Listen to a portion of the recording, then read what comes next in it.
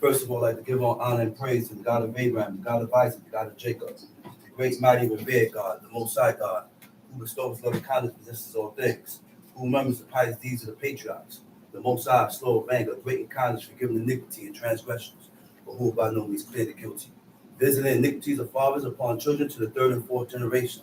The Most High's work is perfect, for all his ways of justice, the God of faithfulness, and without iniquity, just and right and season. Shepherd, maybe still. Giving due respect and honor to a head in Israel, Chief Eleazar, to the chief men, princes, brothers and sisters of Israel, visiting and saying to you, talking about forefathers. Shabbat Shalom. Shabbat Shalom to God. Back at it again. Another holy day, another day that God called for man to observe. Why we observe this day is because during the creations, God refrained from creating. God don't rest. He left alone whatever he was creating in the beginning when the earth was being formed. God ceased from creating, and he named the seventh day. The only day that had a name was the seventh day, which was called Shabbat, Shabbaton, meaning general strike, work stoppage, rest, cease. And there's rules and commands, and there's in the book, when you read the book, it shows you how to observe the day, what to do, what not to do on this day. There's do's and don'ts that we ain't supposed to be doing today. We're gonna go into Genesis chapter 4, right? But I want to explain something. I want to go more deeper into something else. So y'all go to Genesis 4, all right?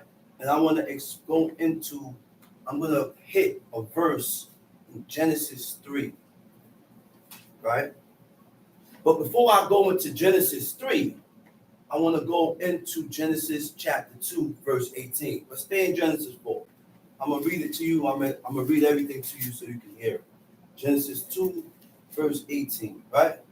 It said, now after God gave man the command, and told him, of every tree of the garden thou mayest freely eat. Said you can eat every tree you see here, you can eat. He said, but that tree, that specific tree that's in the midst of the garden, right? He said, don't eat from it and don't touch it. Don't eat from it and don't touch it. He said, in the day that you eat from it, thou shalt surely die. Now, when God said, thou shalt surely die, it don't mean you're going to die right away. But yes, now we all die. We have a certain time limit here on earth to where God's creation, anything that God created was not supposed to fail, was not supposed to die. He created man, woman, imperfection. He created the earth, imperfection. Everything the heavens and the sun, moon, light, everything that God created was imperfection of God. But because of man's disobedience to God, now man dies. Look, it even goes as deep as when these trees grow. There's nothing, there ain't gonna be no fall. ain't gonna be no leaves withering and dying, and nothing's gonna die. But because of our iniquities and our disobedience with God, now death is instituted into the world. Everything must die because of us. Because we could not follow the simple command that God gave us. But he could have made you do it. But God wants a willing heart. And when you have a willing heart, you don't cause obstacles to get in your way of serving God. You don't cause certain obstacles to get in your way of serving God, because that's what the adversary does. He put obstacles in your way. And then you start thinking weird. Why I say it's weird? And what made these thoughts become weird? Because you start to develop thoughts against what God says. Forgetting about what the command and what God says. Now, because I done got emotional and angry, it's how I feel, what I want, how I think, and what I want done. I wrote a saying before. I'm going to read it later. It's easy. It's easy to hearken when you're not angry. It's easy to submit when you're not angry. But wait until the person get angry and see if they still have that honorability in them. Wait until that person get tight and see if they still submit. And that's our problem. We get angry with God and turn. Look, I'm not even going to say we get angry with God. I get angry at you. And then I start to add God in my foolishness by rejecting his commands, because I'm angry at you. And I use you for a hang-up or for a reason. You're the justification. And I noticed that with men and women. Men and women. Hey, and children. All souls. We always got to stay on point, man. We must stay on point and backtrack. Hold yourself and think, by me doing this or by me doing the other, am I defying God? And that's what we need to ask and be on point with ourselves, because our actions denote hatred. Your actions denote hatred, man. Right? So now, see, God gave us a choice. Gave Adam and Eve a choice. He could have stopped Adam. He let her go through with it. Because you can't, you're not going to tell me you forgot. They never said they forgot. Oh, Lord God forgot. You say no. They didn't forget. Eve ain't forgot. The picture that was painted in front of her eyes, she desired it. She liked that. She didn't forget. Neither did Adam forget. And he didn't, look, man, okay? It says, and the Lord God said, he said, it is not good. He said, it's not good that the man should be alone. He said, it ain't good that the man should be alone. Adam never told God he's alone. Adam never told God he's bored, he's alone, I'm by myself. But because he's a God of righteousness, he considered Adam in his state. He considered Adam in his state. And that's what a righteous man will do. You will consider the person in their state once it's not in the violation of God's law. I can consider you in certain things. But once you stating your problem and what you want to do and how you think and how you feel, and this is countering what God says, I can't accept that.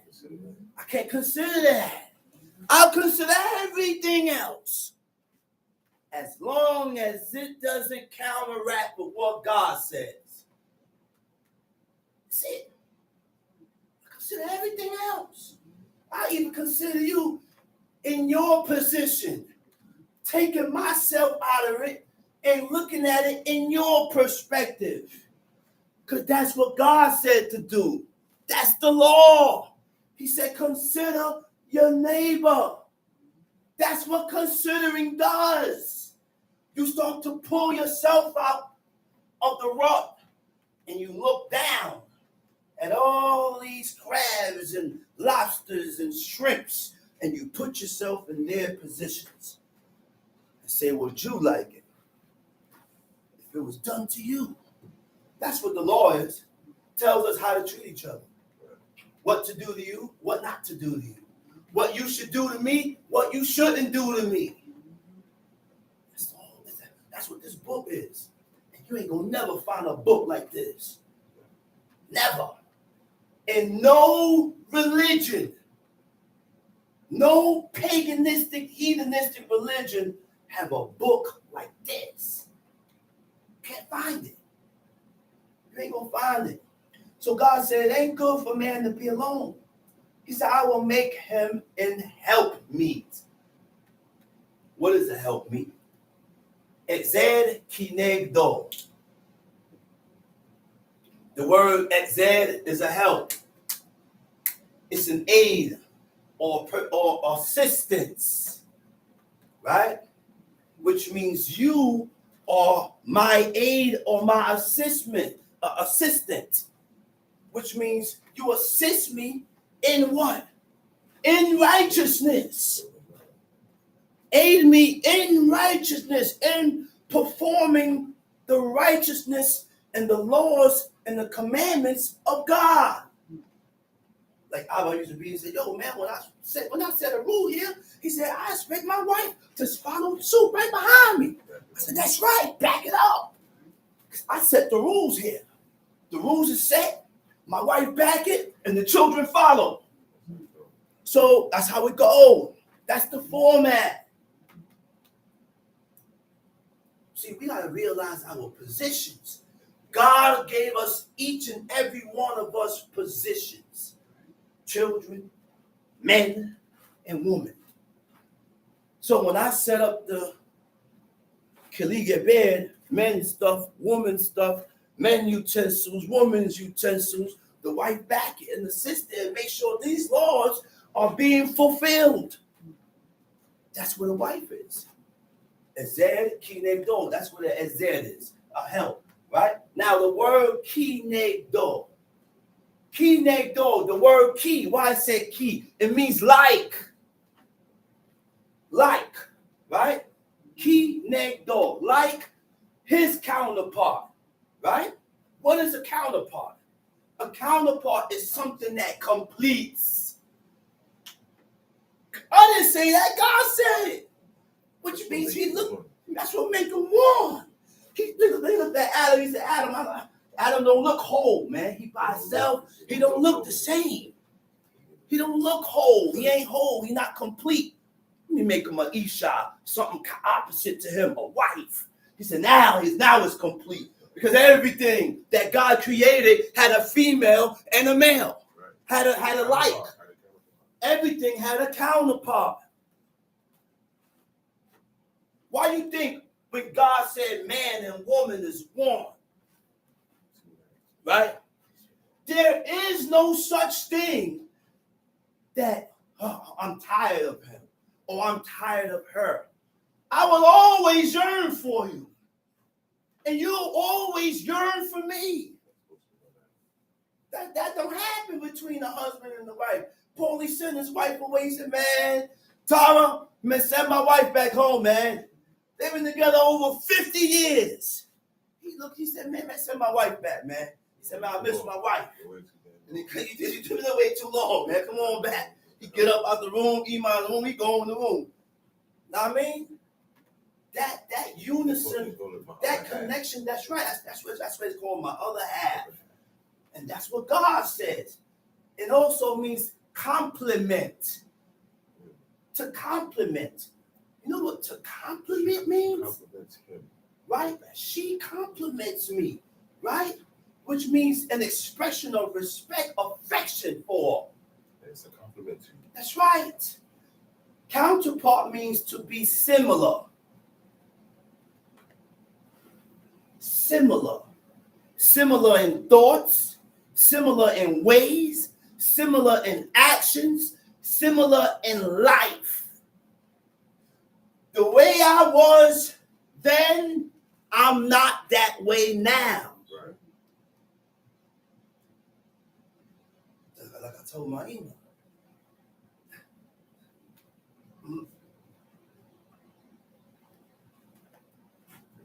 People, women that don't desire or have the will or the desire to serve this God, they don't attract me no more. You know why? Because I ask myself, what am I gonna do with this? Because it's not just based on sex. What happened after the sex now? What in the world is going to happen after we have sex? Are you going to serve God? Are you even interested in my God? Are you even interested in bettering yourself with God? So it's just going to be a sex thing, which means what? I'm leaving you alone. I don't want nothing to do with you. And that's why God said, look, and that's why God said, rule, but you rule in righteousness. You know how many times women had to leave their husbands because their husbands wanted to stop them from serving God? From serving God. You know what else kinecto means? Someone that's gonna be close to. That's a closeness that is like no other. That's why God always used the union between a man and a woman. God said, he said, if your wife go aside from you and commit adultery, he says, can you return back to her? According to the law, no, I can't take her back because she's defiled. You know what God said? He said, you, O house of Israel, have been with every god and every deity and every idol. He said, but yet, he said, I will still accept you. Only if you acknowledge your offense and return back to God. He said, I'll still accept you, man. He said, I'm not going to do away with you. And the only reason why I won't do away with you is because of the covenant that I got with my friend. That agreement I got with my friend named Abraham. Named Abraham.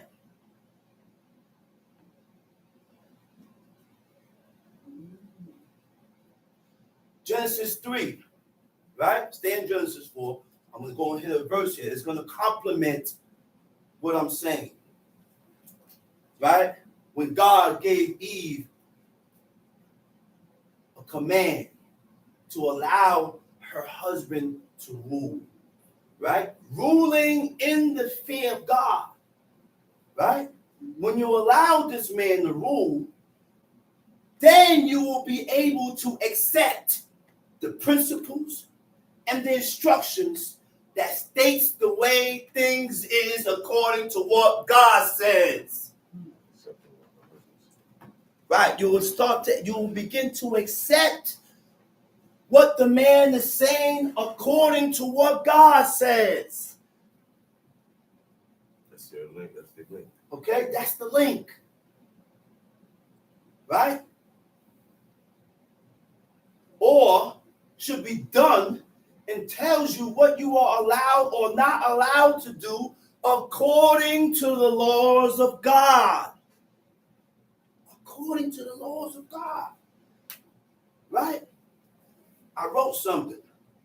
Right? I wrote something. Right? It's easy. I wrote something. Right? I said it's easy to respect your husband and let him move when you are on good terms. We on good terms? We happy? Hell, you do anything that I say? He said, come tell me you're a good wife after I done made you angry now. Let me see if you still hold this respect and the integrity when you're angry and you don't allow yourself to go off. Right? After he makes a questionable decision that you don't understand or agree with. Because you're not going to understand or agree with everything that your husband or your man say. And look, similar to God. God said, thou shalt. Don't ask me why I have to put the blue on. God said, put the blue on. Just put it on. Don't ask me why I got to cut my shirt and put it on corners. Just cut it and put it on corners. Because I'm God. Because I am God and I'm giving you strict commands. So hearken to the command. That's why Abraham was God's friend, because it's called what?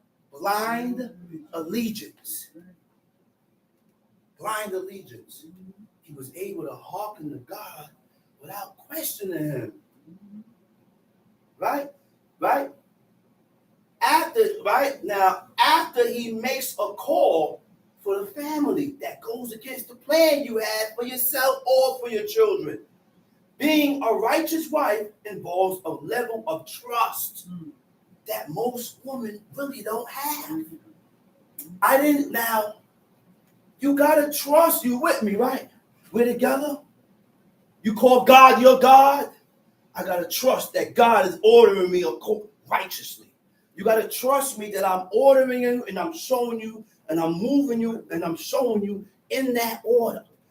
Right? Now listen to the last one that I wrote, which is a banger. He said about a husband can make it a lot easier on the woman by never giving her a reason to doubt his capabilities to protect, provide, and move in righteousness. And that's why women reject. That's why women reject, because you done gave this woman doubts. And you done fell short and gave this woman doubts, so now she's rejected and pulling back. Questioning. Sometimes I didn't give you no doubt, but you still question. It's just a food for thought. You know, sometimes I be thinking I'm hypocrisy or one of them.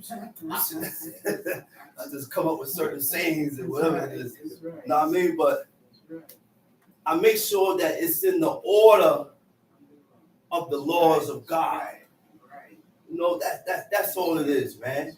And when a person has that ferventness in God, I want to see you do right. I want to see you move in righteousness. And when I don't see you move in righteousness, that's what disturbs me. And that's why my father stayed disturbed, because he was at a level in righteousness where he didn't see his family at. And it disturbed him and made him angry because it bothered him. Why do you think Samuel cried for Saul? He cried. The prophet Samuel cried for Saul. Because he knew what was in the making. And God came to him. He said, man, why are you still here crying for this guy? After I done rejected him. He said, I done rejected this guy, man. I don't want him no more. I don't want him no more. I found somebody better to be king. He said, so come on up, get on up. I'm going to point you somewhere to go. I want you to go here and do what I said. And that's what it is, man. Let's go to Genesis chapter 4.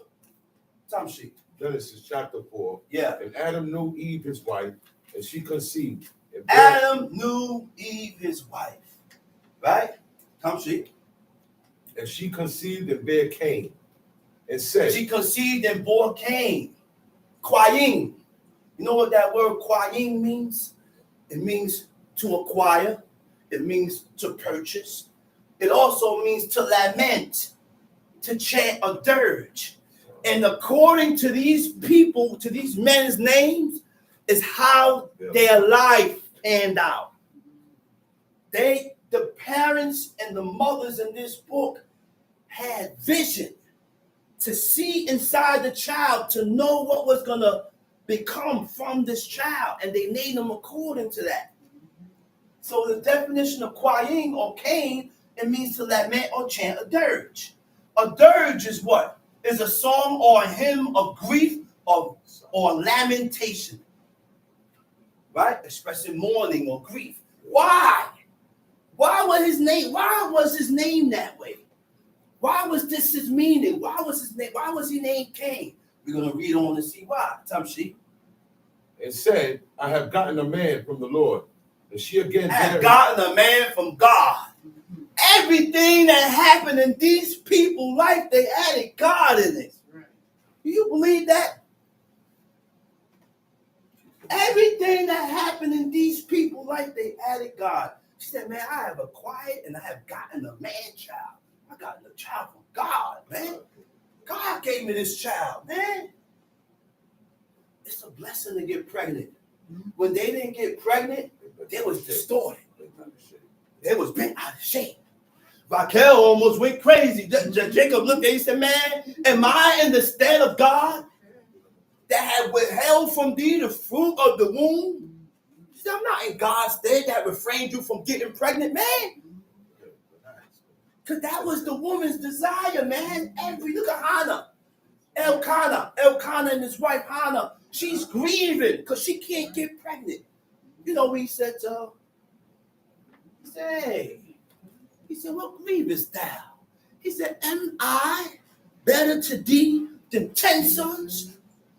That's G talk right there, man. That's real gangster talk right there. He said, man, I'm better than you than 10 sons, man. Get up off that, man. Don't be sitting here grieving and sorrowful, because you grieving is my grief. You being sorry is my sorry, and they was warned. Whatever the wife felt, he felt. Whatever the husband felt, she felt. This wasn't a one-sided thing, man. Wasn't a one-sided thing. And guess what? The wife trusted the husband in every aspect. Trust and believe. You trust me with your life, man. Believe me, I won't let nothing happen to you. Trust me that, man. Then but a man for his woman become a ravenous wolf. You're nuts, you crazy. And the woman the same. You see Jezebel, right? Jezebel walked into the palace. Saw her husband, King Ahab. Ahab is sitting in his bed, moping, sad, sulking, he not eating. So his wife walked by, the queen, the Zidonian queen. She looked at her husband. She said, wow, thou late. Why you laid up like that? Being all sad, you not eating? She said, what's wrong? You're not eating no bread? What's up? Why you doing this? No, he told her. He said, man, I want the field, the vineyard of Naboth. But Naboth told him, no, I can't give you the inheritance of my fathers. You know what was her reaction? She said, don't you govern the kingdom of Israel? She said, aren't you the head? Which means what? You serious? He neglected you? He denied you? But he's supposed to get that up. All right, don't worry about it. You know what she told him? She said, I'm going to get you to fill the vineyard, that vineyard. I'm going to get that vineyard for you. Because her desire, his desire was her desire. He wanted the vineyard. Whatever I got to do to get that vineyard for you, king, I'm going to get it for you. I don't care what I got to do.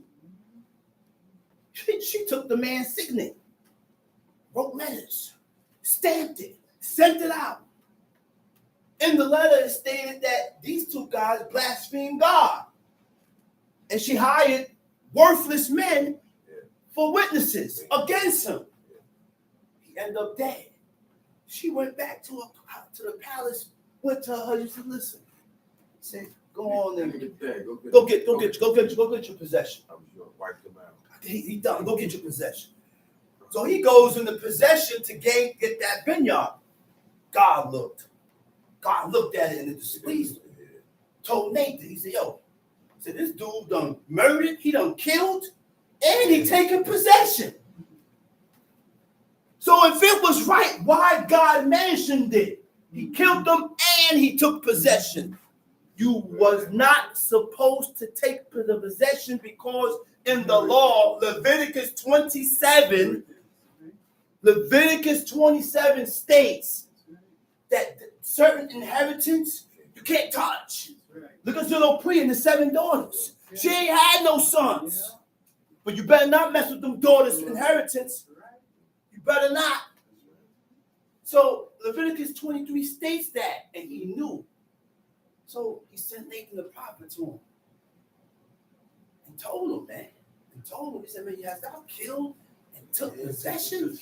You killed the man and you took possession. Go ahead, read.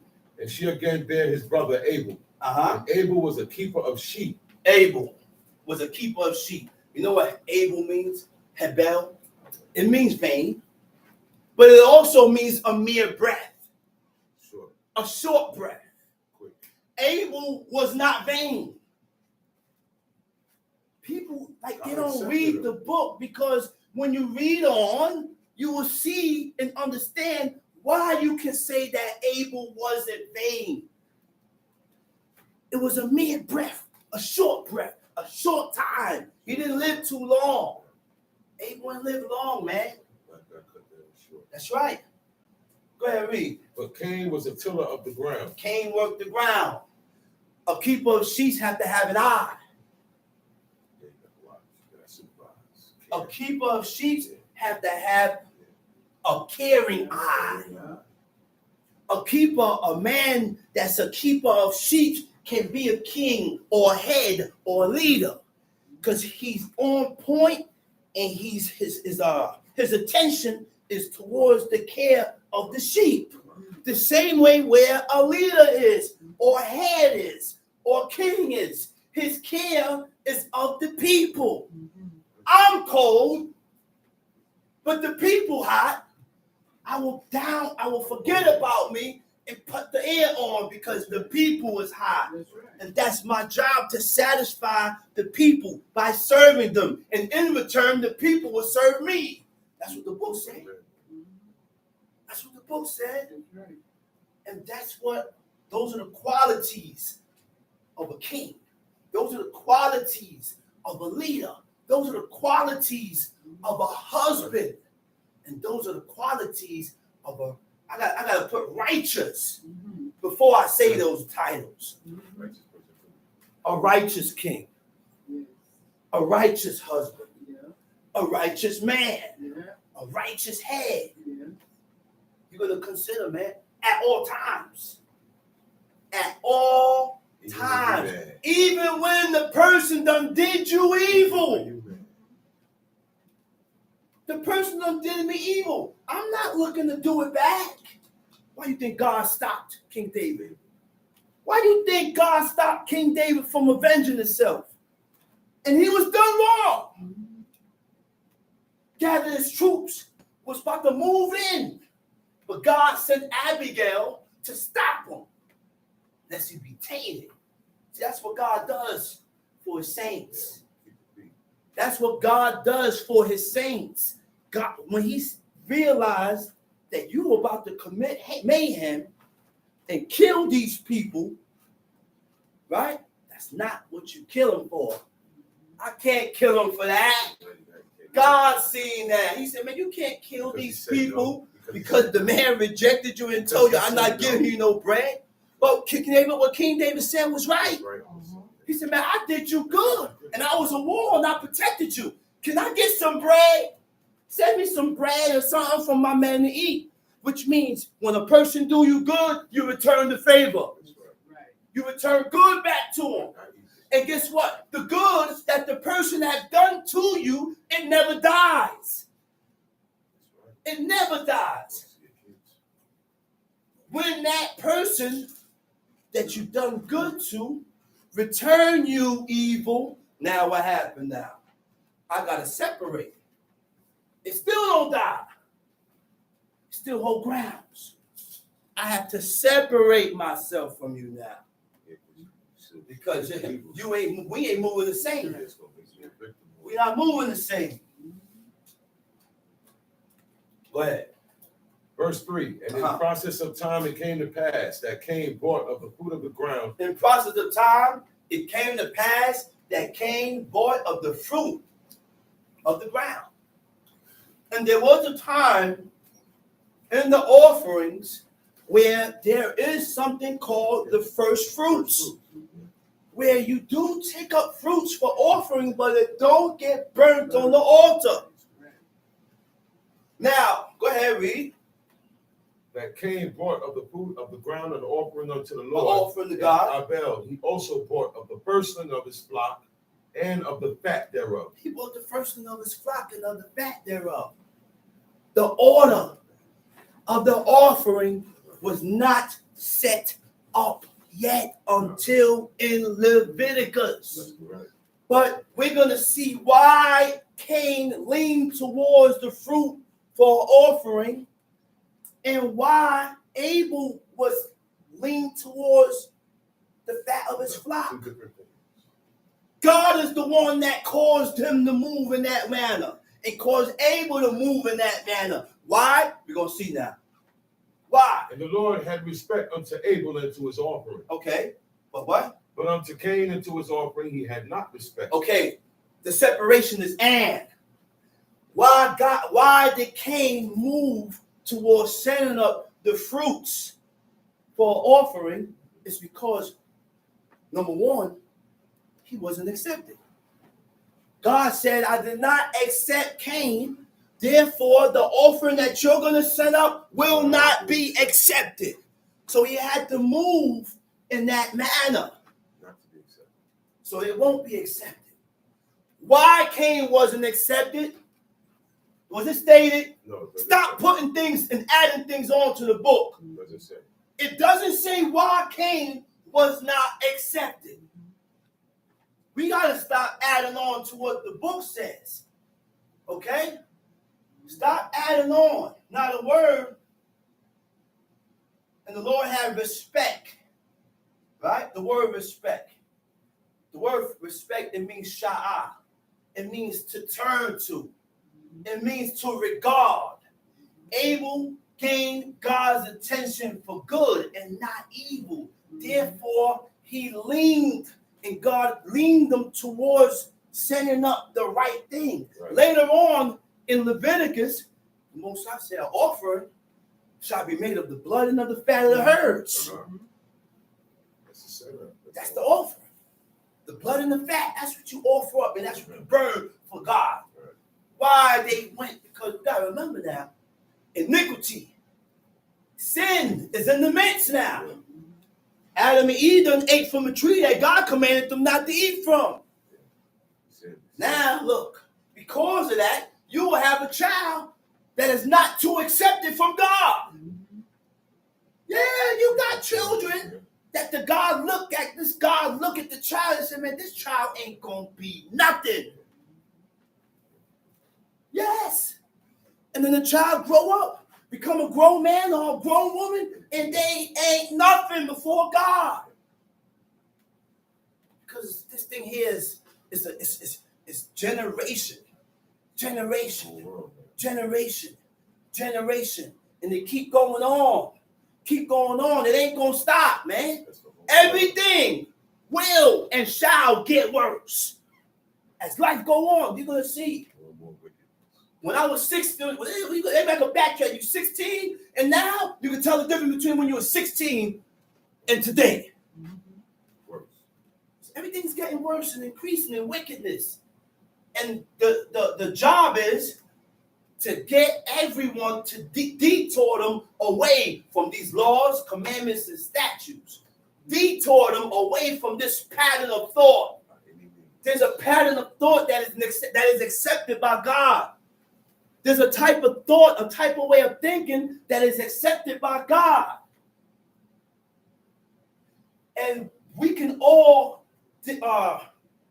see that and realize that when you're able to discern between evil and wicked thoughts, a mindset.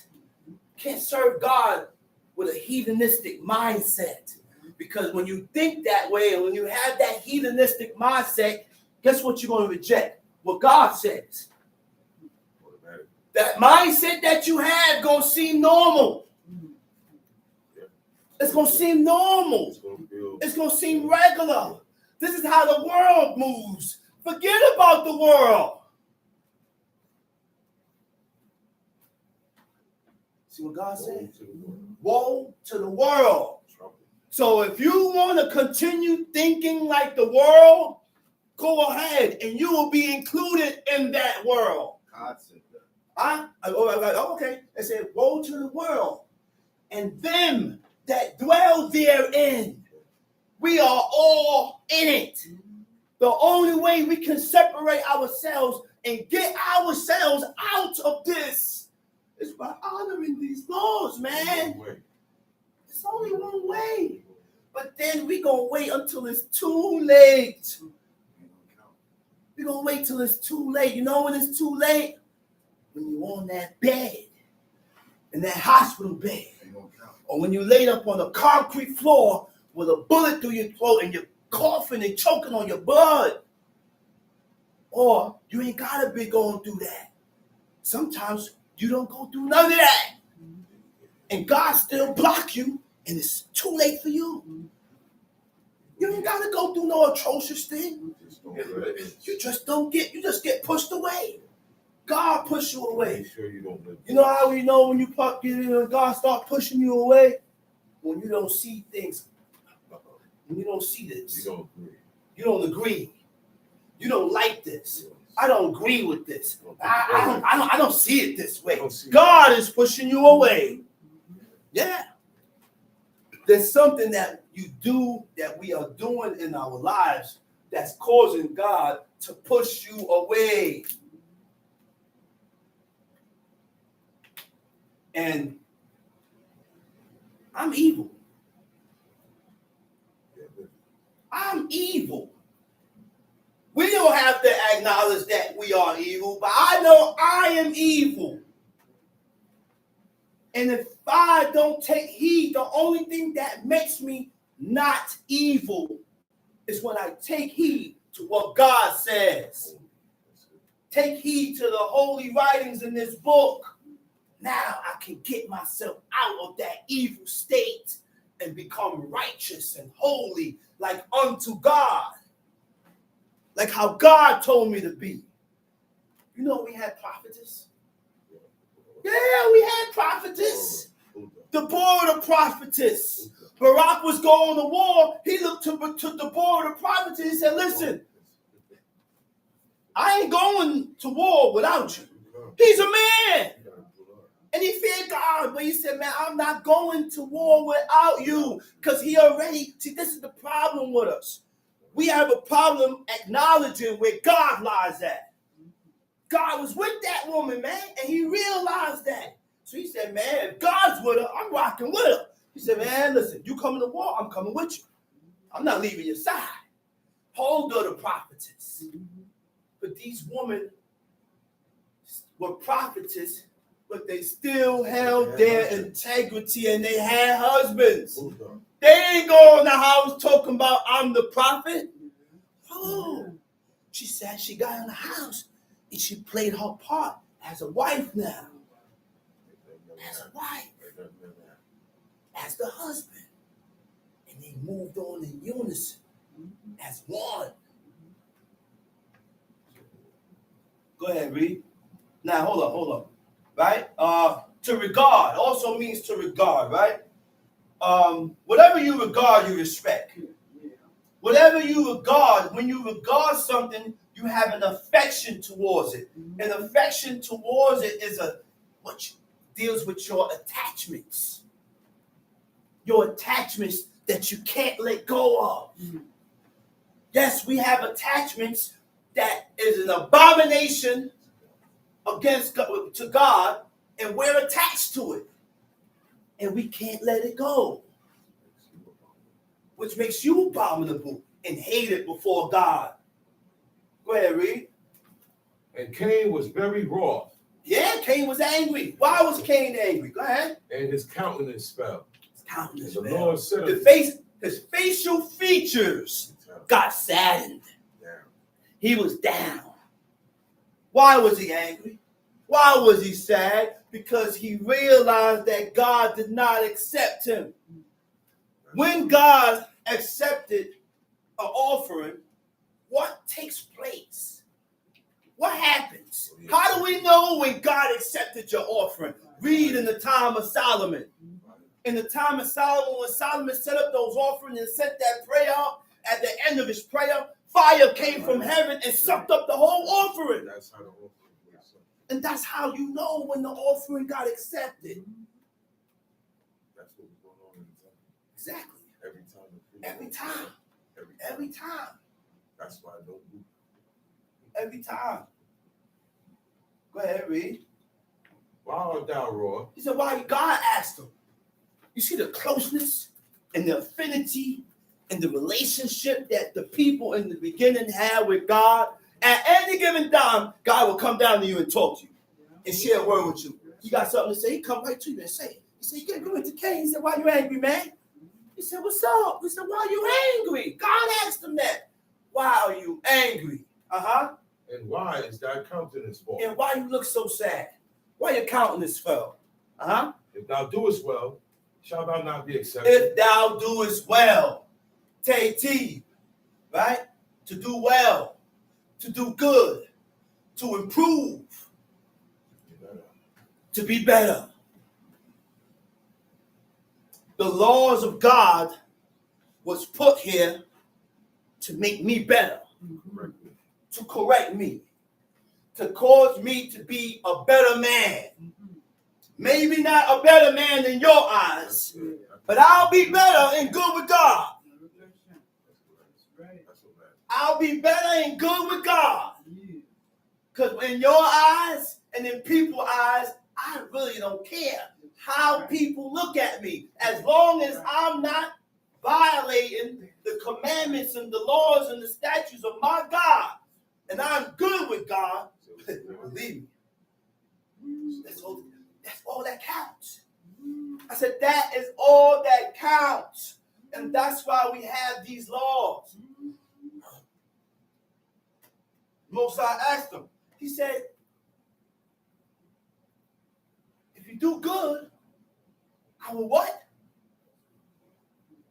If thou doest well, shalt thou not be accepted? He said, I will accept you, man. I will accept you. The word for accept is se'et. The root word is nasa. Means to lift up, to bear, or to sustain. The word sustain stuck out. Why? It means to strengthen or support. To strengthen, to support, to keep you, to hold you, and to guide you in the ways of God. You know, that's what God does for us when you're accepted. He guides your foot. You don't got God's approval. So he guides your foot in righteousness. In righteousness, man. The word accepted. You know what it is to be accepted of God? Do we really know what it is to be accepted by God? That's something else. That's something else, man. God accepts you.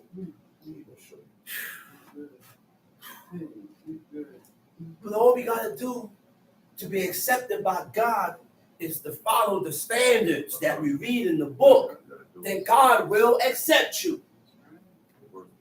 God will accept you. Now you become an elect. The elect are elect meaning the chosen ones. You become God chosen ones. Because you done made yourself chosen by God. chosen one. You done made yourself chosen by God by following after his laws, commandments, and statutes. Time sheet. Verse 7. Go ahead. If thou doest well, shalt thou not be accepted.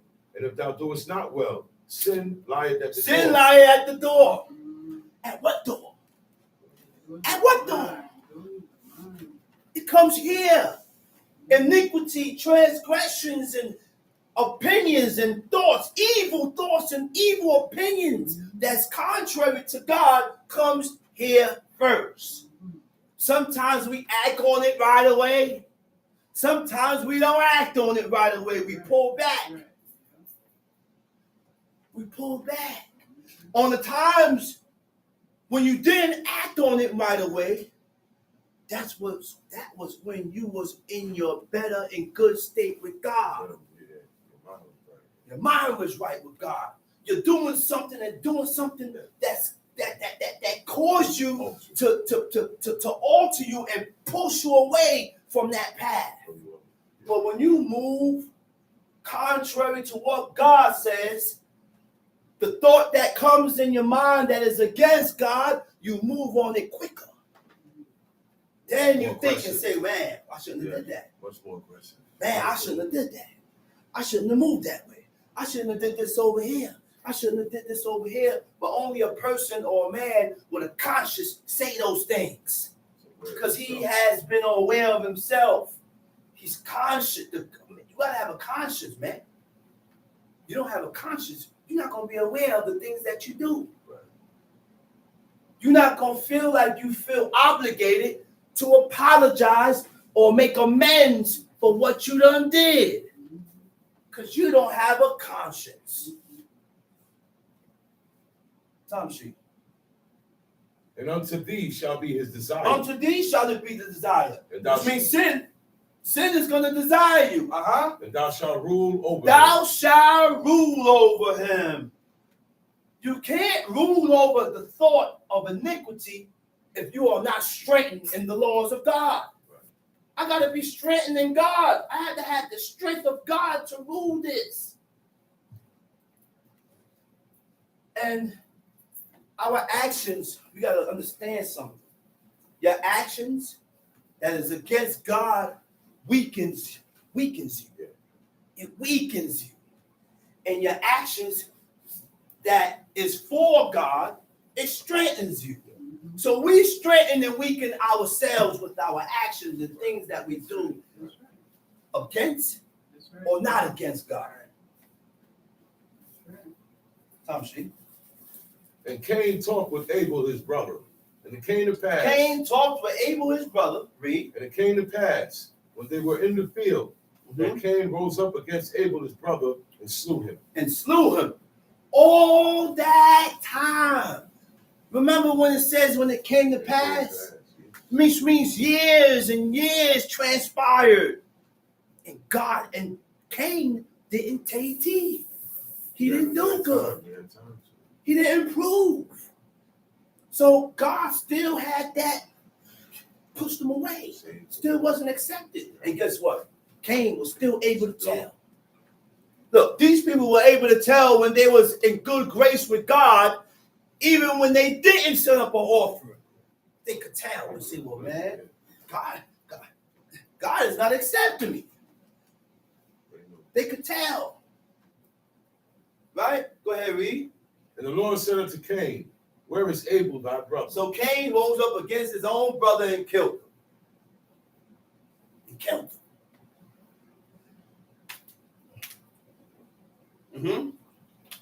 That's why Ezra turned to Adam. Ezra, he said, oh, Adam, what hast thou done? All this and everything that happened now is because of what happened in the beginning.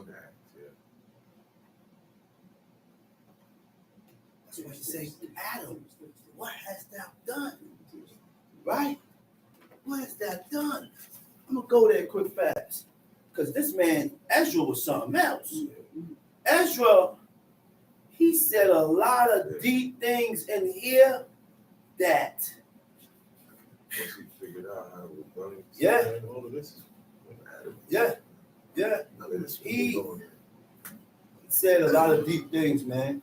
Look what he said here. He said, I answered then and said, this is my first and last saying, that it had been better not to have given the earth unto Adam, or else when it was given him, to have restrained them from sinning. He said, why you ain't stop them, God? He said, why you ain't stop? You should have stopped them. Yeah, people say that today. Right, right. He said, for what profit is it? What's the profit? Right? For men now, in this present life, to live in heaviness, after death, to look for punishment. You think it's a game. You really think everything that you do in this life is not going to get answers for? Then keep on. Then keep on. But look for punishment after death. And people, that's why people don't want to believe this. Because they want to put it in their head that when you die, that's it. That's it. They say, that's it, man. That's it. It's over.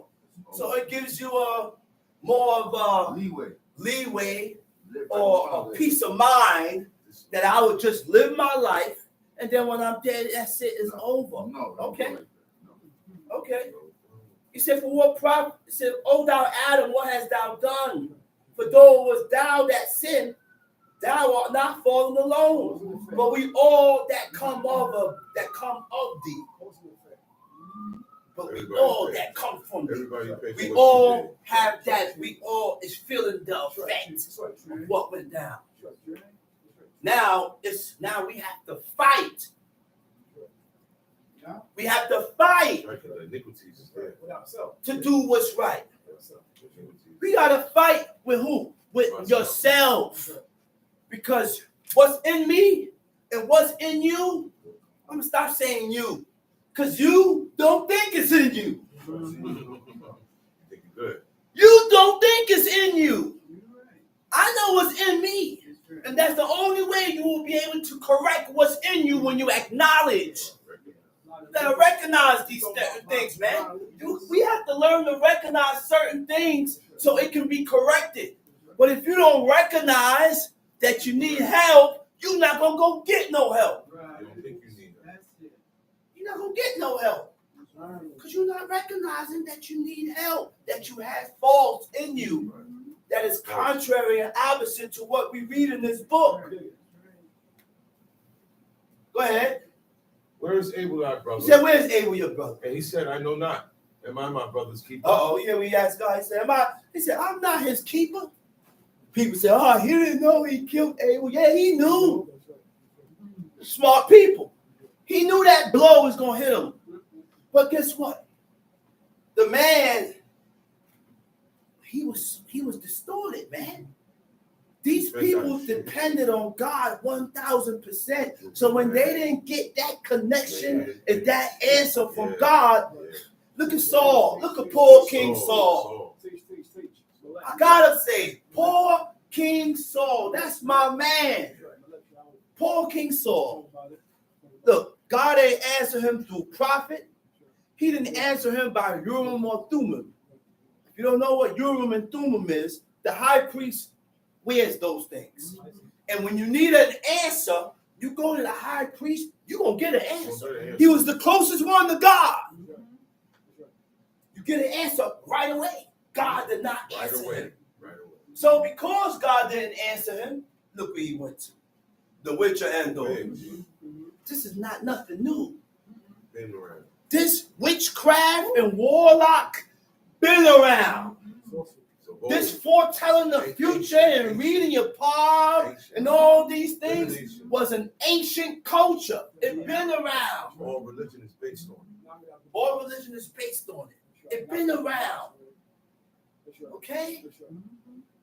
Now we have laws that tells us to stay away from divination. Stay away from witchcraft. Stay away from warlockry and all this witchcraft stuff. You don't need it.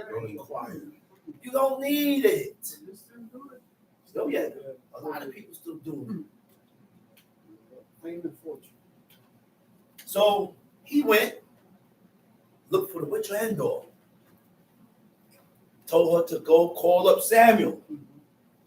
She went, she called up Samuel from the crowd. That happens. You know, you have witches and warlocks that can call spirits up from the ground. And they will come up. They get straight contact. That's real, man. That's not nothing fake. That's 100% facts. So when she called up Samuel, he came up in what he died in, which was in his robe, which was an apparel that was accepted by God. So you don't want to die in nothing else. You don't want to die in an apparel that is not accepted of God. Okay? So when he came up, he said, why are you disquieting me? When you look up the word disquiet in the Hebrew, it means to disturb. The man is dead. But he told Samuel, he told Saul, why are you disturbing me?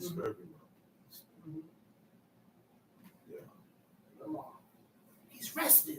He said he's in his chambers, resting, laid up, rested, and that rest is better than sleep. It's a sweetness to the soul that you don't want to be disturbed from that. That's correct. You don't want to be disturbed from that. Called him up. He said, man, why are you calling me up? Why are you disturbing me? If God rejected you, then I ain't got nothing for you. Because Samuel was one with God. Then he told me, he said, tomorrow, you and your sons are going to be with me. That's not good. What the father did, you done brought down and trickled on down to your poor little boys.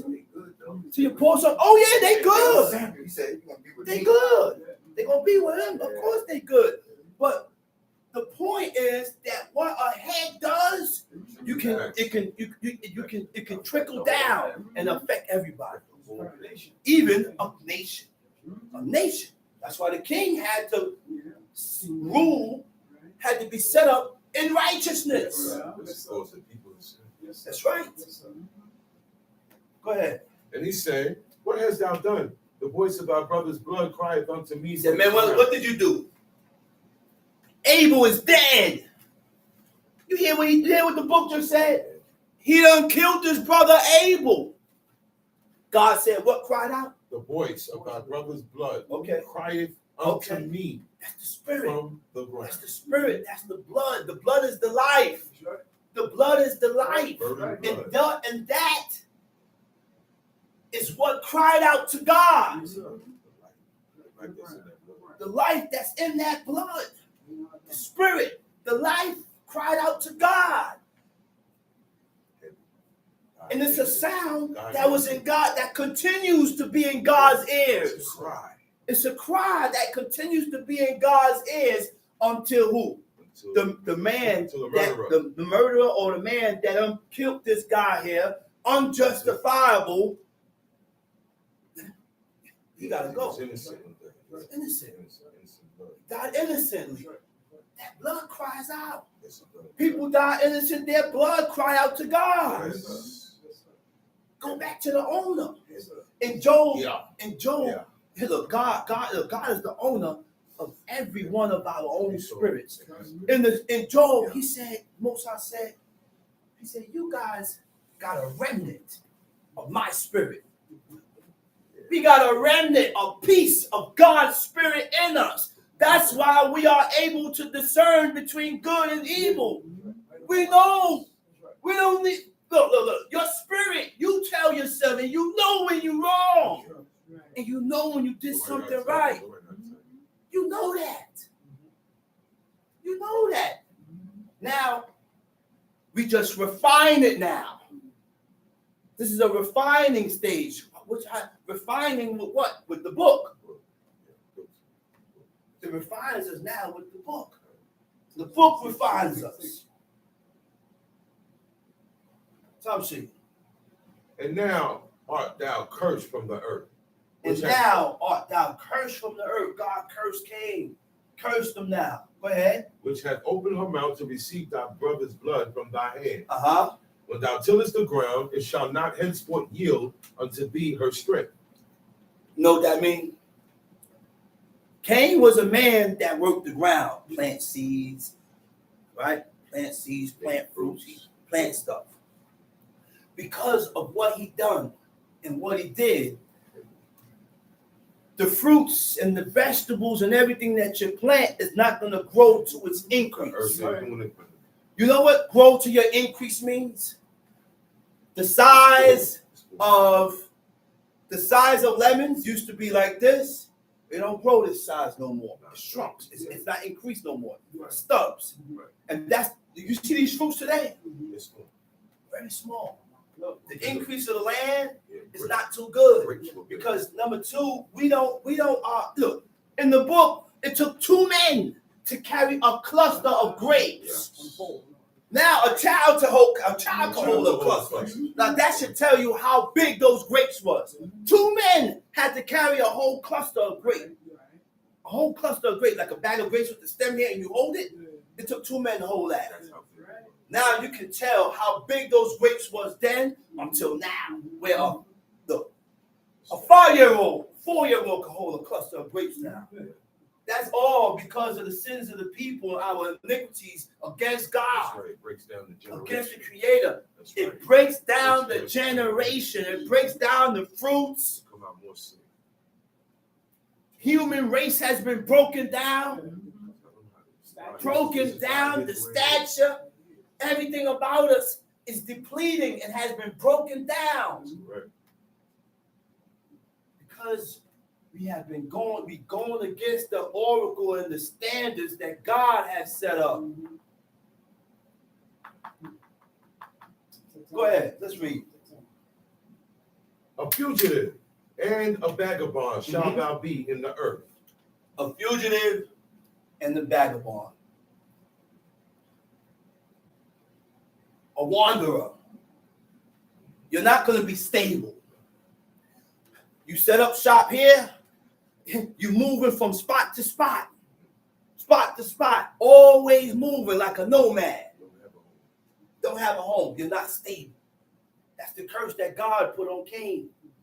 Go ahead, read.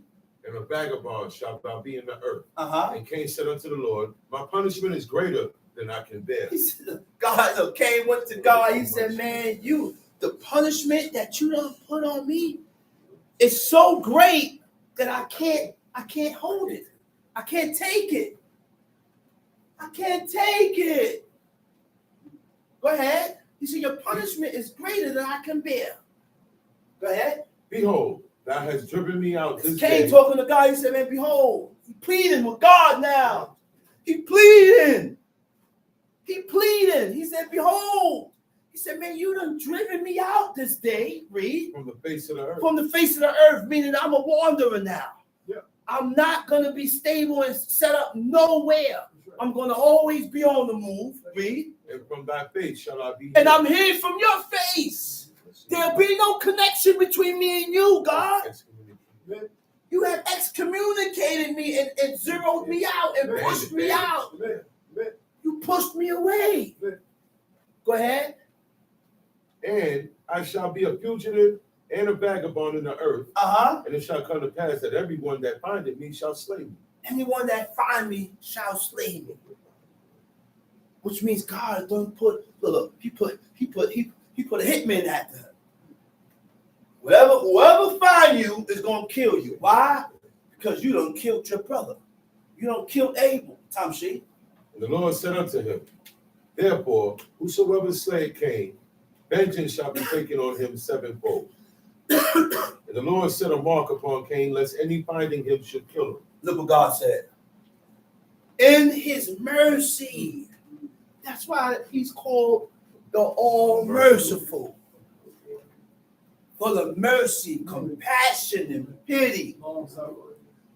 We need a God with mercy. Because if this God that we are serving called the God of Israel, if he wasn't a merciful God, we won't be standing here today. You want God to have mercy and compassion and pity. You want God to have these things, these attributes.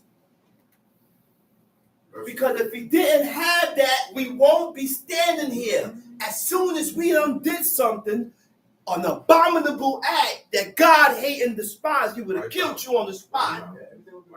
You ever wondered why God ain't kill you in your act, but still allow you to correct yourself and be better? You see that? That's mercy.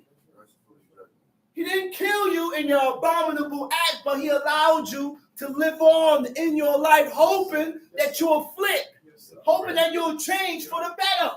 Make sure all your vitals was missed. That's right. Wake up. That's right. Oh, man.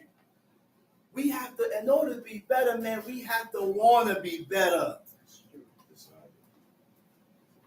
We have to want to be better. So when you really want to be better, that person or that man or that woman that wants to be better, they spend more time reading because they realize that in order to be better, I got to know how to be better with God. And if I'm better with God, then I'll be better with you. I'll be better with you. But I gotta be better with God first to be better with you. Yes. Get that activated. To get that activated. Now the Most High, he set a mark on Cain. That mark on Cain served for a purpose for Cain.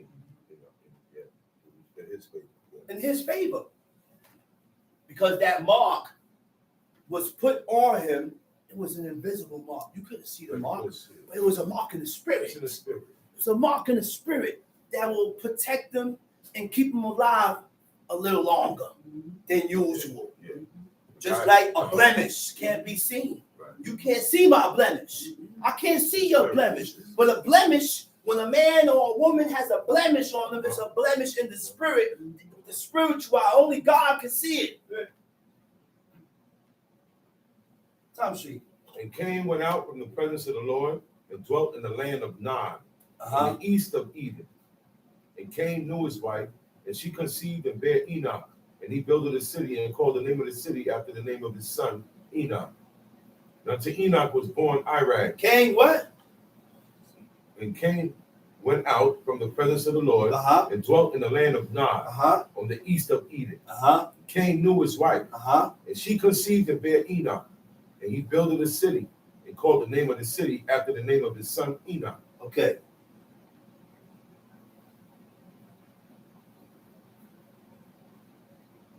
Cain knew his wife and conceived. She conceived and bare Enoch.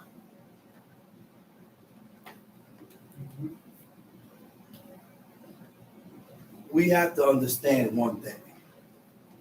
In the beginning, in the beginning of God's creation, he only created two people. Man, which is Adam, and Kawa, which is Eve. Only those first. The only ones that was spoken about was Cain and Abel. Right. But he had sons and daughters when you read the book. And because there wasn't no other people on the face of the earth, Cain had to marry his sister or go into his sister to replenish the earth and fill the earth. But then later on, Leviticus chapter 18 states that a man can't cohabitate with his sister. And Abraham, Sarah still coming back. The earth is filled. But God allowed it because it was to replenish and he had to fill the earth for it. but people with a negative mind and ready to be contrary and be against God. Try to use his commandments Against him. These are his commandments. Let's go. Let's read it. And unto Enoch was born Irad. Unto Enoch was born Irad. Irad begot Mehujael. Irad begot Mehujael. Mehujael begot Methusael. Methusael. Methusael begot Lamech. Lamech. And Lamech took unto him 2 wives. Lamech took unto him 2 wives. Right? Do we know the line of Cain got cut off? Yeah. The line of Cain got cut off after a certain amount of people, after a certain generation. You see what the father did? Trickled on down generation after generation after generation. The whole line. So now what happened now? They had another son and they had Seth. So the generation, the genealogy followed through with Seth. So Adam, Seth, Enos. Then Canaan, Mahalalel, Jared, Enoch, Methuselah, Lamech, Noah, Shem, Apasa, Sila, Ebal, Peleg, Reu, Zeu, Nahor, Terah, Abraham, Isaac, Jacob. Then you have the 12 sons. That's the genealogy. That's the genealogy. That's the line. That's the whole line. Adam, Seth. Tell sheet. And the name of the one was Adah. The name of the other, Zillah. Zillah. Adah bare Jabal. He was the father of such as dwell in tents, and of such as had cattle. He was a hermit. Shepherd. When you had a shepherd, when you had these sons had not capabilities, but skills. They had skills. Let's read what Tubal. Go ahead, read. And his brother's name was Jubal. Yubal. And he was the father of all such as handled the harp and organ. Man that dealt with harps and instruments. Musical instruments. That don't sound like no cave people. No. Let's go. Let's Where the read. piano came from. Let's go. And Zillah, she also bare Tubal Cain. Tubal Cain. What Tubal Cain was? An instructor of every artificer in brass and iron. A man that sharpened brass and iron, made Metal. swords, dealt with metal and steel. Those are not cavemen, man. We didn't deal with cavemen. We wasn't no cavemen. Oh, we cavemen. We didn't have no. We were just a people that animals, and we was this, and we was crazy. We were one of the smartest people on earth. Who you think built the pyramid? Do we know that the pyramid in Egypt was built from top to bottom? Not from the bottom all the way up to the top. The pyramids were built from top to bottom. Still can't explain it. One of the 7 wonders of the world, the temple that was built by Solomon. One of the 7 wonders of the world. How?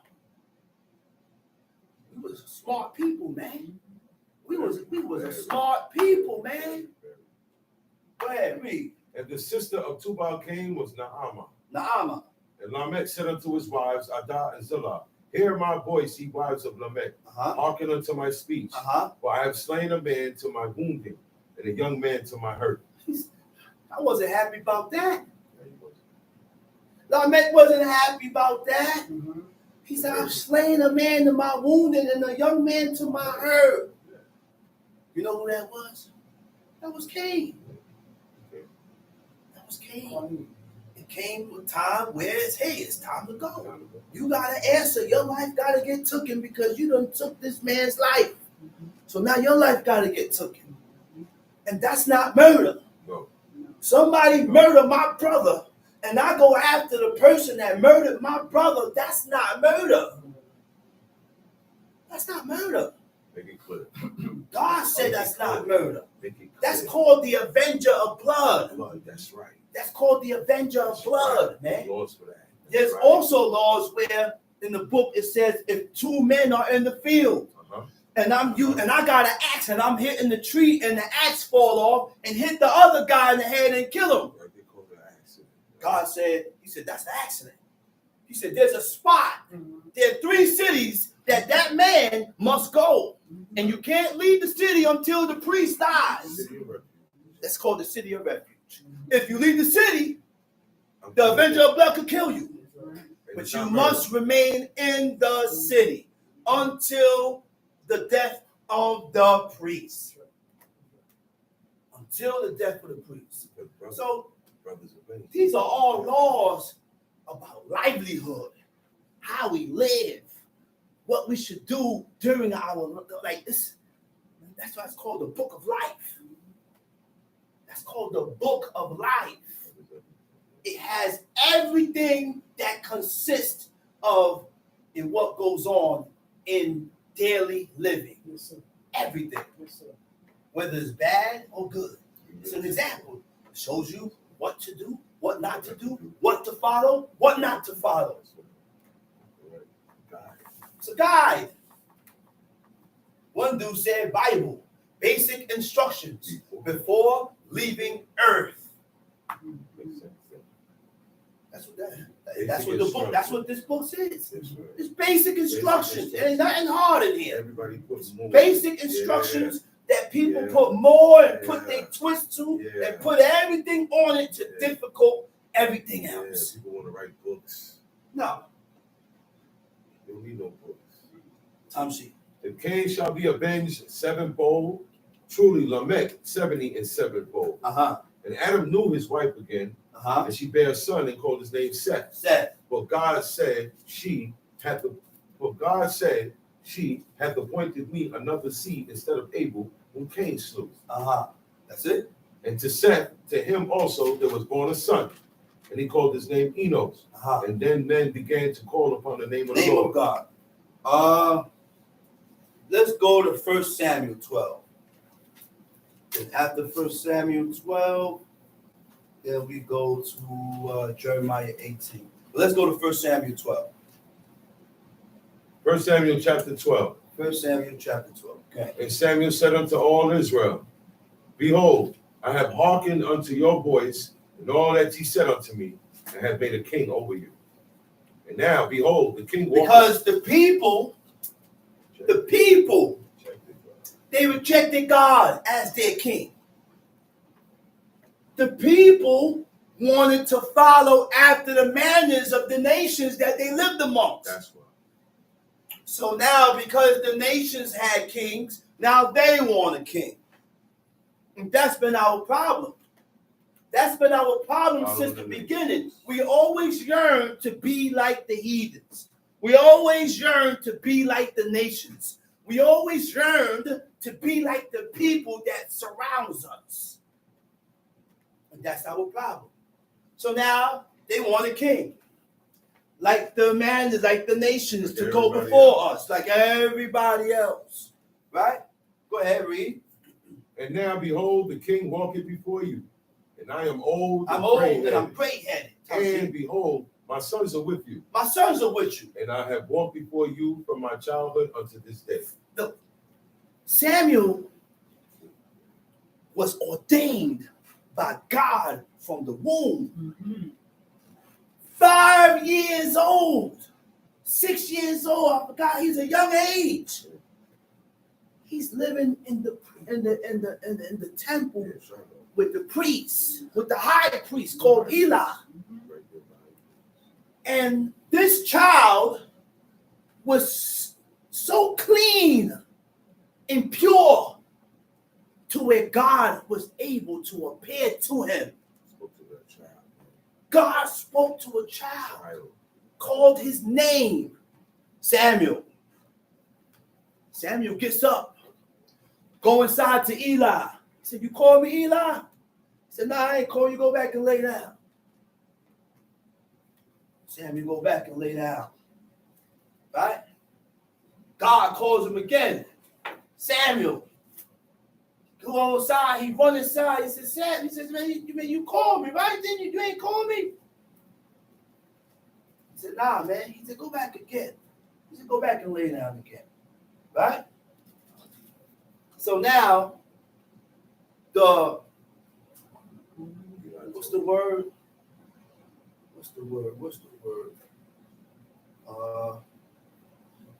Let me find it here. Hold up. Okay. Now, he said, and he ran to Eli and said, "Here, ma, but thou callest me." And he said, "I call not, lie down again." Right? It said the Lord called yet again Samuel, called him again. Samuel get up, goes to Eli and said, "Here, ma, but thou didst call me." And he answered, "I call not, my son. Lie down again." Now Samuel did not yet know the Lord. He didn't know God. He didn't know that this was of God to come to me calling my name. He's a child. Right? So, and he arose and went to Eli. Look what Eli. Now Eli, he up on it. That's the high priest. He on point. It said Eli perceived that the Lord had called the child. He said, "Man, it ain't me calling him. It ain't nobody else in here calling him." He said, "Man, God is calling this child. God calling him." But God ain't going to talk to him and say nothing. There's a way you address yourself. There's a way you address yourself. We cannot address ourselves before God just anyhow. We got to choose our words wisely. Choose the words that you use wisely. And that's why I tell Maisha, I said it's not good to make up your own prayers. No. Because we have to use our words wisely before God. And sometimes we may use a word and it ain't accepted. Like you don't address God. Nowhere in the book where they address God as you. No. Nowhere. They always address God as thou, O Lord. Right? And this is why I do not make up prayers talking about I'm facing the east. I pray only with the Psalms of David. That's correct. Not only make up, freestyle. Freestyle prayers. Write nothing down. You over there. I only pray by the Psalms of David. And in the Chronicles, he said, you make your prayer only with the Psalms of David. That's in the Chronicles. In the Chronicles, it state that. Right. So follow that. All the men did it. The kings did it. The kings did it. Not one king made his own prayer. Okay? So they say, look what Eli told Samuel. He said, "Go lie down." Right? "And it shall be, if he call thee, that thou shalt say, Speak, Lord, for thy servant heareth." So Samuel went and laid down in this place, and the Lord came and stood and called as at other times, "Samuel, Samuel." Then Samuel answered, "Speak, for thy servant heareth." You see how you address yourself? You see how you, that's the introduction. He said, "Speak, O Lord." He said, "Speak, for thy servant heareth." Look what God told him. God ran it down. God ran it down to him. He ain't come back to Eli no more. So Eli already knew. Eli already knew that God had something to tell this child. He didn't tell me because I wasn't worthy. Yeah, me being the high priest of law, you ain't worthy, man. I can't come and tell you. I got to go to this guy here because you messing up, Eli. You allowing Hophni and Phinehas to lie with these women when they bring up their offering in the back. And then they're kicking at my sacrifices, eating the beef raw. And you didn't restrain them. You spoke to them, but you didn't restrain them and use force. Which means that's different levels of chastisement and correction. Sometimes I could talk to you. Sometimes talking don't work. I got to put my hands on you and put force on you. Make you realize the severity of these laws. Son, daughter.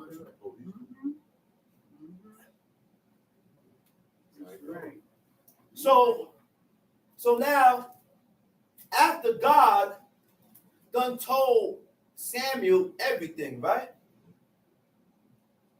Right? Look what Eli says.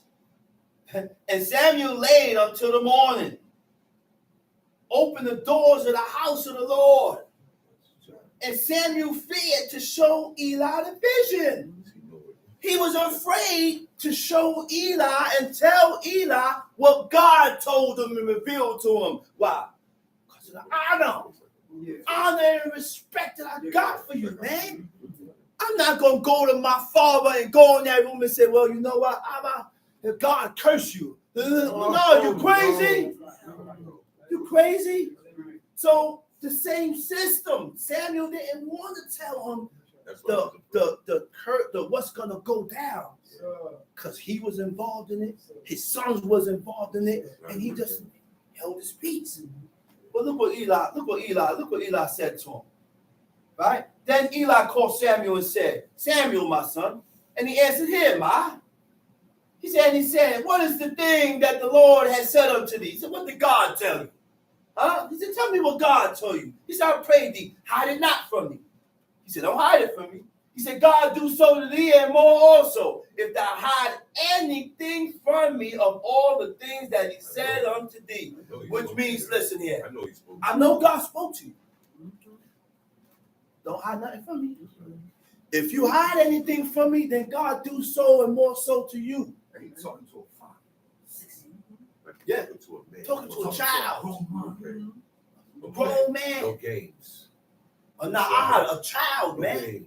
But they didn't favor. It was serious. They were serious men, man. They didn't favor the child. They didn't favor that. He didn't look at that. He thought, that's a man. That's a man child. That's right. When the woman had a son, she said, man, I've gotten a man child.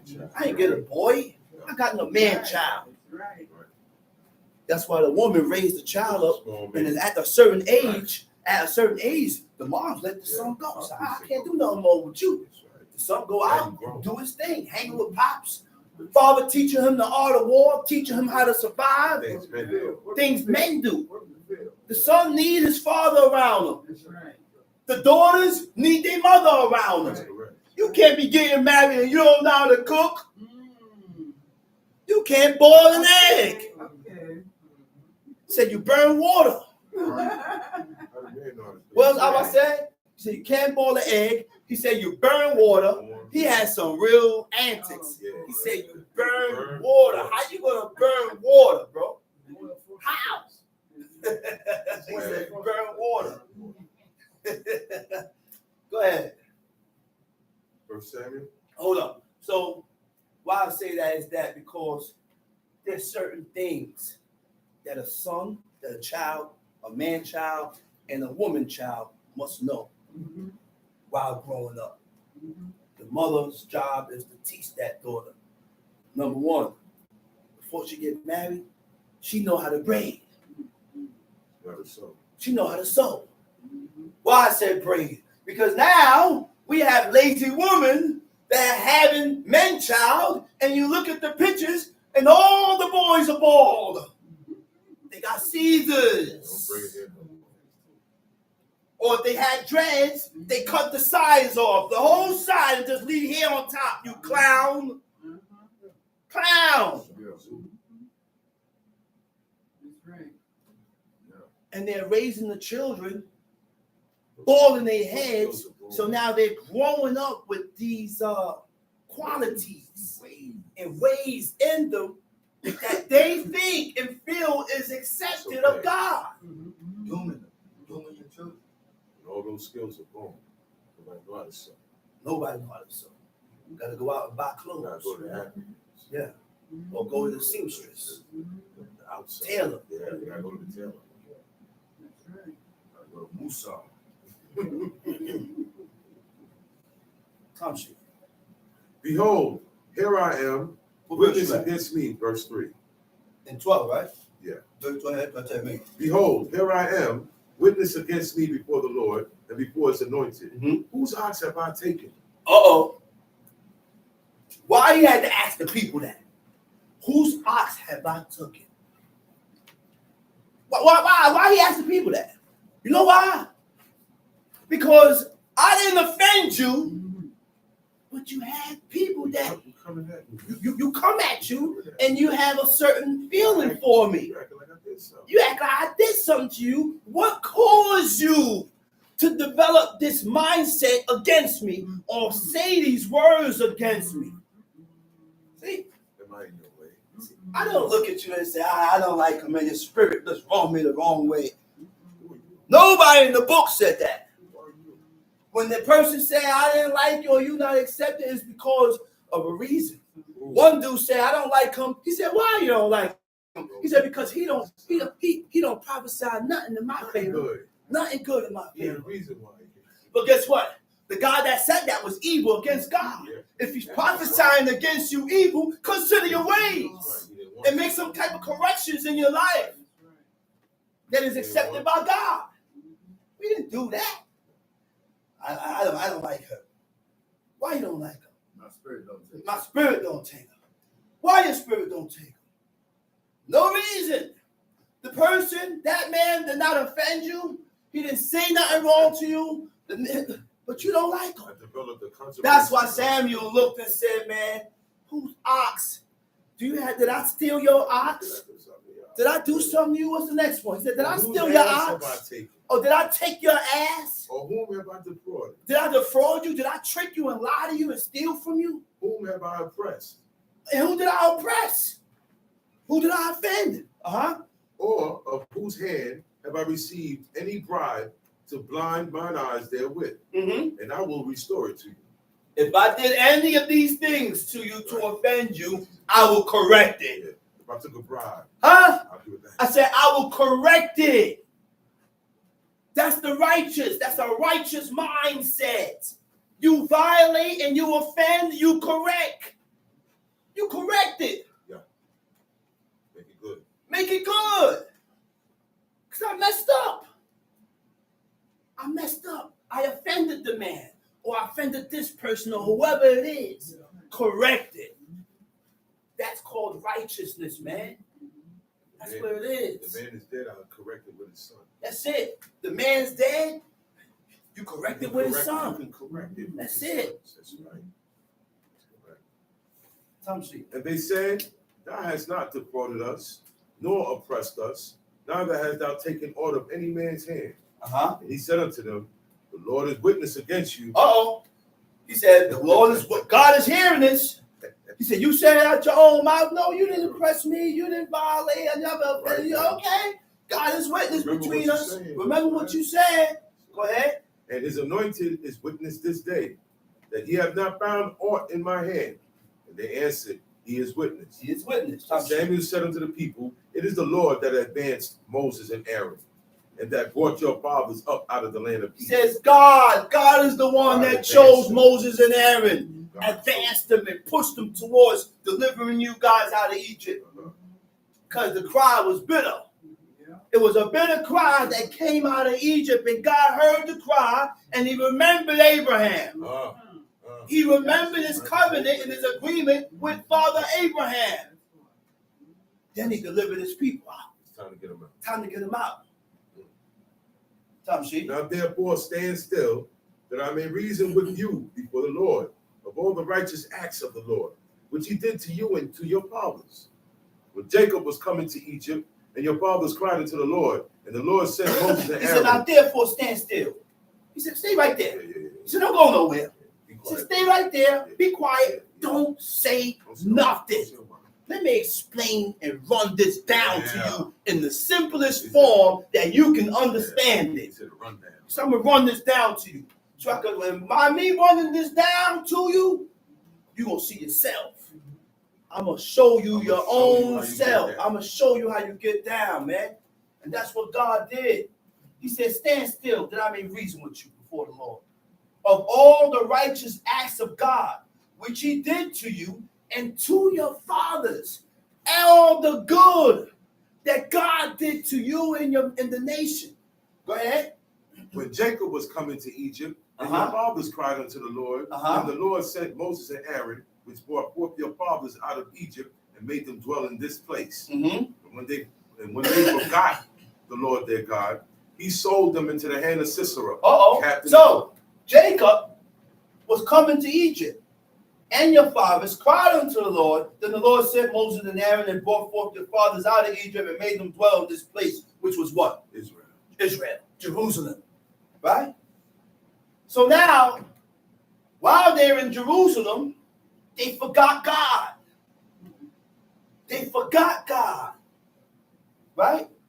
Now, because you forgot God and you turned away from God, what did he do? He sold us to who? To the hand of Sisera. Captain of the host of the host of who? Hazor. Sold us into captivity because of our disobedience. And this is why people ask, well, why God do this to the people who are supposed to be his chosen ones? That's a question. Well, why God did it? Well, because we turned against him. We turned against his laws, his commandments, his statutes, and wanted to do our own thing. Just like now. Just like now. Just like now. So because of that, God sold us and gave us up to captivity. Every captivity has a number. 7 years, 10 years, 40 years, 30 years, has a sentence. Guess what? This don't have no sentence. Last one did. Right here, where we at today, in the North countries in America, this is called exile. That's right. That's right. See, Look up the definition of exile. When you're in exile, you're pushed out, never to return. By force. Never see the land. When we return, yes, we're going to return. But we ain't returning now. Not no dry shot. We're not returning now on no dry shod. It's a Not different taking no return. plane. We're not returning now on no dry shod. You took a plane there, okay. You could take a plane there and go there, but it ain't your country. No ocean is split. You're not returning now on no dry shod. You know how many seas got to get dried up? The Atlantic Ocean. You're not in Egypt. Man, listen. All the oceans gotta get split up. You know, and then we gotta walk. And then walk. You know how long that is? The walking alone, it's not happening now, man. Yeah, I don't doubt the fact that yes, we are going to return back to the land. But in a different way. Different Not way. in this lifetime. A totally different way. If you feel that it's in this lifetime, then hey, Yo, get on the plane and go. you might as well go on the plane and stay over there. Go ahead. And into the hand of the Philistines, and into the hand of the king of Moab, and they fought against them. And they cried unto the Lord, and said, we have sinned. Because They cried unto God. And the first thing they said was acknowledge their fault. We have sinned. I'm wrong. I violated. I'm at fault. People have a problem acknowledging their faults. If you're wrong, there's nothing wrong with accepting that you're wrong. Just do better. That's what God told Cain. He said, man, you're not accepting. He said, you ain't doing good. You're not improving. He said, but if you do good, then I will accept you. I can only accept you one way. And you have to be following in the standards that I set up, that God has set up, for to be accepted by God. Tom Shee. We have sinned because we have forsaken the Lord and have served Baalim and Ashtaroth. But now deliver us out of the hand of our enemies, and we will serve you. And the Lord sent Jerubbaal and Bedan, Jephthah, Samuel, and delivered you out of the hand of your enemies on every side, and he dwelt safe. And when he saw that Nahash, the king of the children of Ammon, came against you, he said unto me, nay, but a king shall reign over us, when the Lord your God was your king. Now therefore, behold, the king whom ye have chosen, and whom ye have desired, and behold, the Lord has set a king over you. If ye will fear the Lord, and serve him, and obey his voice, and not rebel against the commandment of the Lord, then shall both ye and also the king that reigneth over you continue following the Lord your God. But if you will not obey the voice of the Lord, but rebel against the commandment of the Lord, then shall the hand of the Lord be against you as it was against your fathers. Now therefore, stand and see this great thing, which the Lord will do before your eyes. Is it not wheat harvest today? I will call unto the Lord, and he shall send thunder and rain, that he may perceive. He said, is it not wheat harvest today? Which means that was a time where it didn't rain. It was dry. It was dry.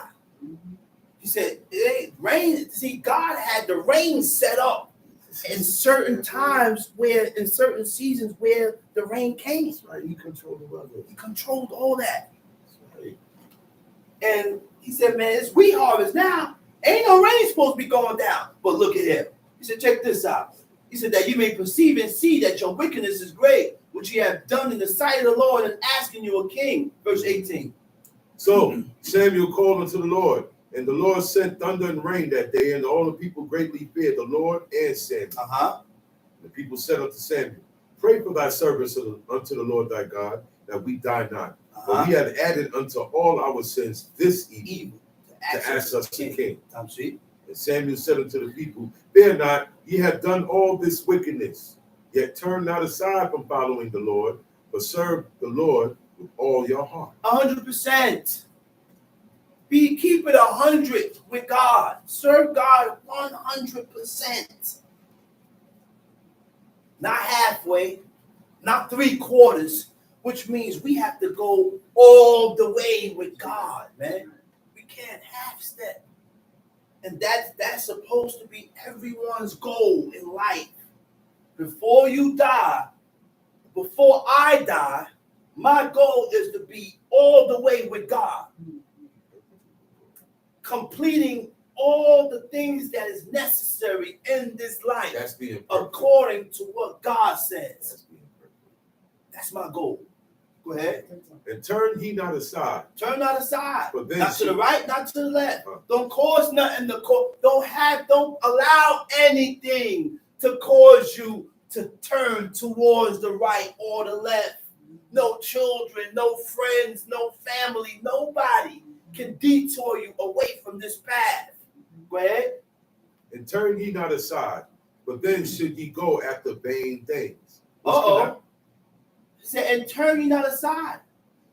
He said, but if you turn aside, that's the reason why you go after vain things that holds no purpose. This is why you end up with a vain mentality and vain thoughts. Go ahead. Which cannot profit nor deliver. That's right. But they are vain. For the Lord will not forsake his people for his great name's sake. Because it has pleased the For the Lord will not forsake his people for his great name's sake. Because it has pleased the Lord to make you his people. Go ahead. Moreover, as for me, God forbid that I should sin against the Lord in ceasing to pray for you. But I will teach you the good and the right way.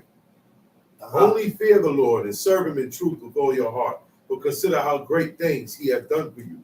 But if ye shall still do wickedly, ye shall be consumed, both ye and your king. Go to Jeremiah 18. Go to Jeremiah chapter 18.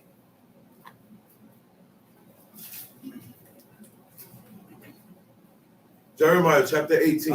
The word which came to Jeremiah from the Lord, saying, Arise. The word which came to Jeremiah from God. Arise. Go down to the potter's house. And there I will cause thee to hear my words. Then I went down to the potter's house, and behold, he wrought a work on the wheel. A potter. You know what a potter is? A potter is a one that works with clay. The potter, he fashions and forms that clay in a fashion or in a form that he desires. Whatever form he wants that clay to be, the potter forms that clay in that fashion. Okay? Go ahead. Then I went to the potter's house, and behold, he wrought a work on the wheels. The vessel that he made of clay was marred in the hand of the potter. So he made it again. Marred. He said the vessel that he made of clay was marred. Okay? Now, what is marred? Right? Marred, it means to damage to a certain extent. Right? Marred also means to detract from the perfection or wholeness of. Right? Why we detract from God? Because we are spiritually damaged. We are spiritually damaged. That's why you can't control your emotions. So this is why we cannot control our emotions and detect and put a difference between your emotions and facts. The truth. When you're able to do that, you'll be able to X out your emotions and say, well, this is what God said. This is the commandment of God. I need to listen and hearken. And we can't do that. We find it hard to do these things because our spirit is marred. We have a blemish on our spirit, which leaves an opening for sin and iniquity and everything negative to come to your mind. Reach your spirit. That's what they Come to your. That's what they come to your mind. Reach your spirit. Okay. Go ahead. And the vessel that he made of clay was marred in the hand of the potter.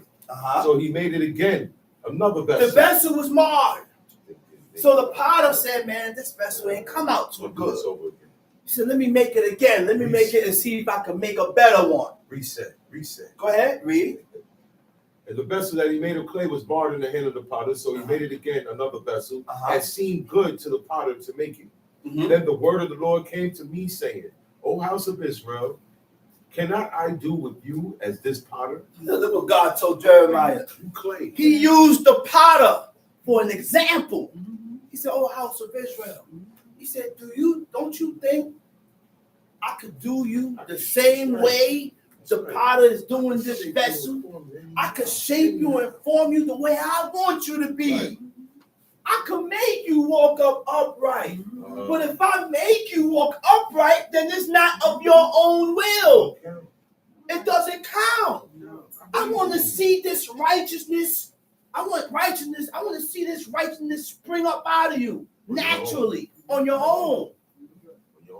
On your own. Yeah. That's what I want to see. Yeah.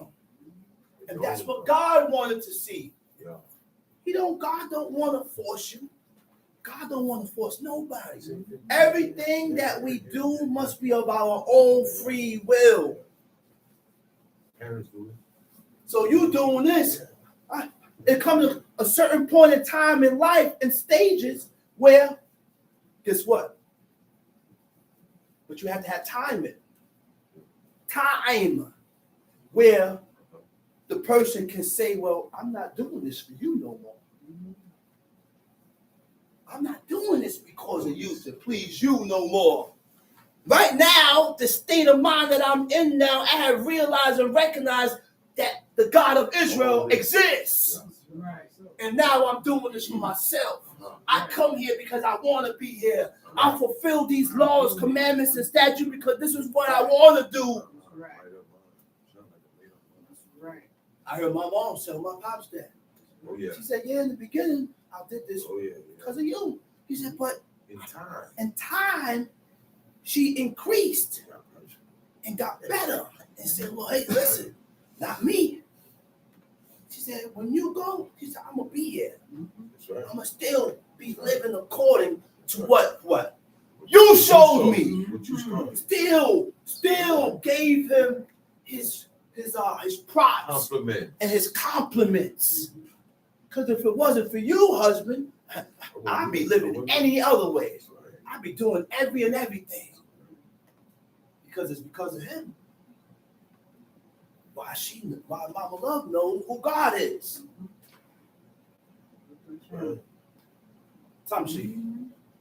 Oh, house of Israel, can I do with you? God said, I could do you the same way. I form you and shape you the way I want you to be shaped. Saith the Lord, behold, as the clay is in the potter's hand, so are ye in mine hand. That's right. O house of Israel. At one instant I shall speak concerning a nation and concerning a kingdom, to pluck up and to pull down and to destroy it. To pull down and to destroy it. You hear that? The word for pluck up is natash. That's the root word. It means to remove from a location or home. That's what happened. Slavery. We was plucked up out of home, plucked up from home. Removed us from out of there, man. We got kicked out, man. And we went through it. They got all these programs about the Holocaust and everything else, but they don't have no program about 70 AD. We were snatched and handpicked out of Africa, put on stinking slave ships, and traveled before we got to the Americas, We stopped everywhere. Everywhere. We stopped here, Everywhere. dropped some Negroes off there. We stopped here, dropped some Negroes off there. Each port had a stop. Traded off for beans and wheat. The slaves that came here, the first batch of slaves that came here, were stolen from somewhere else. Was stolen. First batch. Stolen, man. Sad, sad, sad, sad. And when you watch these slave movies, man, some of them things, man, bring tears to your eyes, man. It brings tears to your eyes. The things that was done to these people because they turned against God. Because we rejected God. So God allowed us. You see, I just read it. God sold us into the hands of these people because we rejected God. That's it. Tamshi. If that nation against whom I have pronounced turn from their evil, It said to pluck up, to pull down, meaning to break down, to cast down. Then the last one, to destroy it. After you don't pluck you up, break you down, the last thing for God to do is destroy you. A little bit that's left. Destroy you. Go ahead. If that nation against whom I have pronounced turn from their evil. If that nation against whom I have pronounced, right? Do what? Turn from their evil. Turn from their evil. I will repent of the evil that I thought to do unto them. And when God repent from the evil that he's going to do to his people, he's showing care. He got care, mercy, pity, compassion. So he refrained from doing evil to these people because they're walking upright. You're doing good. You're Tate, you're doing good, you're improving, you're doing better. So the hand of God lift up off you. You please them. That's how it works. Tamshi. And at what instance shall I speak concerning a nation and concerning a kingdom to build and to plant it? If it do evil in my sight, that it obey not my voice, then I will repent of the good, wherewith I said I would benefit. If you do evil in my sight, then I won't do you good.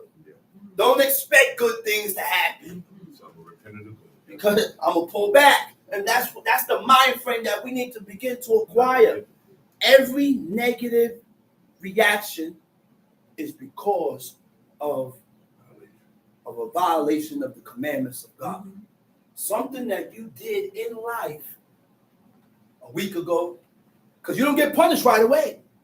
I done did something 2 weeks ago, and then you could get punished for it 2 years from now, a year from now, a month from now, because we have not gained the attention of God, so he takes his time punishing you and hitting you for things that we did. Where certain men in the book and certain men that I've seen where they do something against God, right away you get hit. Right away. I like that way better. Hit me right away. That shows you how close you are to God. When your chastisement comes quick. But they was able to detect it and know what they done. Because they didn't sin presumptuously. They didn't violate. Constantly. Tamshi. Now therefore go to speak to the men of Judah, to the inhabitants of Jerusalem, saying, thus saith the Lord, behold, I frame evil against you. Now go to verse 10. Back up, yeah. If it do evil in my sight, that it obey not my voice, then I will repent of the good, wherewith I said I would benefit them. Wherewith I said I will benefit them. You know what the benefit is? My advantage. Yeah, it works for you. It works for me. When we are in good standards with God, he's of an advantage to us. We get a more advantage over you. Right, because look, it also means to please God or to do good. Tamshi. Now therefore go to speak to the men of Judah and to the inhabitants of Jerusalem, saying, thus saith the Lord, behold, I frame evil against you. Oh my goodness. He said, behold, I frame evil against you. You know what word frame means? It means to create. He said, I will design. I will design something for you. Just for you. I will design something for you, specifically for you. And when God designed it for you, He gonna make sure you ain't got no help around you. Because it's already designed for you. You're doing something that caused God to think of a plan to put you in. Yeah. And sometimes it could be something that's done in your actions. Sometimes it could be your ways. That's why God said, man, the children commanded the children of Israel to change your ways. Oh, I ain't doing nothing. I'm doing this. I don't still I'm doing it. But how are you inside? What you got inside you, man? What do you have in you? You know how many times I heard about people, what you got in you, man? I said, what you got in you? He said, why are you like that? Why are you like that? That's why it's very important to take heed and read this book so that changing begins from within, not outside. Changing begins from within, inside out. Tom She. And device a device against you. Return ye now everyone from his evil way. Return ye now everyone from his evil way. And make your ways and your doings good. Make your ways and your doings good with God. Make your ways and your doings good with God. Read the book. Learn the ways that our forefathers, how our forefathers was, and follow through. Follow through with it. We use the book for an example of what to be like and what not to be like. How I should move, how I shouldn't move. Well, King David or King this one, boom, boom, boom. This is the instance that fits your instance. They didn't move that way, so you shouldn't move that way. We have to carry it in the same order. What part don't we understand? Read the book and carry it in the same order that a people that was called the elect or the chosen ones of God that was accepted. So you could be accepted. Go ahead. And they say, there is no hope, but we will walk after our own devices. And we will, everyone. They said, there is no hope. He said, but we will walk after our own devices. The word for devices is kashab, means your own thoughts. Your own thoughts. Own idea. How I feel. My idea. How I think. My point of view. How I feel. Forget about how God feels. How I feel counts. Forget about how God thinks. How I think counts. Forget about how God feels according to these actions and ways. This is the way I am. Accept it or don't accept it. I'm not changing for nobody. That's your actions. You ain't saying it with your mouth, but your action says you ain't changing for nobody, not even God. God can't come down and change your mind. God can't come down and change your mind. You out of your mind. Crazy. You crazy, man. You out your mind, man. Go ahead. And we will everyone do after the imagination of his evil heart. His evil heart, B. Therefore, thus saith the Lord, ask ye now among the heathen who have heard such things. The Virgin of Israel hath done a very. He said, ask now amongst the heathens. Right? I think it says nations. Every time it says heathens, it always says nations. Right? Let me see. Ask now. Oh, yeah, I'm going. Nations. He said, ask now amongst the nations. Right? Who had heard such a thing? The Virgin of Israel had done a very horrible thing. Read. Will a man leave the snow of Lebanon? Will a man leave the snow of Lebanon? Which cometh I don't know about the snow of Lebanon because I ain't never been to Lebanon. But there must be something special about the snow of Lebanon. Yeah. Go ahead. Which cometh from the rock of the field, or shall the cold flowing waters that come from another place be forsaken?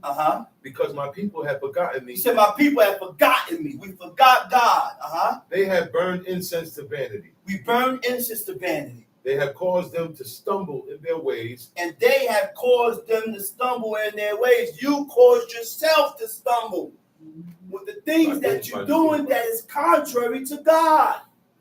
You cause yourselves to stumble. You is the reason why this happened. Because you did this over here. And you ain't considering the fact that what you did was wrong and corrected it. Go ahead. And they have caused them to stumble in their ways from the ancient path. From the ancient path. Where in the world would you find the ancient path? In the book. Right there. So, in the book. When you read, the book shows you the ancient path. It behooves you to follow it. We can't choose our own paths. We cannot choose our own path because me choosing my own path is me choosing death. That's what that is. That's what it's going to lead you to. Death. The only path that don't lead you to death is the ancient path that is set up in this book. You read the ancient path here. Follow it. Follow it, man. And this is why reading is so important. We don't know the ancient path. We got to read about it and put it into effect with ourselves. Tamshi. To stumble in their ways from the ancient paths, to walk in paths in a way not cast up, Tamshi. To make their land desolate and a perpetual hissing. Everyone that passeth thereby shall be astonished, and wag his head. I will scatter them as with an east wind before the enemy. I will show them the back and not the face in the day of their calamity. Then said they, come, and let us devise devices against Jeremiah. For the law shall not perish from the priest, nor counsel from the wise, nor the word from the prophet. Come and let us smite him with the tongue, and let us not give heed to any of his words. Give heed to me, O Lord, and hearken to the voice of them that contend with me. Shall evil be recompensed for good? Shall evil be recompensed for good? No. You know what recompense means? To repay. Man do you evil, you gonna repay him good? No. I'm gonna stay away from you. Do me evil, I ain't gonna do you back evil. I'm just gonna stay away from you. There's some distance. Go ahead. For they have digged a pit for my soul. Remember that I stood before thee to speak good for them and to turn away thy wrath. And Jeremiah, he said, man, these people don't dig the pit for me. Right? Well, remember that I stood before thee to speak good for them and to turn away the wrath from them. That's what Jeremiah did. He said, remember, man. He said, man, I came to God for you people. To change your mind and to change your ways and I mean, but go ahead. Therefore, deliver up their children to the famine, and pour out their blood by the force of the sword. Therefore, what? Deliver who? Deliver up their children to the famine. To famine, Tamshi. And pour out their blood by the force of the sword. Pour out their blood by the force of the sword. And let their wives be bereaved of their children. Let their wives be bereaved of their children. You know what bereaved means? Loss.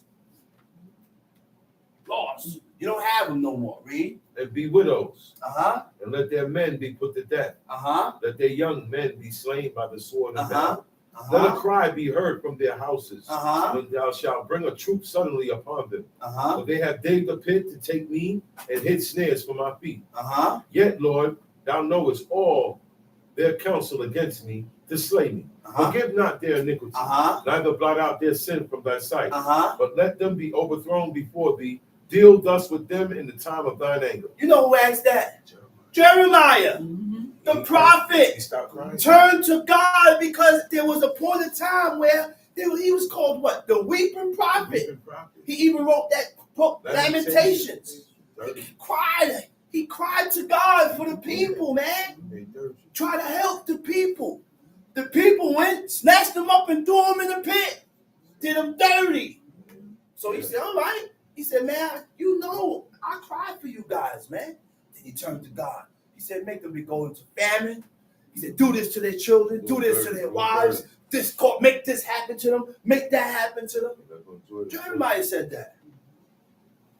Let's go to Psalms. Psalms 28.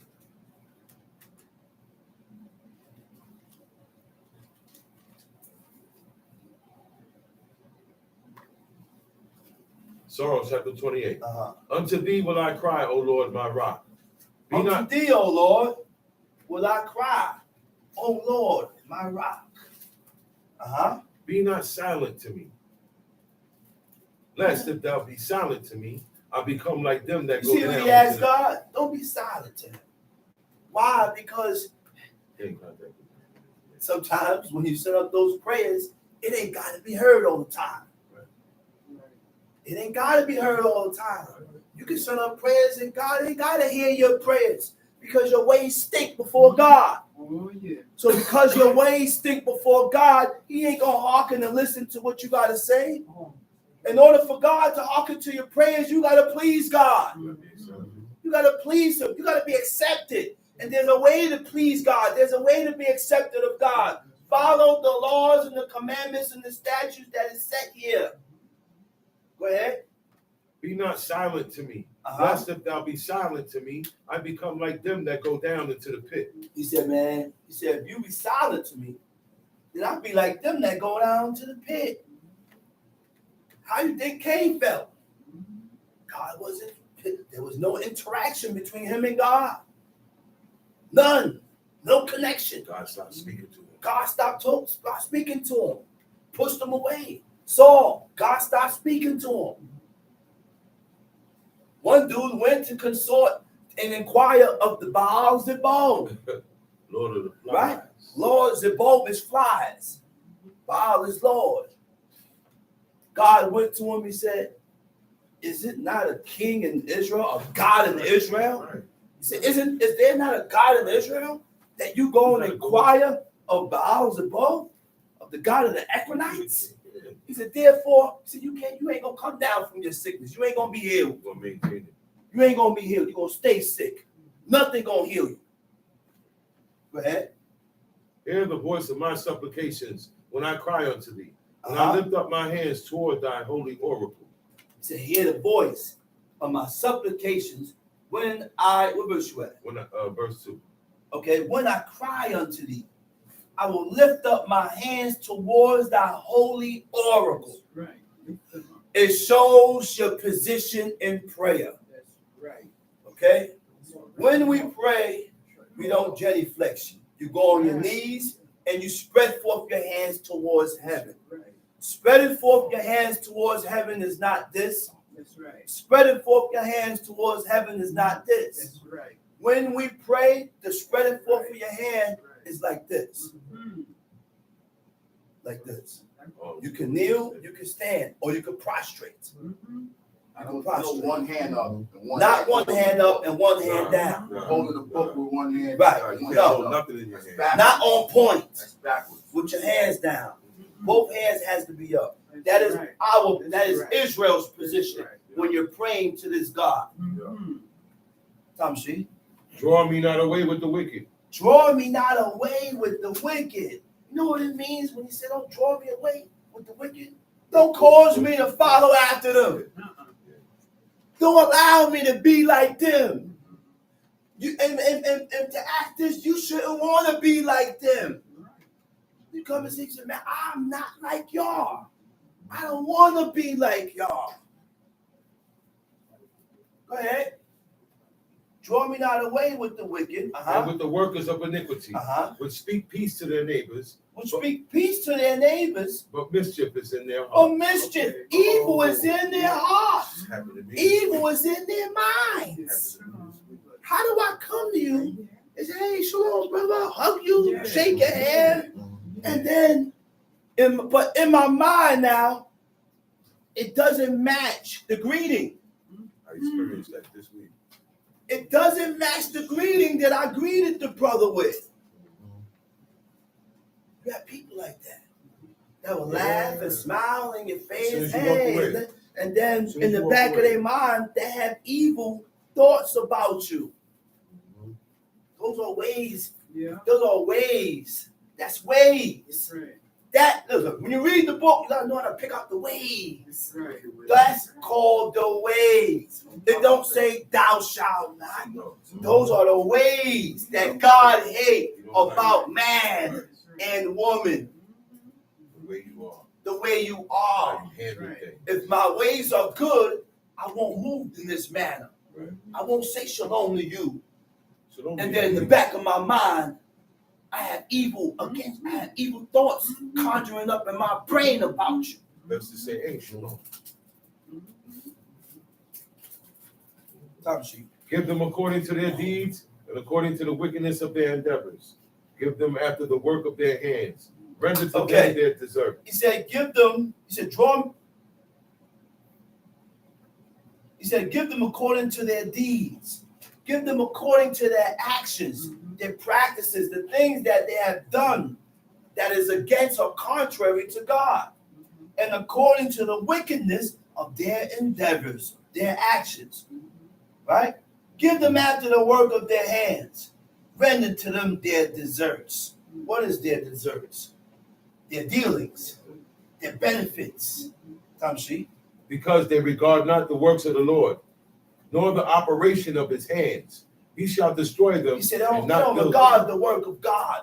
They don't regard and consider the things that God have done, nor the things that God did with his hands. He shall destroy them and not build them up. So when God don't build you up, guess what happens? You're not established. You're not established. You're not caused. You're not made firm. You're not stable. Tom sheet.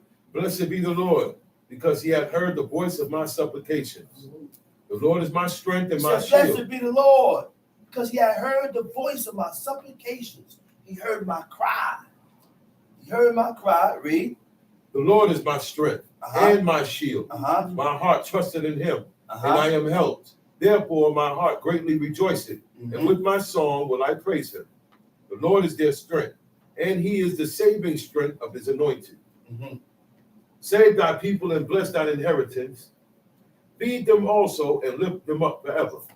Okay, cut that. And let's go to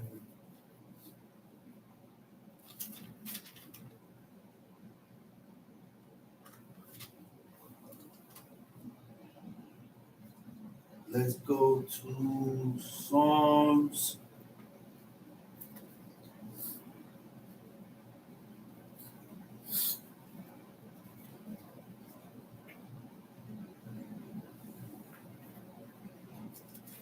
Let's go to Samuel.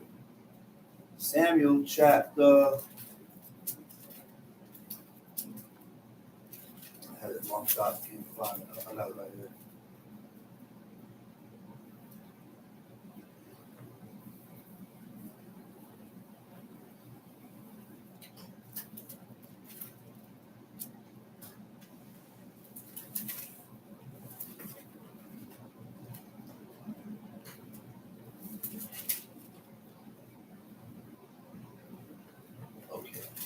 Go to Samuel chapter 17.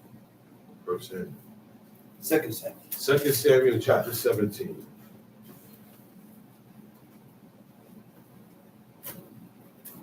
Now remember now, the Most High has caused trouble and stirred up trouble in King David's house. Yeah. He stirred up trouble in King David's house, which caused trouble with Amnon, why Amnon moved the way he moved, why Absalom moved the way he moved, why Adonijah moved the way he moved, was because God stirred up trouble in this house because of what he did that was against God. But he gained so much favor with God because, and God looked at him and said, you know what? He said, the iniquity that you have done, he said, I'm going to erase it. Never happened. It's like it never happened. He said, but I'm going to punish you. I'm going to stir up trouble in your house. Yeah. He said, but it's erased. Yeah. He said, thou shalt not die. Don't blemish your spirit. Right. The spirit wasn't blemished with it. So you're good. But the sword is in your house. Right? And that goes back to the commandments. When God said, he said, what says in the commandment in Exodus 20, it said, no, not that part. tell you right now. Show him, no, not there. Show him with some dollars. Show him some dollars. I love you. Keep my commandments. Man, what is that part of? Oh, I will show, God will show righteousness. He shall show righteousness, favoritism to 1,000 of them that love me and keep my commandments. Mm-hmm. David emanated love for God. He emanated that, man. David loved God so much that he made songs about God, praising God. All those songs were songs dedicated to God. The only man that had an idea to build a house for God, a house, that temple. The only man with that mentality. And the only man that God looked at, he said, this guy got a heart like me. He got a heart like me. Whatever David did wrong, God corrected. Bam, hit him. Don't do that. But on the up and up, besides that, he had he thought he moved like God. He thought and moved like God. Not because I sin means I can't have the mind of God. I can't be righteous like unto God. We gonna sin. We gonna sin. We gonna transgress. That's gonna happen. But don't sin presumptuously. That's right. That's the problem. Don't sin presumptuously. So now, God, because of what he did, God stirred up trouble in his house, right? So go ahead and read. Moreover, Ahithophel said unto Absalom, let me now choose out 12,000 men. Ahithophel was what you call him? Not a counsel, was a counsel? Yes, counsel. He was a counselor. He was an advisor. He was an advisor. One of the best. Every man had an advisor. A person that come and advise you, righteous advice. What to do, what not to do. Oh, don't do this because of this. Don't do this here. Advisor. Go ahead, read. 17. 17.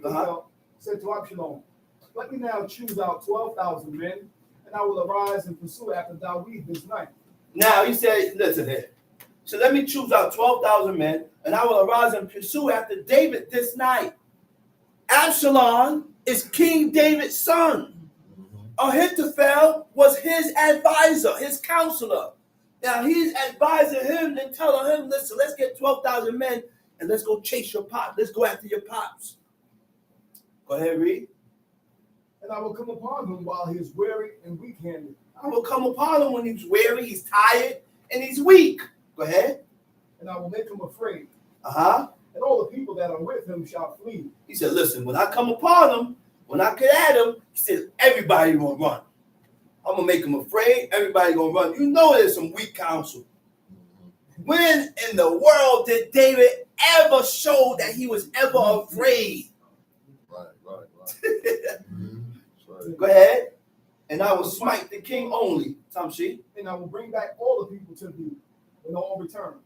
After the death of the man whom thou seekest, all the people shall be in peace. And he said, please. And the same pleased Absalom well. And all the elders of Israel. And all the elders of Israel. Everybody that was following after Absalom, it pleased them. It pleased Absalom because what? Everybody that's after him, that's following him, their thoughts, they ain't thinking right. They ain't moving right because you're following after a man that's not moving right. So now God done disfigured your thoughts. And everything that comes after that was following Absalom. Yes, sir. Tamshi. 5. Then said Absalom, call now Hushai the Archite also, and let us hear likewise what he said. So now he said, okay, he said, I got this guy here, counsel. He said, listen, let's call another counselor, another advisor. Let's call Hushai the Archite and see what he gonna say. Now look what Hushai said. And when Hushai was come to Absalom, Absalom spoke to him, saying, Ahithophel has spoken after. He said, listen, Hushai, Ahithophel done spoken on this matter. This is what Ahithophel said. Ran it down. Look what Hushai told him. Go ahead. Ahithophel has spoken after such and such a manner. Shall we do after his saying? If not, speak thou. And Hushai said to Absalom, the counsel that Ahithophel is not good at this time. He said, listen, the counsel that Ahithophel is telling you and advising you on is not good. He said, don't listen to it. Don't follow it. Go ahead, read. For, said Hushai, thou knowest thy father and his men, and they are warriors. He said, man, you know your father, man. Your father and them 600 mighty men. He said, these are stone cold warriors, man. You think you're going to run up on them and make them afraid? No. Go ahead. And they are embittered, like a bear robbed of its cubs. And they are, he said, they are mighty men. And they be shaft. They be bittered in their minds as a bear robbed of her whelps. You know a bear, when a bear comes to look for his cub, the babies, and they ain't there, ain't nothing you could do to pacify that bear until they find them cubs, them little baby bears, whatever you call them. That's how he said. He said he compared that to the people, to David's people, David's army. Right? And thy father is a man of war, and will not spend the night with the people. He said your father's a man of war, and he gonna lie with the people. Go ahead, read. Behold, he is hid now in some pit. He hiding right now in the pit. Or in some other place. On some other place. And it will come to pass, when some of them fall in the first attack, that whoever hears it will say, there is a slaughter among the people that follow Absalom. And even a warrior whose heart is like the heart of a lion shall utterly melt. For all Israel knows that thy father is a mighty man. And they who are with him are valiant men. Therefore I counsel that all Israel shall be gathered unto thee, from Dan even unto Beersheba, as the sand that is by the sea from multitude, and that thou go to battle in thine own person. So shall we come upon him in some place where he shall be found, and we will encamp round about him like the dew falling on the ground. And of him and of all the men that are with him, there shall not be left so much as one. Moreover, if he withdraws himself to the city, then shall all Israel bring ropes to that city, and we will drag it to the nearest ravine, until there be not one small stone found there. And Absalom and all the men of Israel said, the counsel of Hushai the Archite is better than the counsel of Ahithophel. Go ahead. For Israel had ordained it to defeat the good counsel of Ahithophel, to the intent that Israel might bring evil upon Absalom. See, the Most High defeated the counsel of Ahithophel by using Hushai to say what he said, to bring evil upon Absalom. Tamshi. Then said Hushai to Zadok and to Abiathar the priests, thus and thus did Absalom counsel Absalom and the elders of Israel, and thus have I counseled. And thus did Ahithophel counsel Absalom and the elders of Israel, and thus have I counseled. Tamshi.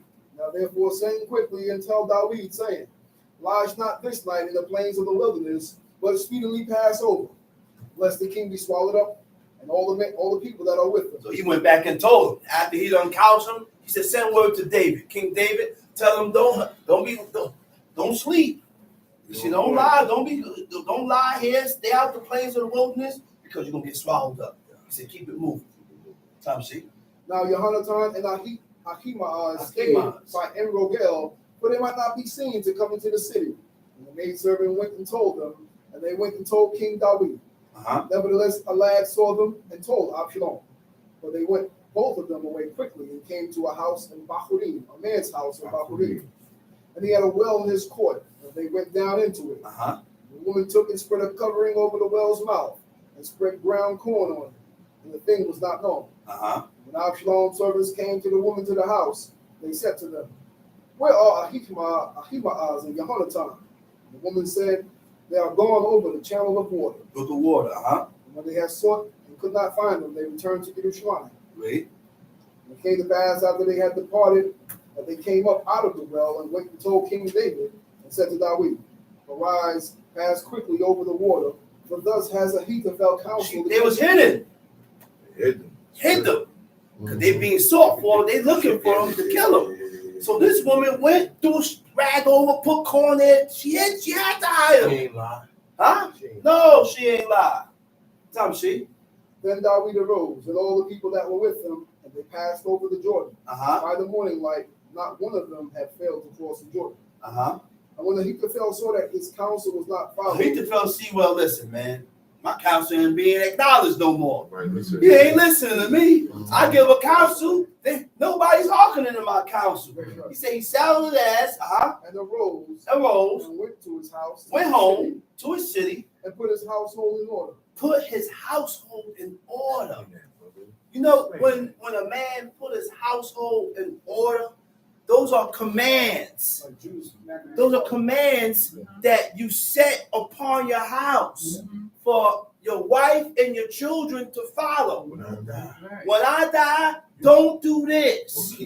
When I die, keep doing this. When I die, don't allow this to go down. Don't ever do this over here. Those are commands and rules that the sons and the wives and the daughters must remember. And everybody better respect it. And everybody must respect it. Better respect it.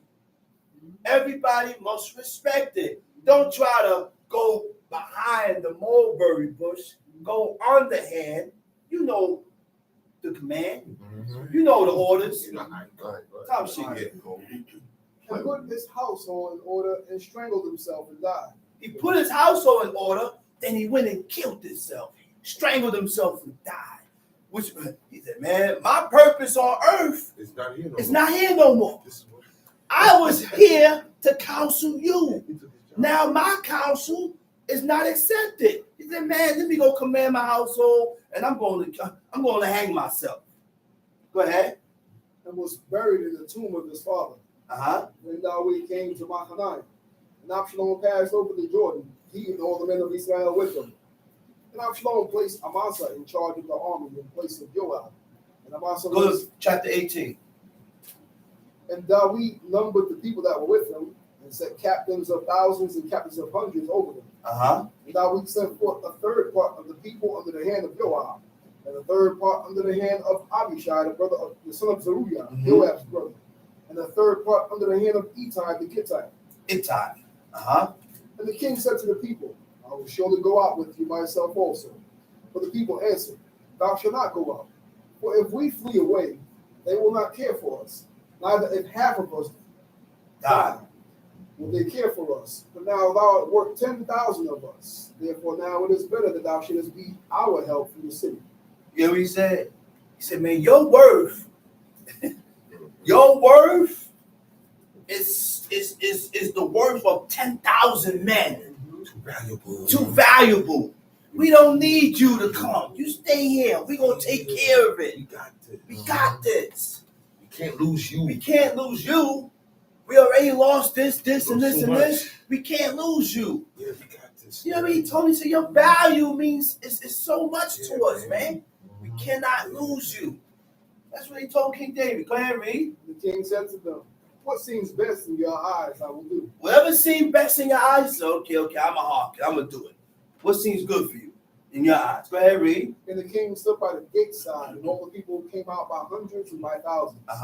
And the king commanded Joab and Abishai and Ittai, saying, deal gently for my sake with the young man, with Absalom. Oh, wait. You hear what he told Joab? Abishai, Ittai gave strict command. He said, listen. He said, deal gently with Absalom for my sake. For my sake. That's also righteousness. Righteousness. I'm not going to deal with you in this manner because I respect and honor your father. So I'm not going to deal with you like this. That's righteousness, man. Those are the ways, look, those are the ways that caused God to turn towards King David.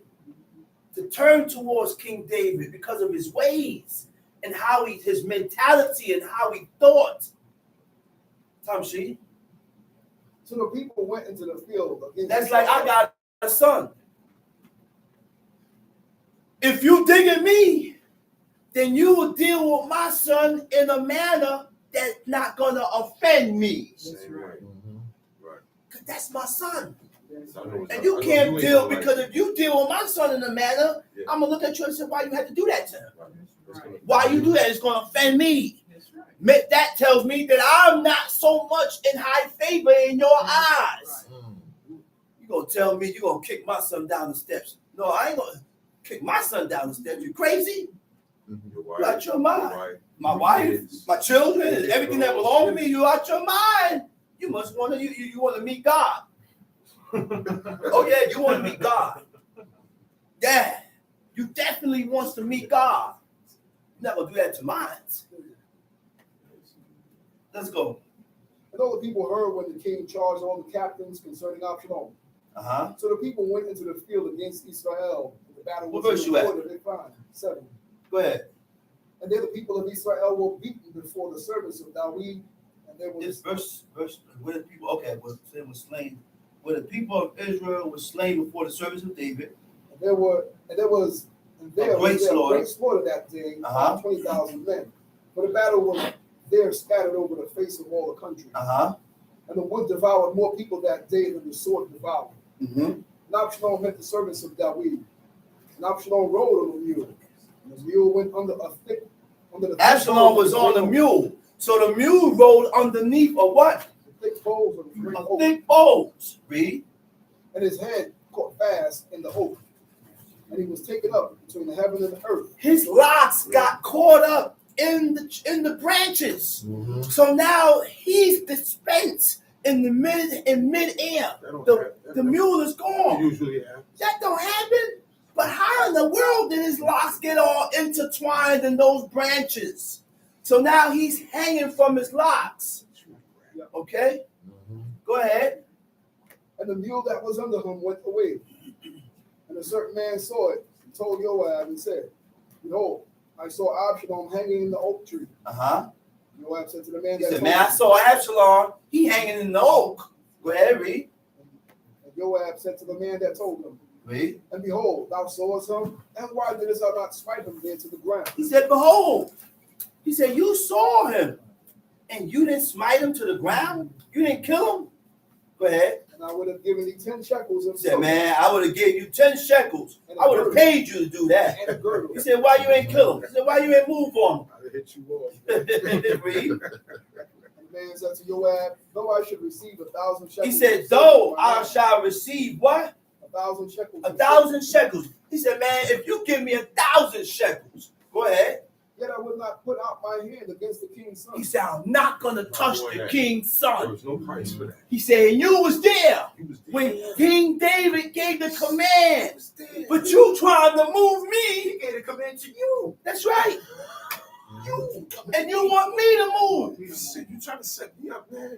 Trying to set me up. And you know people do that? They know the command and they know what they're supposed to do. So they try to get Johnny over here, simple-minded Johnny, to go accomplish what they really want to do. Johnny don't know. Johnny don't know. He don't know the purpose. He don't know nothing. He's simple. Go ahead. Yet I would not put out my hand against the king's son. For in our hearing, the king charged thee, and Abishai Hittai, saying, Beware that none touch the young man, Absalom. Otherwise, I should have acted falsely against my own life. But there is nothing hidden from me. Wait. Let's go back. Yeah. There's some things that went down that Stuff went down, man. I didn't catch it. Let's go back to 9, verse 9. 2 Samuel 18, verse 9. And Absalom met the servants of David. Absalom met the service of David. And Absalom rode on the mule. And The mule went under the thick boughs of a great oak. and his head caught holds of the oak. And he was taken up between the heaven and the earth. And the mule that was under him went away. So Absalom is traveling on the mule. The branches, like his locks got like entangled in the branches. The mule kept walking and he's hanging in the air off his locks. Very. And a certain man saw it and told Joab and said, Behold, I saw Absalom hanging. He said, man, listen, Joab, man, I was walking by through. He said, man, Absalom hanging in the oak. Rocks caught up, hanging in the oak. He didn't even help him to get down. He left him there.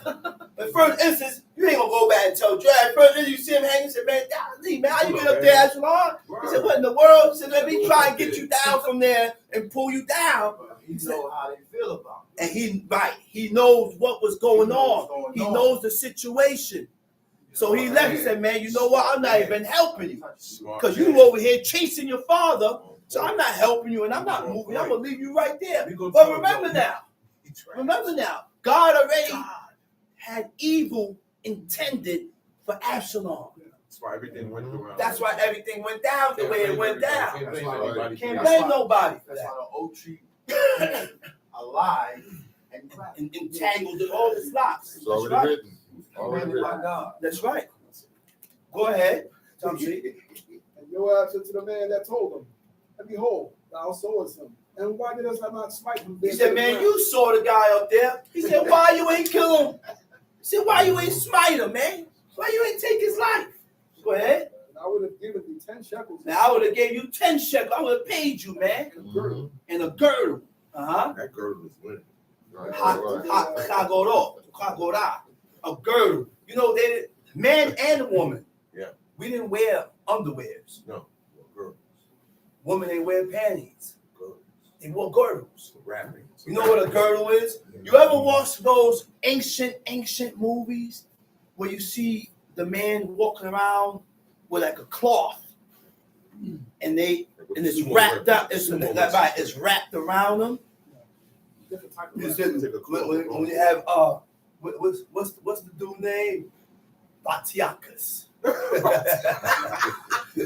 I like the way she said Batiakas. So he said, remove your cloth. Yeah. So the cloth is what's wrapped up around their genitals and their private area, which covers their area, and then they have on That's where they get the idea of underwear. Right.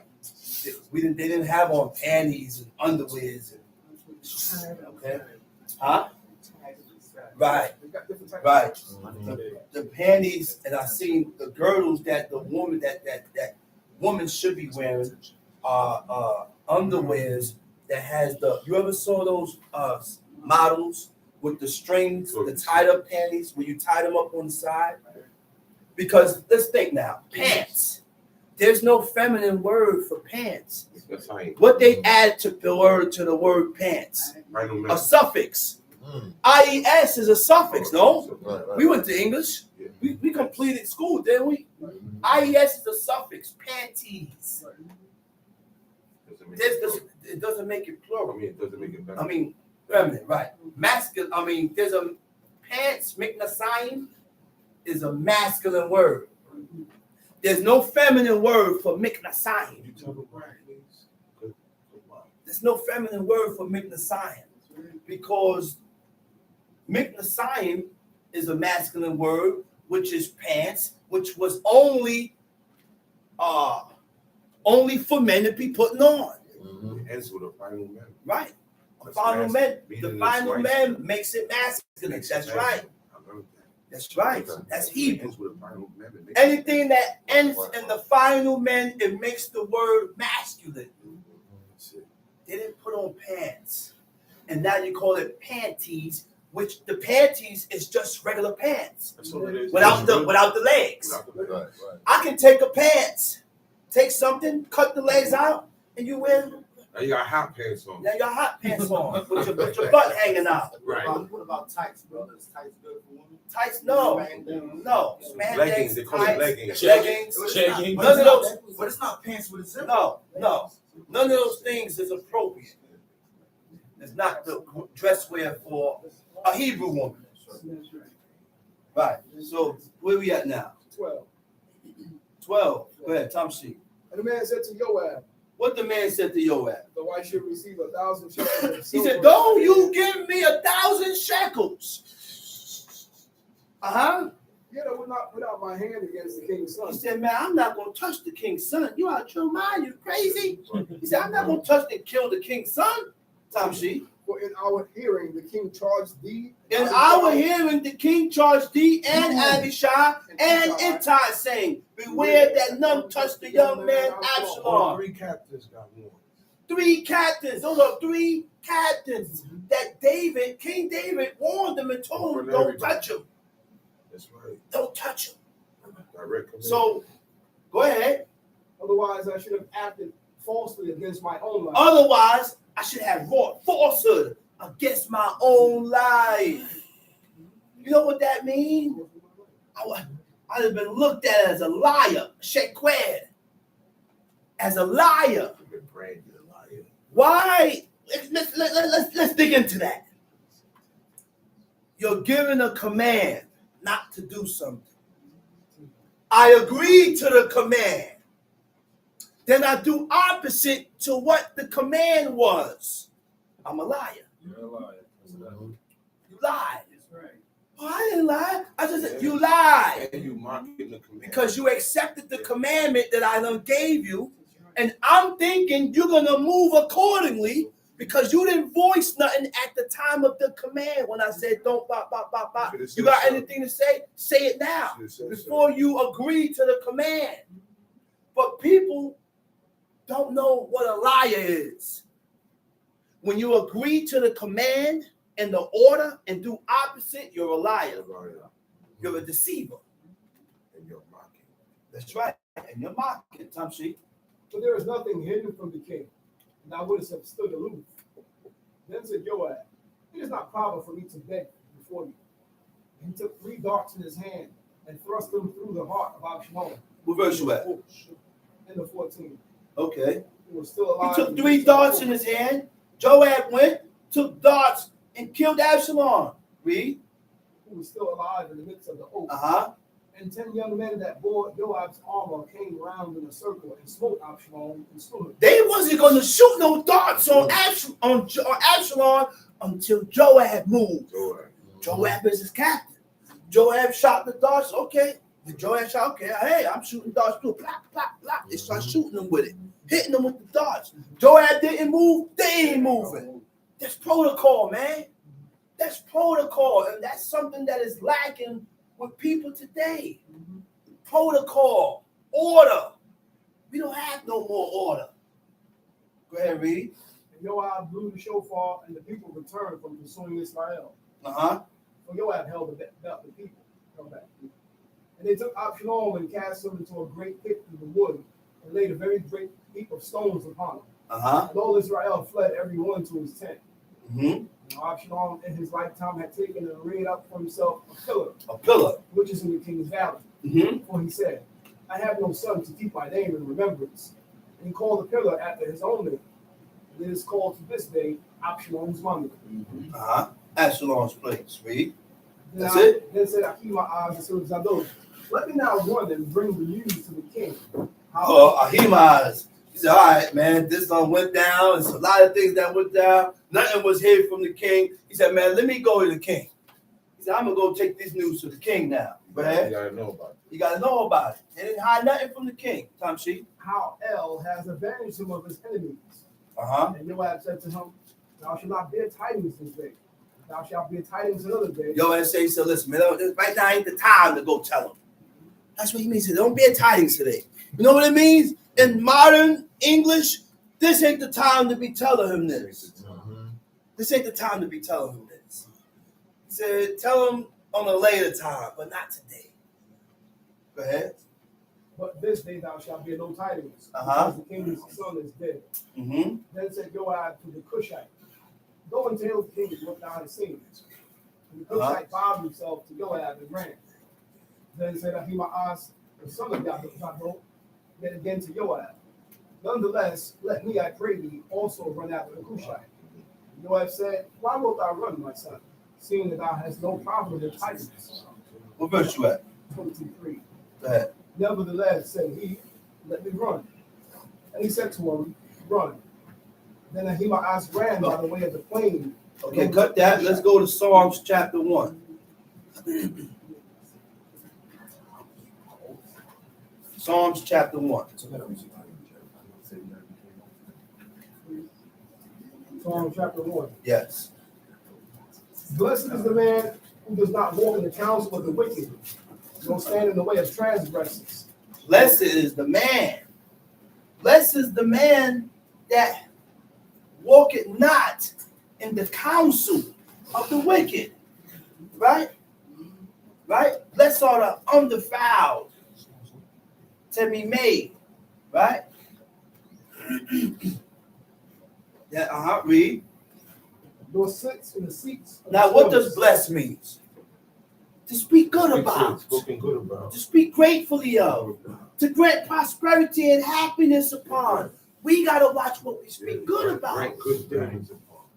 Because we speak good about things that God don't speak good about. God hates it. And it's an abomination in his eyes. And we accept the things that God hates. That's right. And we speak good about it.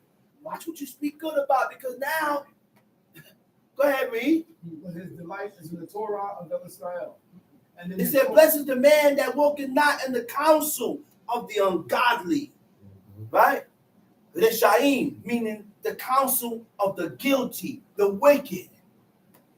You got to be on point.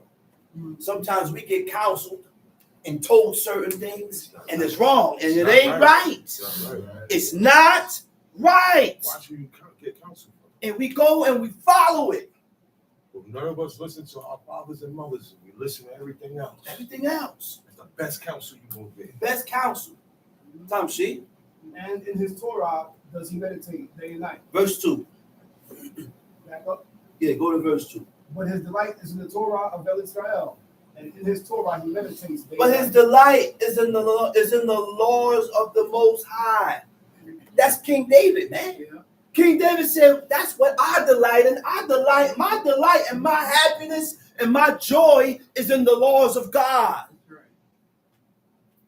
His delight was truly in the laws of God.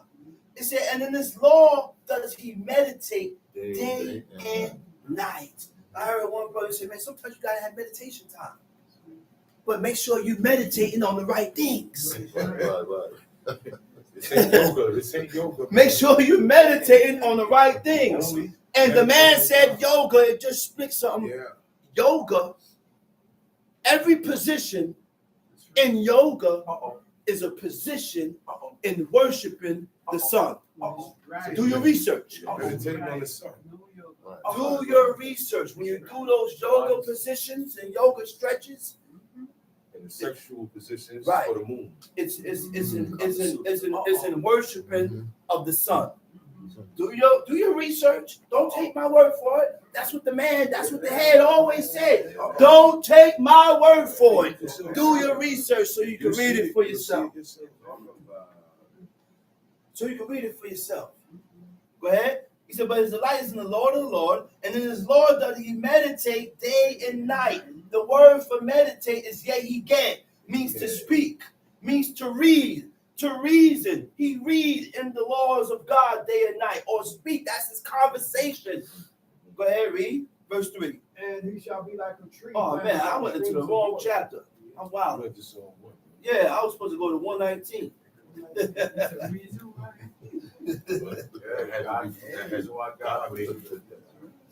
was supposed to go to 119.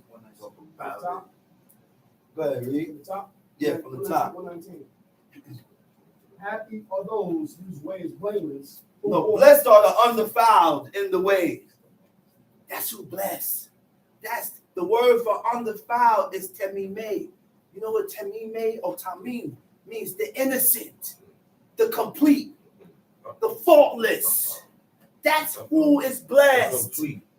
If you're not faultless with God, if you're not innocent with God, you're not blessed. Right. You're not blessed. I'm talking about bless up yourself. Bless up yourself.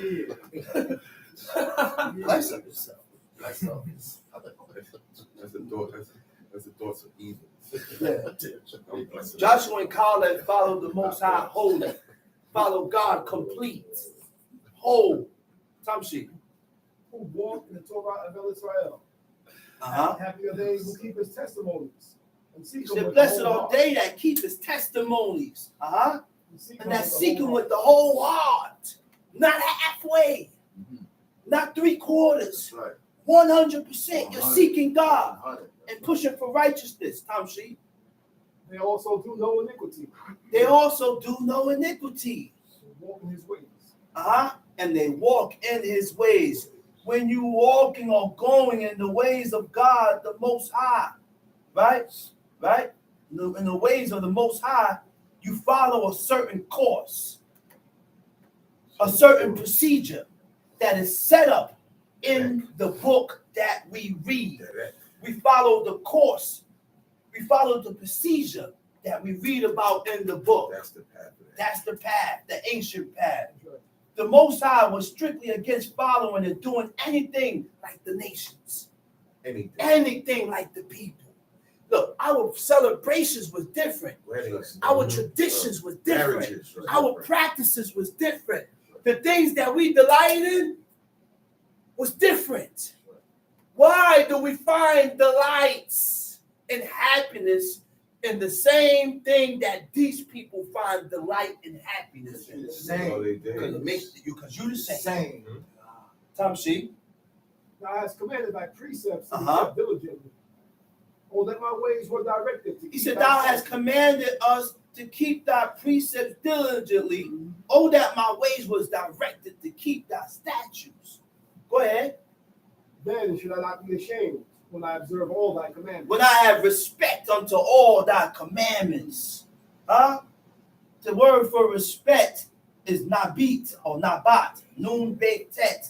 It means to look, right? To look means to direct one's attention to be mindful of God. When you direct your attention is towards God, you're mindful of God. And when you're mindful of God, you ain't going to be sinning presumptuously. You want to be on point with everything that you do because you're mindful of yourself, watching yourself that you don't violate the commandments, laws, and statutes of the living God. So now that's the whole point of you or we or us being mindful. Tom shit. I shall give thee thanks with uprightness of heart. I shall give thee thanks with uprightness of heart. A man that have an upright heart will give God thanks.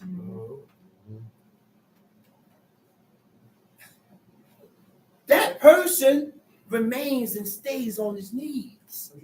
That's the only way to give God thanks when you start sending up those prayers.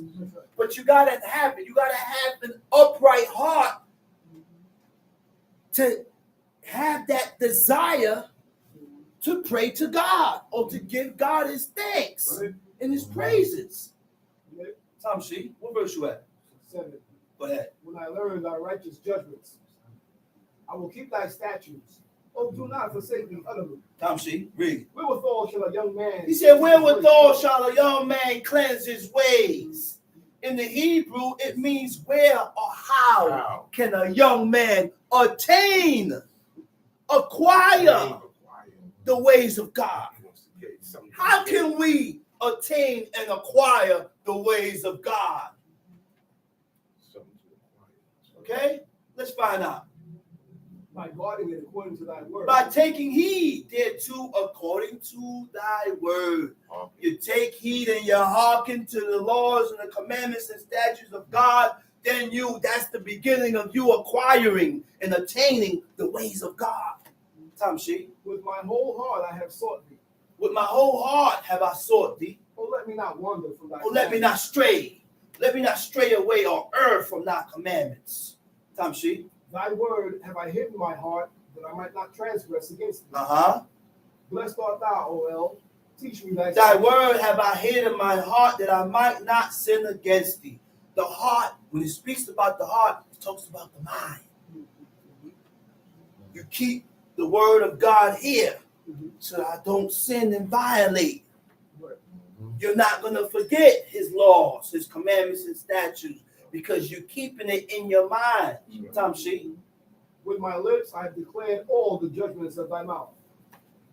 I have rejoiced in the way of thy testimonies, as much as in all riches. I will meditate in thy precepts and observe thy ways. I will meditate in thy precepts. I will discuss, I will talk of thy precepts and have respect unto your ways. I will delight myself in thy statutes. I will not forget thy word. Tamshi, read. Deal bountifully with thy servant. Deal. In the Hebrew, it don't say bountifully. It said, deal with thy servant, that I may live and keep thy word. Tamshi. And keep thy word. Open thou my eyes, that I may behold wondrous things out of thy Torah. Because if God don't open your eyes, you're not going to see it. No.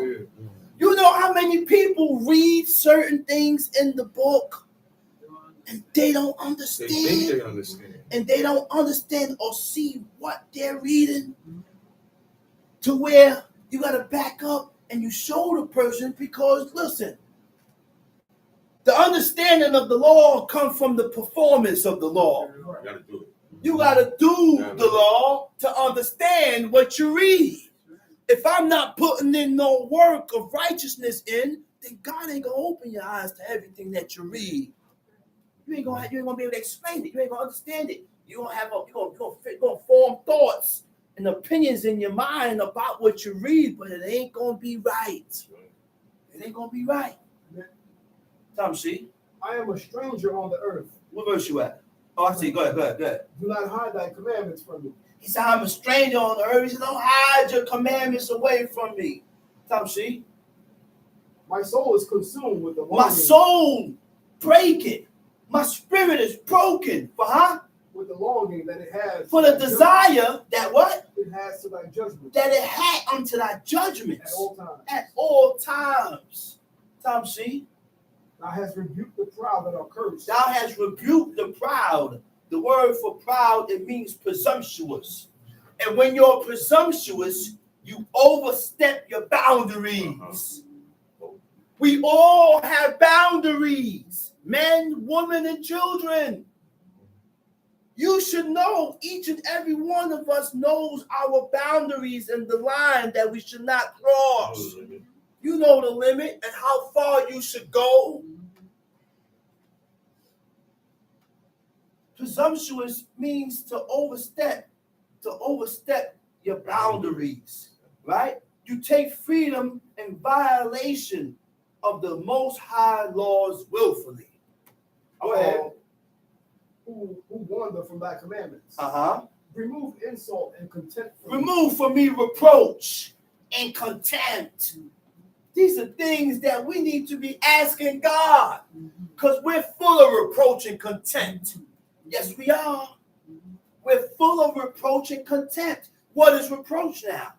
We got to know what is reproach, so we know how he is. To express disappointment or displeasure in. Don't we do that? Yeah. Don't we express our disappointment in the things that we read? Yeah. Don't we express, if we displeasure, which means what? When you express your displeasure, it's either you expressing that you don't accept it. Right. I don't agree with it. Right. You gotta ask God to remove that from you. What do you mean you don't agree with it? Expressing your displeasure and your disappointments in what God says. But King David asked God to remove that from him. So if King David, listen here. We sitting down here looking at me. Listen, I had reproach in me. Yes. Disappointments and displeasure in God. You know why? Because I ain't doing everything I know. But I'm not voicing it. But my actions are speaking louder than my words. I'm not doing it. So I'm expressing my disappointments in God and my displeasure in God's laws. Yeah, that's how God sees it. And that's how God sees it. You ain't gotta see it that way. God see it that way because you are not fulfilling everything that you know to be lawful and right. Same thing with the children. Same thing with the children. All right? Reproach, right? And contempt, right? What is displeasure? What is disappointment? Displeasure is a feeling of disapproval. You don't approve of it. You don't accept it. What makes me disappointed. Right? Disappointment. fail to fulfill the hopes or expectation of. We have no reason to be reproachful to God. What is content? A feeling that a person is not worthy to be considered. Consider our neighbor. Consider the Most High by doing His laws, commandments, and statutes. We don't consider God. We don't consider God. We don't consider that the good that God did for us is only right for me to do good and return the good back to God by fulfilling His laws, commandments, and statutes. This is the road and the path that we all, and the mindset that we need to begin to acquire. God spared your life, monkey. That's it. Tom She. For I have kept thy testimonies. What verse you at? 23. 23. Go ahead. Princes also did speak against me, but thy servant did meditate on thy statutes. He said, princes, kings, they all spoke against me. He said, all I did, because they spoke against me, he said, I meditate on God. I put my thoughts and my meditation on God. Read. My testimonies are my delight, and my counselors. My soul cleaves to the dust. Revive me according to thy word. I have declared my ways. Soul cleaves unto the dust. Where? Quicken thou me according to thy word.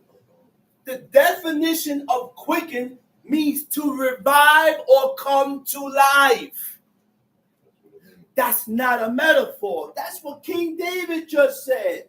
But people gonna come up with a different idea.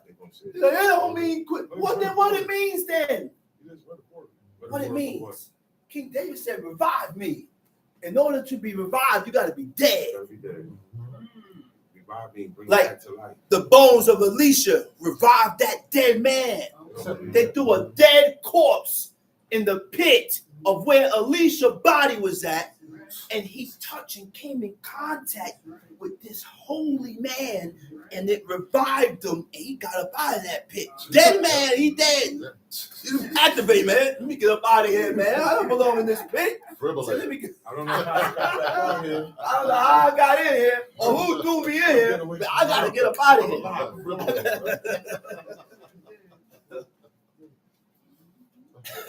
Go ahead. I have declared my ways, and thou livest in them. Wait a minute. Wait. When you declare something, what you do? When you declare something, what do? You announce it and you speak on it. You make a declaration. You say, man, what's a declaration? Man, I did this. I did the other. I used to move this way. I used to move that way. Guess what? I don't move that way no more. I don't move that way no more. I don't think that way no more. I don't accept this no more. And that's when a person that is 100% for God will begin and start doing. You start making things. You see, I know how many declarations I done heard from my pops. He said, man, I used to do this and do this and do this. He said, I don't move like that no more. I used to do this and this and this. I don't move that way no more. That's a man that has accepted that what he's done in his past life was wrong according to God. Man, that's a man of God right here. You know, people don't make declarations no more. David said, I have declared my ways, and thou heardest me. Teach me thy statutes. Make me to understand the way of thy precepts. He said, make me and cause me to understand your precepts. So I shall talk of thy wondrous works. My soul melts away for heaviness. My soul melted away for heaviness and grief and sorrow. Straighten thou me according to thy word. Remove from me the way of lying. Those are things you ask God. Because we're all liars by nature. Oh, yeah. When I say my prayers, I ask God to remove certain things from me. Because I don't want to be a liar. And a liar will not tarry in God's sight. A liar will not grow firm. And grant me thy law graciously.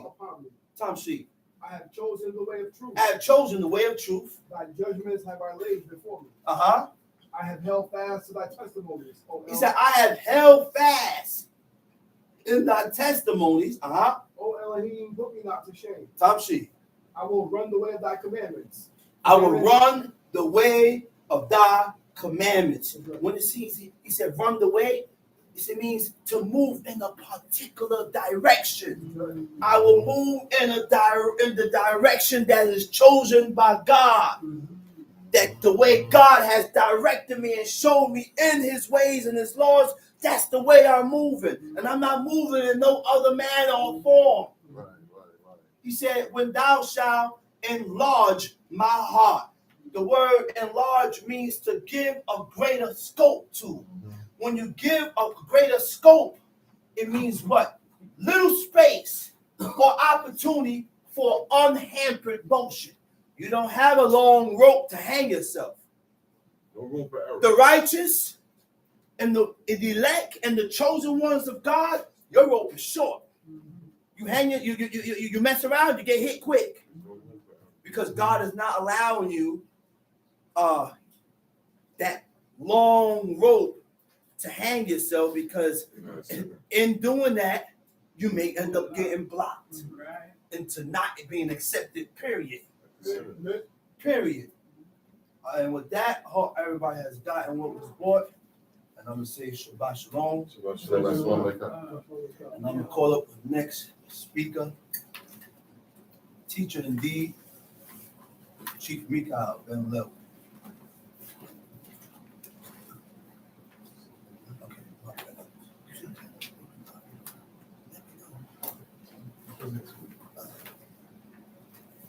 Giving all praises to the God of Abraham, God of Isaac, God of Jacob. Giving all due respect to my father, my teacher, and the leader, Chief Eleazar Ben Dodo, the tribe of Lewi.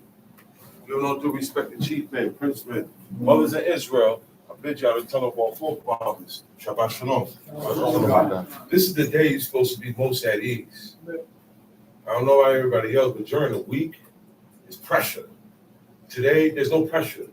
No pressure to do anything or obligation to do or have anything done but what we're doing today. So it's a relief.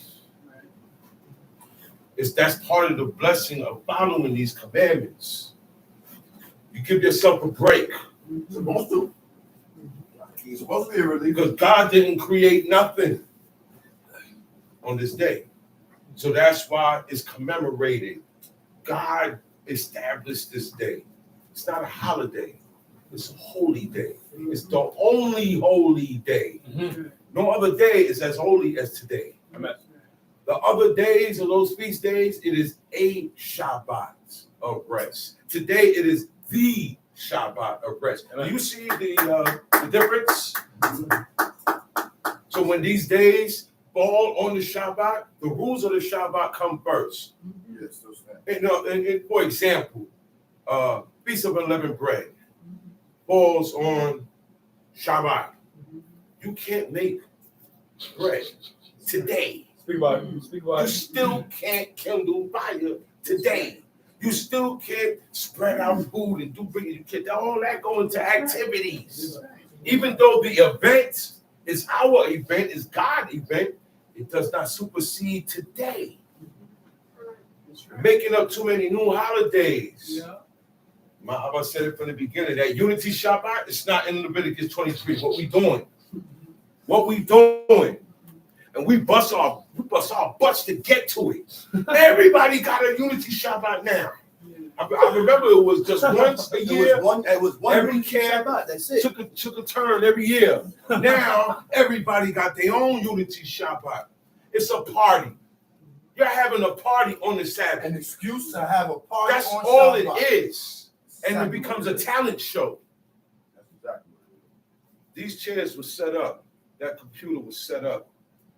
The curtains, everything. During the week, it don't look like this in here. That chair is in there. Tonight, that chair goes in there. It's not here all week. But at a certain time, when Friday comes, when the 6th day comes, all right, I time myself. We time ourselves in preparation for the Shabbat. Okay, I don't have to do this now, but by this time, this got to be done. So that by the time cutoff time is like at least 18 to 30 minutes before the actual shutting down of the sun, you ain't got nothing to do. You got to ease it off. Because during the week, your mind is on everything except God. Okay? So give it a break today. When we break, keep it on God. Keep it on God peacefully. Peacefully. Anybody to get rebuked tonight. What they say, yo, what we gonna do with this guy who was picking up sticks on the Shabbat day? To put him in They war. said put him in wars. All right, you know what? We're gonna keep that on hold until sundown. We can't handle all matters. The only matters that could be handled is a father toward his son. Mind your business. or a husband to his wife. Mind your business. But all other matters, we take care tonight. We got the whole week. Because this day, it's relaxing also, man. Like I said, all I'm doing is sitting down there having fun and getting tickled pink. I'm getting tickled pink. I sat there like, oh, wow, I haven't laughed. I laughed during the week, but it ain't the laugh I laughed just now. That laugh, it felt good. I got goose pimples. I ain't laughed like that all week, man. From what the man was saying. It's a vibe. This is a vibe. It's about, oh, that's a vibe. No, this is a vibe.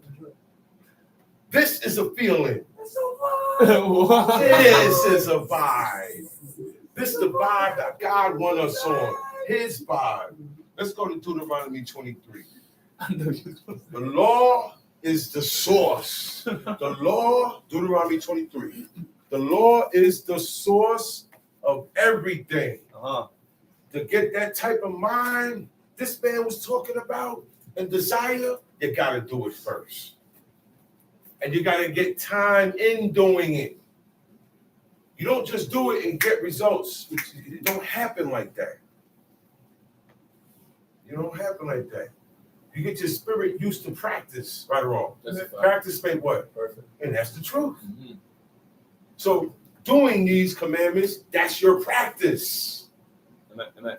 See, the doings of the outside of the people, that's their practices. Your doings is your practices, and it has to come from out of here. Tell you. Deuteronomy chapter 23. A man should not take his father's wife or cover his father's skirt. Deuteronomy chapter 23? No, that's not Deuteronomy 23. He got his wounded in the stones. The stones is a man's testicles. Right. That's the stones. That's where the seed is at. That's where the seed of copulation comes from. That goes in the woman and it gets fertilized, and we already know the story with that. So all men have these things that have seed, what we call semen, sperm. Okay? See the light. And the man is the one that carries that. God created that. God created all those seeds, the little dudes swimming around. Everything that the process of the sperm going up the ovaries, God created all that. All that happened upon God's creation. That's right. God didn't have to say, well, look, I want you sperm. You got to go through here and go there. No. Once he commanded, it knows his job already. Right. Whatever God created, come, and it has a name at that point. As God created, he gives them a name. And it knows his purpose and his job. Except man. Except woman.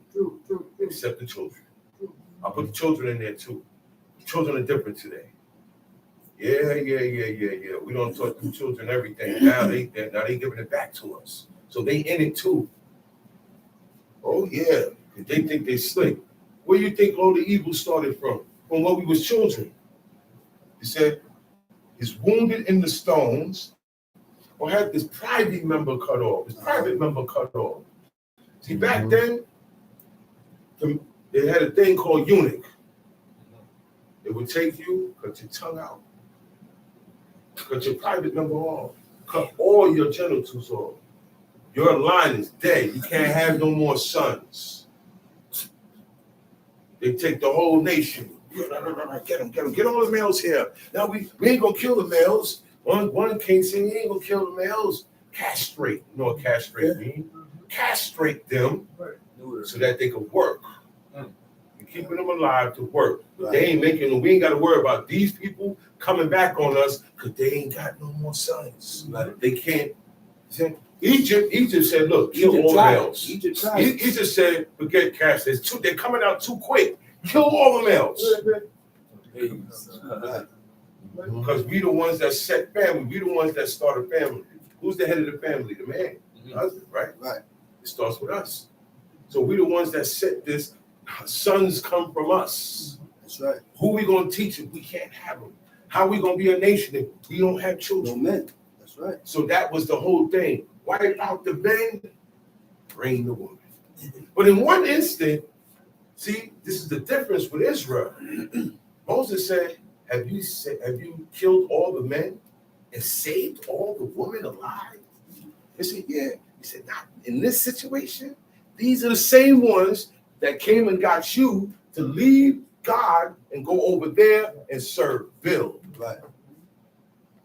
You can't have them alive because you're going to marry into them and have kids with them. And Bill going to be here. Right. He said, look, this is what you're going to do. All the women that have known man, meaning she's not a virgin no more, slay them. He said, and the women that have not known man, and the little ones, you keep for yourselves. Doesn't mean they went into the little woman. They took them and they became servants. And when she got old enough, I married her to my son.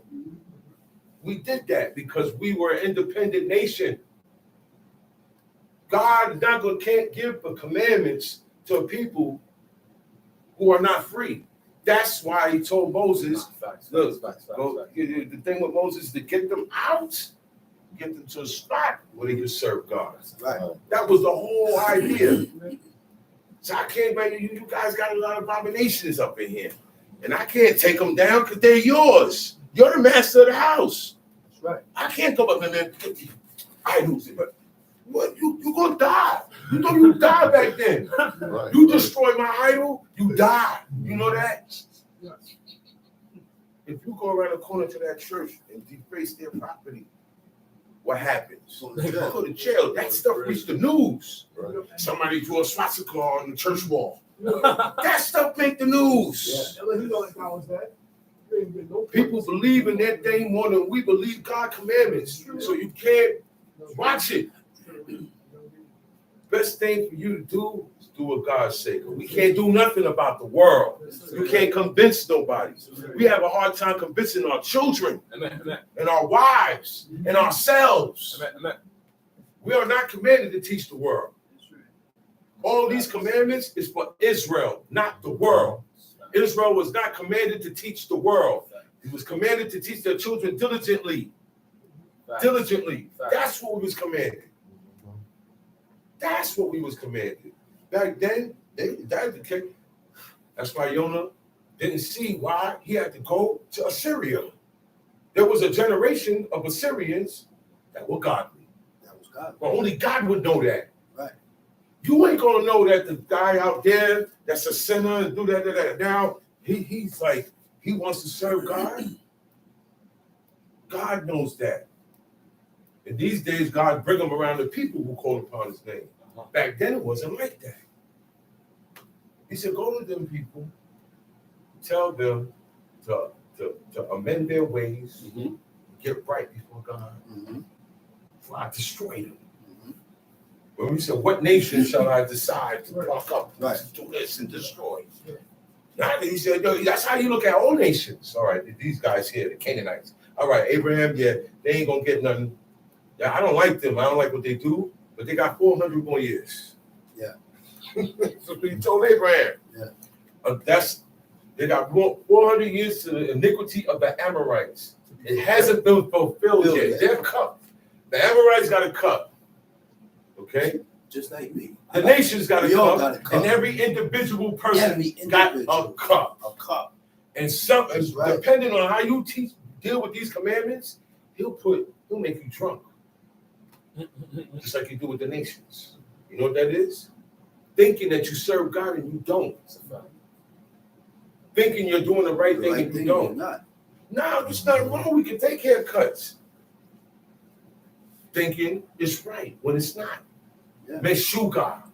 God already said, you don't do these commandments. Now that you know, you're going to go crazy. Not crazy. You know what's crazy? A person that goes against this. A person that used to live like this and now goes against this. You're crazy. That's the Meshuggah. A madman, that's a person that go around and scribble on the walls and do crazy things. His mind is gone. But when you're crazy against the established order of God and His commandments. Actions are Okay? Yeah, man, you crazy. You know what you did? You know what you're doing? You know how you jamming yourself? You keep doing this? Yeah, that's the crazy we talk about. That's right. He said these guys, they got his stones cut off, private member cut off, shall not enter into the congregation of the Lord. Don't say how, because you know you could get shot or you get a shot off. Yeah. You know what I'm saying? I know a rapper that got his shot off. Yeah. Okay. He can't enter into the congregation of God. All right. That area there, your private member has to be circumcised and whole. It can't be damaged. You can't even come into the congregation of the Lord that day. Yeah. Tom sheet. A bastard should not enter into the congregation. What is a bastard? What is a bastard? I'll tell you what a bastard is. A bastard is a person who was born out of wedlock, which is the parents were not married. If you're not married and you have a child, it is a bastard. Right. That means you had a child out of whoredom. Okay? That is a bastard. Incest. You have a child out of incest, brother going to his sister, uncle going to his niece, father going to his, you know what I'm saying, stuff like that. That child is a child of incest. Not accepted. And it's not accepted of God. And it is also a bastard. The world is full. We're going to get there now. We're going to get, because I want them to fully understand. That's why I'm going real slow with it now. Okay? Those nations did that. Rape. Child born of rape. Bastard. Now, today, who gets married and have kids? We ain't gonna go to the incest. We ain't gonna go to the rape. We ain't gonna go to none of other stuff. I'm gonna talk about two of them. Who has kids when they're married now? Nobody, really. And whoredom. It's rampant. On the woman's side, whoredom. You gotta be married. Yeah. So we got a lot of baby mamas, a lot of baby daddies. 99.9% of the world. There is no mothers no more. There are no fathers no more. That's right. There's baby daddies, baby mamas. That's right. Their baby mama still live with her grandma, That's right. but she got 2 kids with baby daddy. That's right. They're bastards. They're bastards.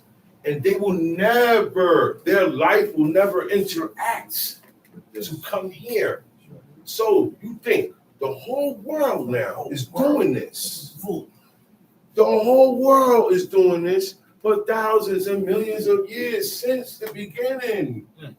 Ain't too much good people walking around here. Mostly everybody is a bastard. That's right. Even Israelites. There are a lot of bastards in a lot of Israelites camps. Yep. Yep. All right? A lot of adultery went down.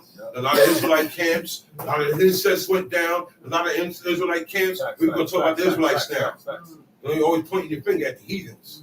Who set it off? When we were supposed to kill the heathen and stop those characteristics and those abominations, we didn't kill them. We left them alive. They're good people. Yeah. We marry into them. We let them pay to live. Oh, yeah, I'm extorting them. He's supposed to be dead. What you extorting them for? God didn't tell you to extort him. He didn't make you an extortionist. He ain't even with that. You can't be an extortionist. Yeah. Yeah, all that. So how many babies are being born a bastard? world. It's full. Who the father? See, look, most of the time she don't know because she was married. She got 4 dudes. Yo, look, you got two girlfriends. She got 5 men. They are the players now. The heathen women are the players now, and the men. No. I'm gonna go further. The men have been feminized. The women have been masculinized. So what you think is gonna happen? They said it on the news. Men have been feminized. I saw my man, my homie, that I bust guns with. I saw his son with dyed pink hair. Yeah, man, I chased him away from him. I said, man, get away from me.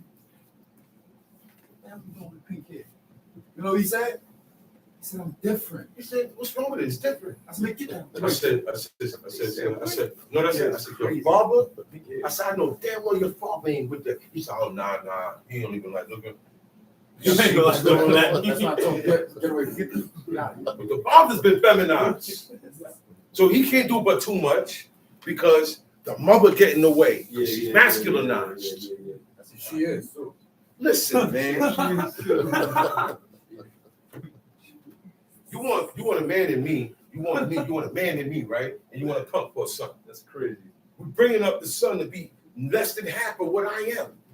That's what I used to tell my ex. Get out the way, mind your business. But see, that was my problem because he was a heathen. They're all heathens. In time, some of them break and come here. Some, very little bit. Most don't. They find out that this is not for them because they had never accepted the first step. They're always mad when the Shabbat comes. All the females that I've known that come here, go to other camps, if you see it on their face, they don't want to be here. Not Johnny. The man is good. He said, yeah, man, you're crazy. She don't want to be here. I'm a man of experience. I can tell. I don't have women that didn't want to be here. That's a fact. But if you live with me, I don't care how you feel. You won't come. You won't be here. You coming with me. You won't be here with me. Okay?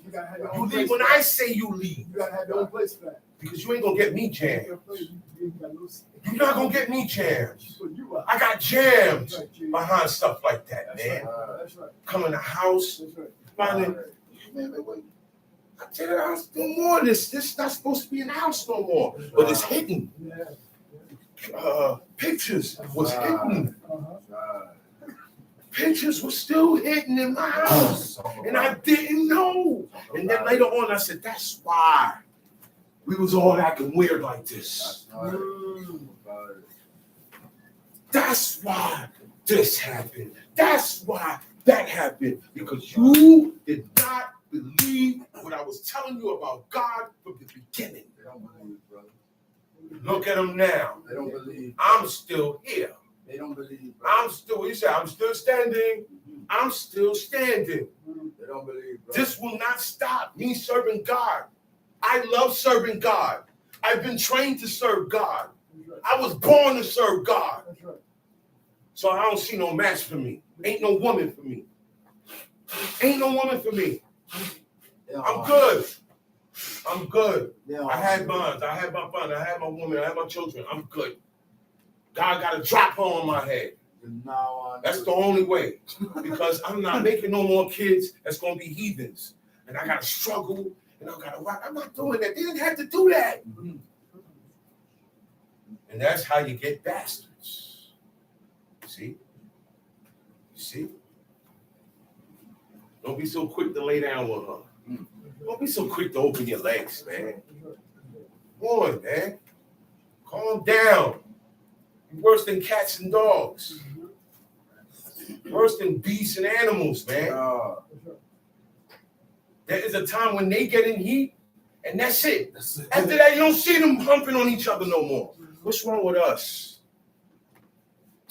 Yeah. Look, I step on my own toes up here. This is God's law. I don't hold back nothing. I'm like my father. I don't hold back nothing. And that's what kept him going. Yeah. Let's calm down with that, man. Because we're making bastards. None but. And sons and daughters. None but. All right? None but. And that's why they don't want to serve God. Uh-huh. A bastard will not be established. Uh-huh. Okay? Time sheet. Even to his 10th generation shall he not enter into the Even 10 congregation of generations later. You know, that's 1,000 years later, man.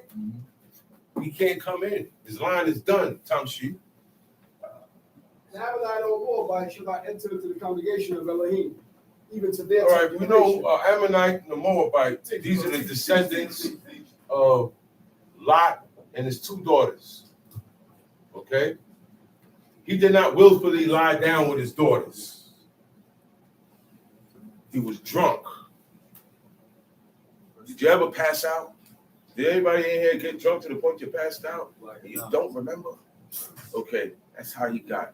His daughters thought the whole world was dead because Sodom and Gomorrah, they just witnessed Sodom and Gomorrah, Admah and Zebon, 4 cities all together. Okay? And they were being, but everybody popularizes Sodom and Gomorrah because of Sodom. Everybody loves Sodom. That's why. The world, But it was 4 cities: Sodom, Gomorrah, Admah, Zebon. All right, and it's still, those are called the cities of the veil. They were where the Dead Sea is at now. You see the Dead Sea? That was where those cities was at. Okay, Can't swim in that. you can't swim in there. Can't swim. Look, it's more salt than water now. That's right. It's more salt than water there. We just float. Yeah, God did that.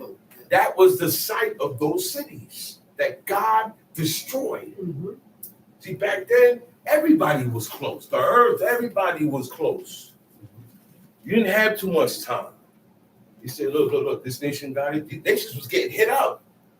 Oh, yeah, you guys, prophecy. Bam, bam, bam, I'm going to get you too because of what you did. Boom, boom, boom, boom, boom, boom. Yeah. There's nowhere safe. So an Ammonite and a Moabite, they came from Lot. Right? These are the descendants. He said they can't enter into the congregation of the Lord. Why? Because they are bastards. That whole nation is a bastard nation. That's why they did not like Israelites. I was like, yo, man, why are these people was coming at us like that? And a lot of them knew God was with us. But it's like every little, oh, yo, they just said, get them. Man, damn. And then I had to go back. Okay, the beginning of these guys, it's not good. The beginning of the Canaanites. Who's Canaan's father? Ham. Who's Ham's father? Noah. Who's the one that Noah cursed grandson? Canaan. Right. Noah cursed Canaan because of what his father did. Ham had 7 sons? Yeah, he had 7 sons. One of them name was Mitzrayim.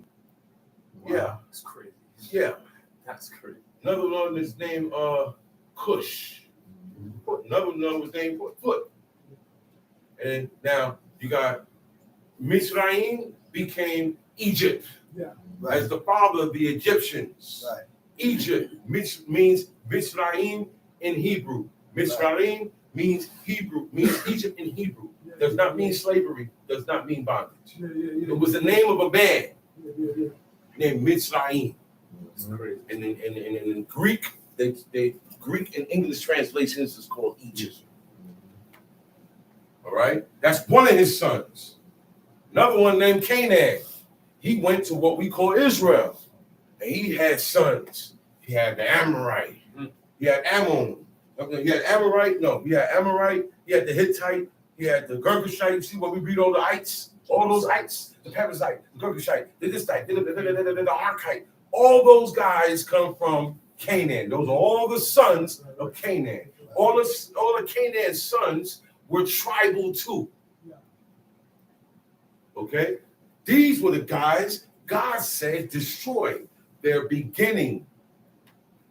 They're bastards. Whole nation of bastards. That's why they ate dead things. That's why they slept with their mother.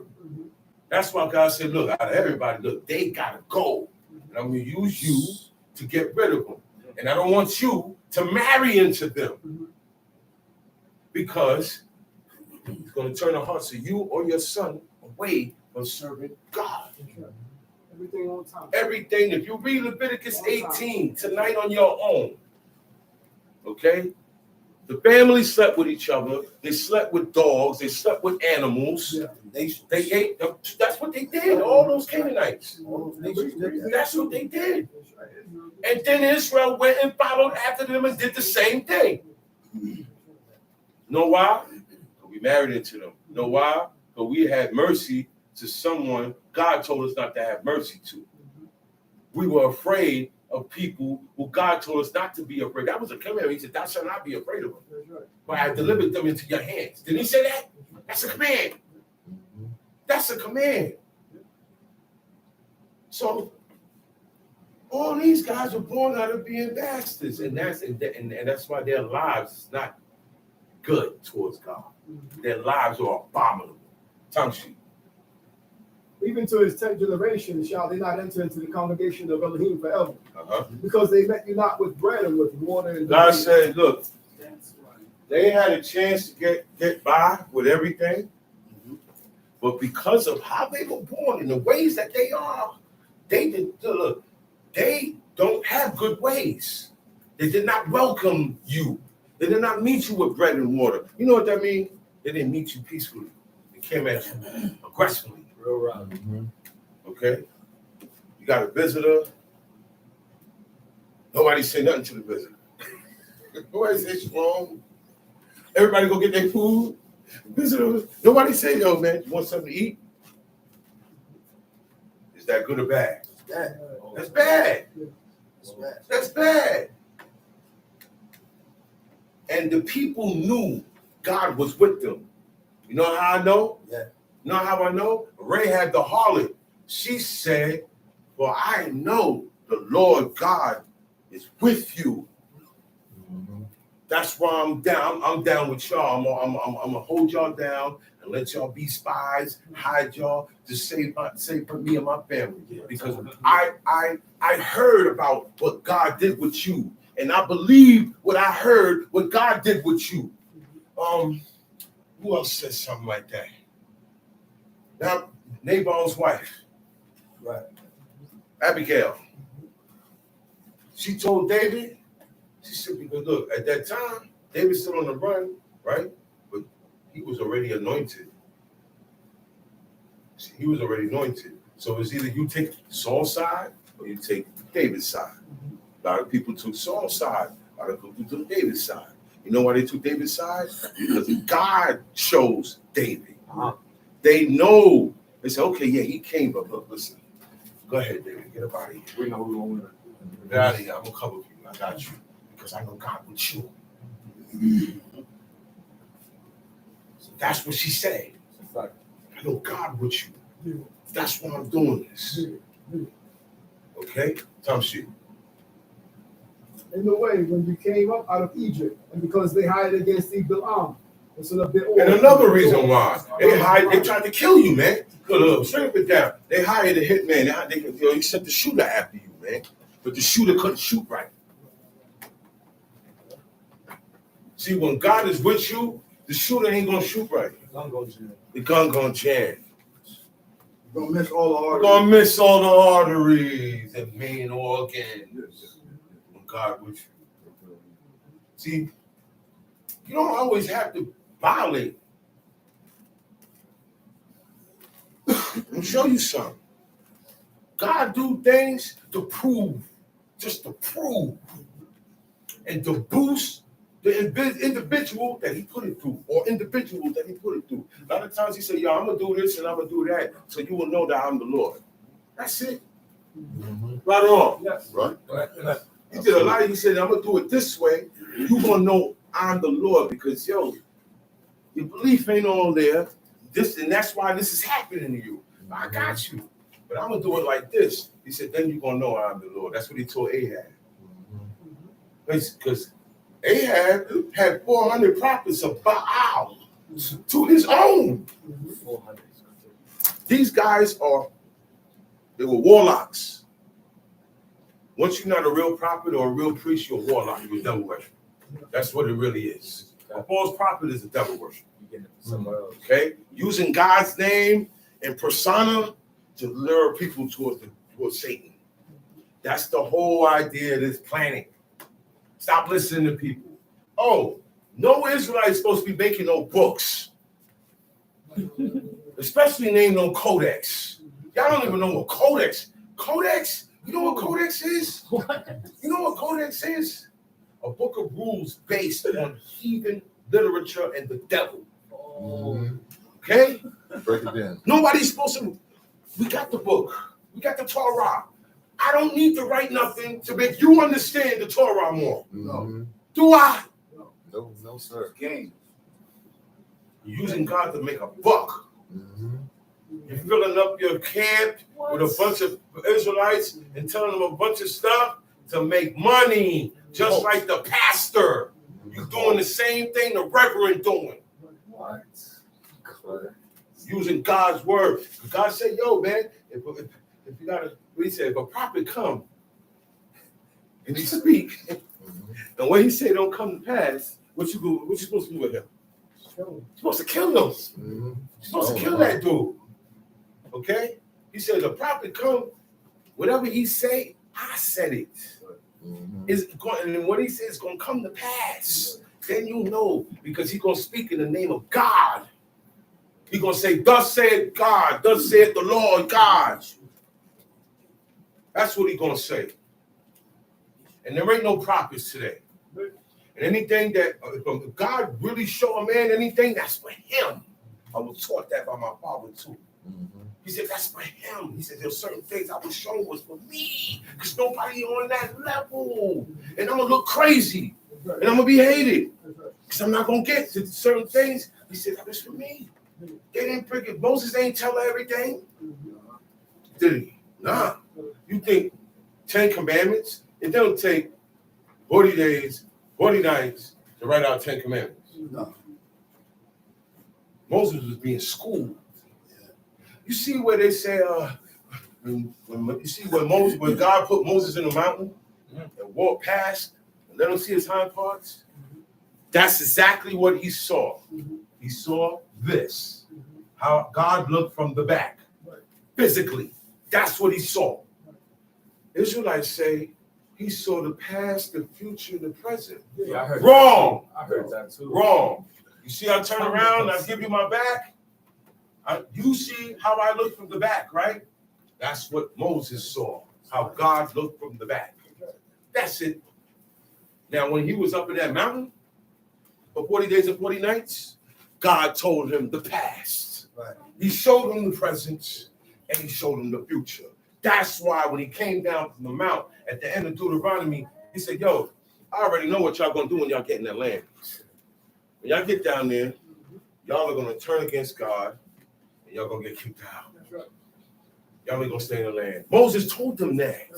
He said, but until then, until then, I'm out of here because of y'all. Y'all got me out of here. I didn't do nothing wrong. I ain't violate God, but I couldn't separate and make God's name holy because I was so upset with y'all. Moses was tight at them because of how they was treating God, not him. Because you know how many times they went against God? God said, yo, y'all tempted me 10 times. Y'all tempted me 10 times, meaning you provoked me. You pushed me 10 times. You know what? When they provoked him those 10 times, each time they tried to kill Moses. They were saying, kill Moses and Aaron. Kill both of them. Another group protested. Who sent y'all the leaders? Let us be there. Oh, yeah. All this was going on. He said, because they not met you not with bread and water, by the way, and because they hired against thee Balaam, the son of Beor, of Pethor, of Mesopotamia, to curse thee. He said, nevertheless, Nevertheless, Israel will not hearken to Balaam, but Israel turned the curse. So Balaam, all right, class. Balaam was a sorcerer. Yeah. All right, devil worshiper. Okay, all in one. He taught the women how to be witches. He taught the men how to be wizards. Okay, he had a college. Okay, Yeah. He did have a You college. know, he had a college. The first college ever mentioned is before the Greeks and the Romans had colleges. College is only a place where you go to learn something. Yeah. And that college, the first college, was the art of divination, witchcraft, and devilism. Okay? All schools, all colleges, all fraternities. It's in there. As you go up in school, you get into them fraternities. All fraternities are Greek fraternities. So Satan Kappa Kappa Babe Boom Boom. And they do the stepping and all that. You can't get into that. You go to college, you think you're just smart, you don't have kids, go on campus. the Satan bracelets. And all of them got bracelets. Satan charm. Look. And they got the mark of the beast on it. And a ring. And it's linked up to masonry. Yeah.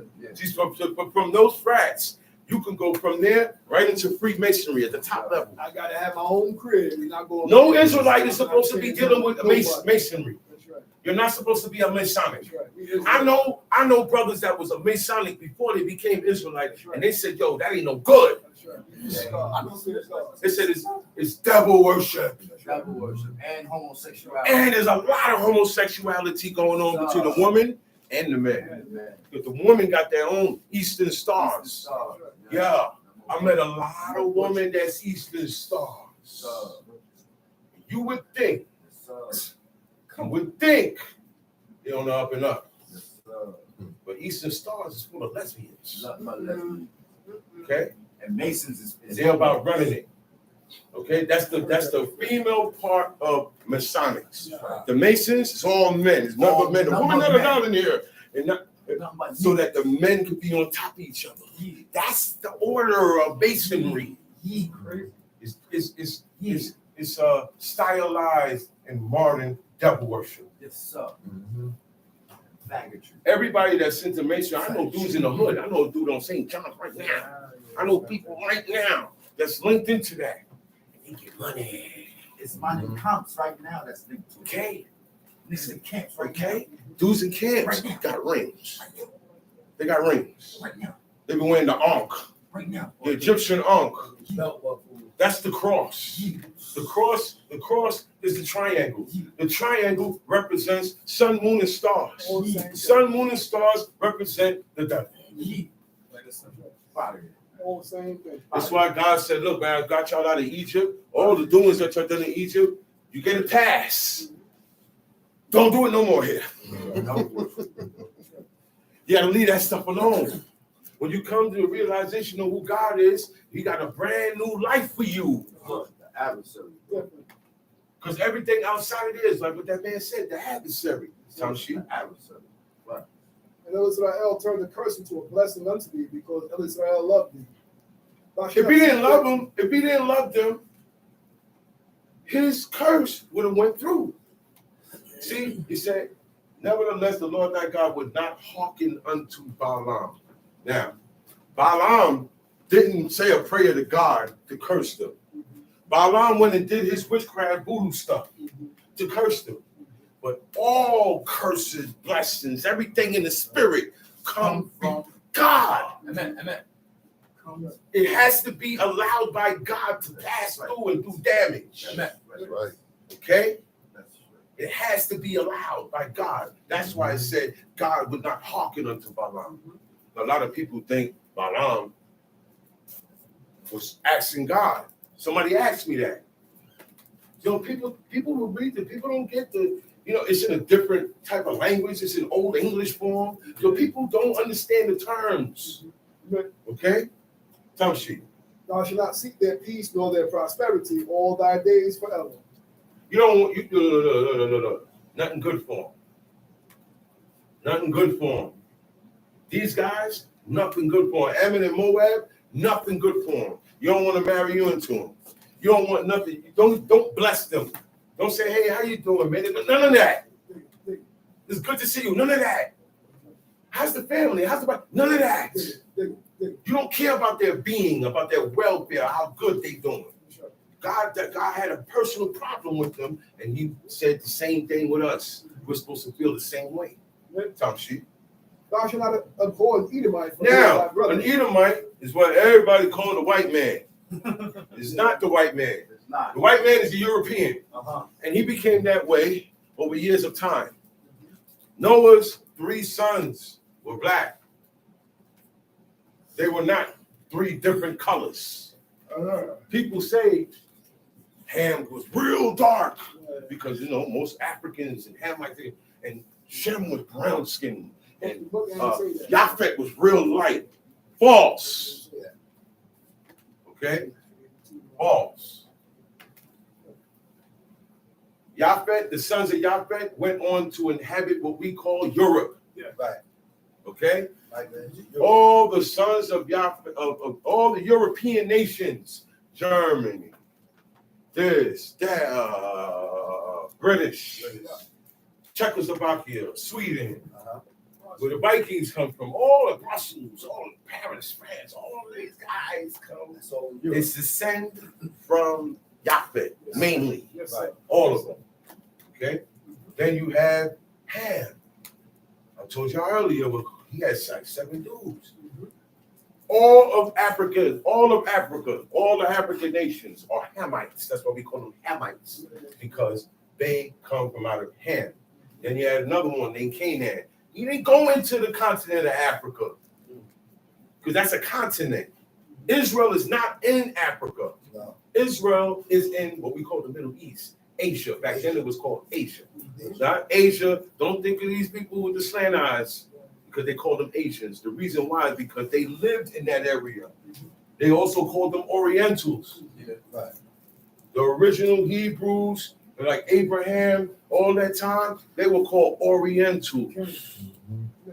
All right? So,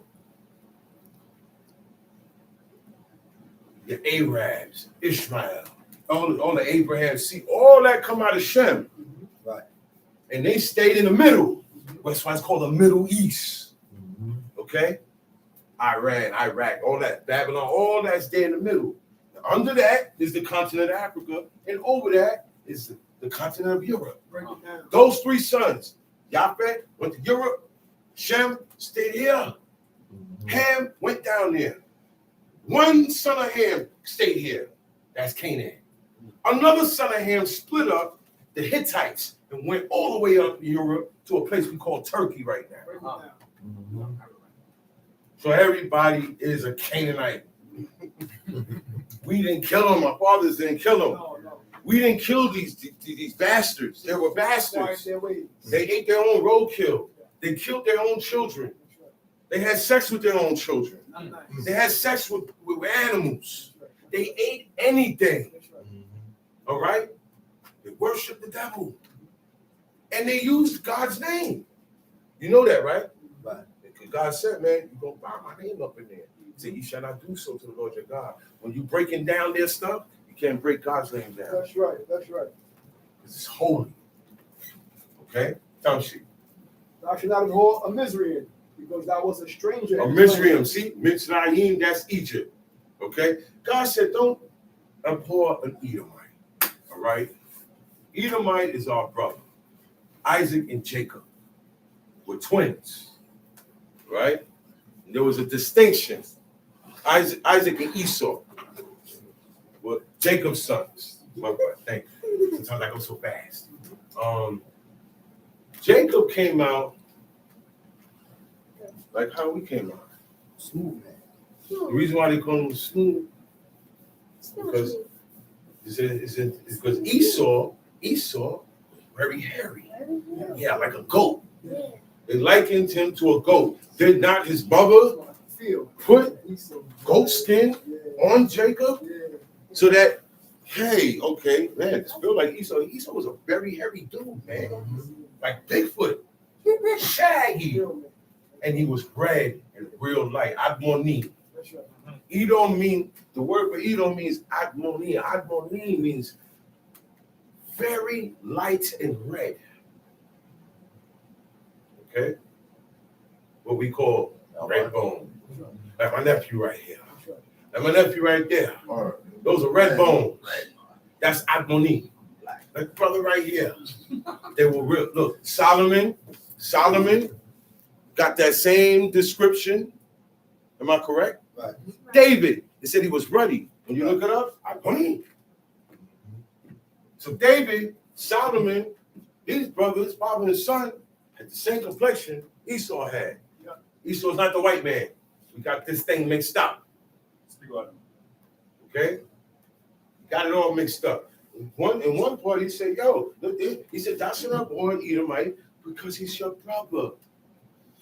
Now, I know that he ain't a nice guy. He don't do some things. Just don't hate him. I can not hate you, but still don't have to deal with you. Right. I can just say, hey, man, it's my brother, man. But, he be wilding. I'm over here with it, though. That's it. You can't get all caught up in it. God don't like when we hate each other. Even when one of us is right or wrong. That's not supposed to go down. We are not supposed to hate each other or cause one, like I cause you to hate me by what I say and do. I can do that. You know that, right? You're my brother. And I can cause you to hate me by my actions and treatment. Right or wrong? Right. So he said, look, man, you guys, you can't hate Esau. See, this is the thing, man. And it wasn't even about racism. It wasn't even about skin color back then. He was telling them, look, don't hate the Egyptians. Look, naturally, you're going to hate the Egyptians because of what they did to you. Right or wrong? Right. You're naturally going to do that. That's why God came and said that. Don't do that because what? You was a stranger in his house. What stops you from hating Egypt? Because you lived in his house. Right. He fed you. He did. He said, remember when we sat by the flesh pot, they were having a good time there. That was a good memory for them. He said we sat by the flesh pots. They ate cucumbers. We ain't got nothing over here. We ain't picking. Ain't got nothing happening here. I'd rather go back. Okay, so that's why he said, look, listen, you can't hate them. Look, we were slaves, and they did this to us, and this injustice, and civil rights, black power, all that. Black power. Yeah. He said, well, he is thy brother. Thou shalt not abhor an Egyptian because you was a stranger in his land. That's your brother. So you got to deal with that. You know what I'm saying? That's your blood. That's your brother. You can't hate him. He can't hate you either. Y'all, even though y'all do hateful stuff to each other, y'all got to stop. Now, this guy here, the Egyptian, you can't hate him because he fed you. Listen, leave this dude alone. Let him accept because he housed me when I was a fugitive. Anybody in here ever been on a run? You got dudes in the street and you got police looking for you? You know what that feel like? You know what it feel like. And when a person that's not your mother and father and not your woman open their door for you, a stranger, God made them do that. I get that a pass. Certain dudes, I tell them, no, leave me alone, man. You don't even know what this guy did for me. You don't know what this lady is. A lady I got to show y'all. Man, listen. She ain't had to answer the door. I got out the raid. Everybody, all of them still stuck. God got me out the raid because everybody was in there. And I'm like, no, they're about to come in. I'm out. I walked out the apartment. Police did not see me. God did that. I didn't know where to go. I picked somebody's door. Because by the time they come in the building, I can't be in the hallway upstairs. You know that. I'm not going to do it. Who that? Miss Piper, would you let me in? She opened the door. She said, you know what's going on? I said, let me in. God used her to save me. So certain that situation, you get a pass. Your kids get a pass. You got to recognize, man. It's times when people say some of my brothers, yo, all the people that ever looked out for my brothers, they my brothers. They my peoples. If you looked out for my brothers, I look out for you. And I'm never going to run down on you. I mean, I like you. Let's keep it a buck. I mean, I like to do. But because you rock with my brother, you did this, you did that. Nah, you good. I'm gonna smash that. Yeah, Tell you about yourself and smash. yeah, yeah. Leave that alone. Strength of my brother. Yeah, man. Because this is all we got. You feel me? Yeah. Then you're not gonna be friends with me and you got a problem with my brother. You can't say, no, you got a problem with my brother. Don't say hi to me. Don't say what's up to me. Don't say nothing. No. Don't say nothing to me. Say it again. Don't say nothing to me. Again. If you don't like, I don't like my life. Don't say hi to me no more. I'm gonna put my life in jail. What? Don't say hi to me no more. Don't say nothing to me. My sisters is even worse. Don't touch my sisters. Don't touch my sisters. It's worse. Me and this man nearly killed somebody in high school with our bare hands. Don't mess with one of my sisters. Yo. Listen, we go all out for each other here. Yeah, and you gotta make them respect it. The heathen only respect violence. Sometimes it is needed. Okay? There is times that I don't use it all the time. But there's times you're gonna see me get busy. You're gonna see me put in work because this is the time. Because that's what they understand. You know, our forefathers is run down on heathens, take their stuff, and kill them. And it ain't no murder. And it ain't robbing or stealing. But we look, that's all we do. We don't take their women and rape them. No. Huh? It's a big difference. We didn't take their woman and rape them. They raped our woman. That's what they did. Anybody else will go. Okay? And the only time we did a total wipeout was when God said do a total wipeout. Okay? He said, yo, this city here, total wipeout. This city here, we kill the man, subdue the rest, they become our servants. All the righteous people that's coming back with their servants too. A lot of these servants was loyal. Ebed-Melech, Ethiopian, he was loyal. He was castrated. He didn't have his genitals. But guess what? He looked out for Jeremiah. When all the Israelites that's supposed to be right did Jeremiah wrong, he looked out for Jeremiah. He's the one that wrote down and got him out. And Ebed-Melech also observed the Shabbat. Yeah, an Ethiopian. Guy's Chinese and he want to serve God, gotta leave him alone. Serve God. God brought him here. Who are you? You on your way out. You ain't here. Okay? Don't do that. Nah, facts. That's real. Yeah, don't do that. Let the person serve God. You're not doing it. You're not helping. Don't get in the way. God don't like that, man. God, he makes somebody, I'm going to bring them over here, and then you mistreat them and shoot them away. And they ain't violate none of these commandments. Yo, he going to get you, man. He going to make sure your kids don't come here and do this. And when you come, man, it's because you forget your sins. You forget what you did over here. You get when you did this, you did a block. Time sheet. Because I was a stranger in this land, the children that are begotten of them shall enter into the congregation of hell in their third generation. When thou goest out to encamp against thy enemies, then keep thee from every evil thing. See, they're good in their third generation. The Edomite and the Egyptian. He said, you can't hate them. He said, your brother, you stranger in Israel. He said, now they could become, they could serve God in after their third generation. Tom sheet. If there be among you any man that is not clean by reason of uncleanness that chances by night, then shall he go abroad out of the camp. He shall not come within the camp. But it shall be when evening comes on, he shall bathe himself in water. And when the sun is down, he shall come into the camp again. Thou shalt have a place also outside the camp where thou shalt withdraw thyself. Thou shalt have a stay. Hold on. Isaiah 24. Isaiah chapter 24.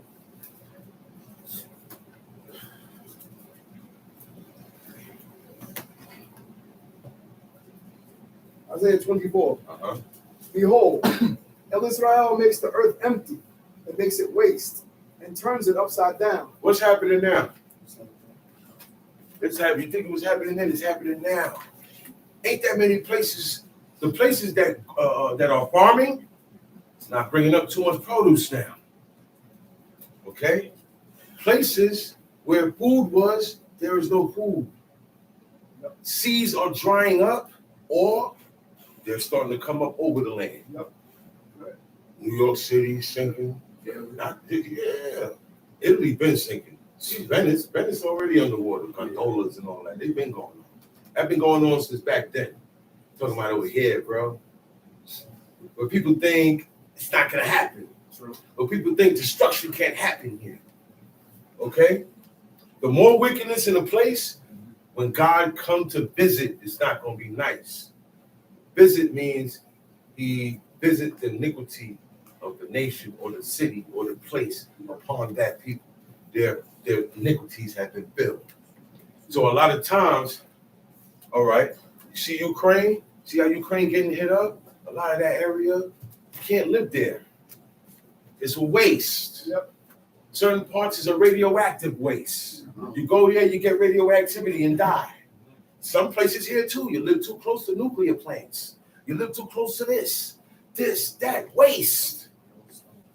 The earth is being turned into an empty ball of dust because of our iniquities, Tamshi.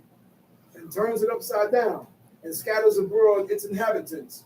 And it shall be as with the people, so with the priests. So he said, and scatter it abroad the inhabitants thereof. Look, Israel was getting scattered, and after all black people got scattered. But we got scattered before that. Okay? It said, now when he scattered them, that means the people, so with the priests, meaning no special treatment because you the priest. The people going in, the priest going in, the servant with his master, right? The maid with her mistress, as with the buyer, the seller, as with the lender, the borrower, everybody. Tamshi. As with the creditor, so with the debtor. And the land shall be utterly empty and utterly spoiled, for Elizrael has spoken this word. The earth mourns and fades away. The world languishes and fades away. That's why they're trying to save the planet. Recycle. Earth Day. This day. Don't do this here. Don't do aerosol spray. They're trying to save this planet. They're trying to find another planet to live on because they know it's saying that this planet has a time schedule. And we know it does. God said it. That's right. They know. Woe to the world and them that have their reign. Our wickedness. That means that there's going to come a day where the whole world gets it one time and everybody in it. It's going down. They know it's coming. Our wickedness. So it started to happen from the time Israel messed up with God. That's right. Y'all get it? From the time God, they messed up with God, and he started drying up. They don't get no rain. Yeah. They don't get this. Yeah. The rest of the world got that too. Yeah. When the first earthquake went down over there, that established earthquakes in the world now. It started from back then. All of what's happening. The weather. No. Most High control the weather. Man messes with it. He tries to mess with it. And by messing with it, that's where you get craziness coming from. But he don't control it. No, you don't control it. No. He want to control it. By doing what he's doing, he's trying to control it. What I call tweak. See, they're tweaking it. But this started from back then. Right. The earth also is defiled under its inhabitants because they have transgressed the Torah. Okay, this is the part here. This is the part here. The earth is defiled. You know what defiled means? The earth is prone to be defiled. It's never going. Everybody in the earth. When we're talking about the earth, we're talking about the people, humans, man. Right? It said. The earth is defiled under the inhabitants thereof. So that means the earth, the ground gets cursed because of who? The animals get cursed because of who? The weather act crazy because of who? Because of who? Now it's so you can't say, oh well, Israel. No. Israel, you in it too because you wanted to be like the rest of the nations. So you're down with the world. So now the world, it said, because they have this is why the earth is defiled. This is why nobody is going to get the opportunity to serve God, okay? But a few. It said because they have transgressed the laws. The laws, what laws? Laws of God. Man goes against the law. Everybody steal. Everybody steal. God said, I should not steal. Everybody still steal. Steal more. Scam more. Cash it, swipe it more. The more you tell you not to do it, you gonna do it. That's why you ain't getting nothing. Because you're defiled. They say what? Because they have transgressed the laws. I hooked up with this girl. I didn't marry her. I had a seed. I had 2 kids with her. Boy and a girl. Okay? I ain't seen them kids. I'm just not me now. No. I'm just showing y'all examples. Yeah. These are the stories and true to life stories that go on out here in the world. Haven't seen my kids for a while. See, I got in contact with them. The boy is a girl, the girl is a boy now. Oh. His daughter is a dude now. She walk like this. And son look just like a chick. Transgress the laws. People accept these things. Oh, you know, it's still my son. It's still my daughter. And that's why this is happening like this. Transgress the laws. Right? What's the next one? Change the ordinance. What order? The ordinance means order up. The order of things. God set the order of everything. What's the 7th day? The Shabbat, right? But now they say it's not the Shabbat. They say it's the first day. God said the last day. They say no, the first day. You're changing the order of things. I was born a man, made myself a woman. I'm changing the order of things. Okay? Change the order. Broken the everlasting covenant. That's on Israel. But God didn't make a covenant with everybody. He only made a covenant with Israel. Made a promise. Made a deal and a promise with Abraham and carried it all the way down through till he got to Israel and brought him in. Now, the story's complete, Israel. I did it. I kept my word that I said to your father Abraham. Because your father Abraham did all my commandments. But because of that, I made him have many nations come out of him. And I made a seed come out of him that's going to be holy to everybody else. A special branch, a special seed, a special vine. Here, these are laws that your father was living. I'm going to give them to you now. That's going to keep you in this land. If you don't do them, you're going to get kicked out. Just like the people that was here before you. That's what it said in Leviticus 18. He said, no, the people on the land did all these abominations. That's why I destroyed them out the land. I used you to destroy them. He said, therefore, don't go in the land and do the same thing they did. Don't go in there and do the same thing they did. So now, today, your everlasting covenant is till the day you die. Serve God until you die. Because the covenant's already before been broken. That God made with these guys. You can't put it back together. You got to make your own covenants with God. Yeah. You got to, because all of this stuff got broken. Everybody's promise with God got broken. It said everything that God said we're going to do. Did they do it? No. Tough shit. Therefore has a curse devoured the earth, and they that dwell therein are found guilty. So a curse has what? Devoured the earth. The whole earth. See the questions that people ask, why this? Why that? Why did God allow? That's why. That's why. So it's got to play out. So in it playing it out, forget about the world now. You're concerned about sinners more than yourself. Yeah. Yeah, we're more concerned and criticize the brother. And look, you ain't right. They're getting what they deserve. Some of those people know they're getting what they deserve.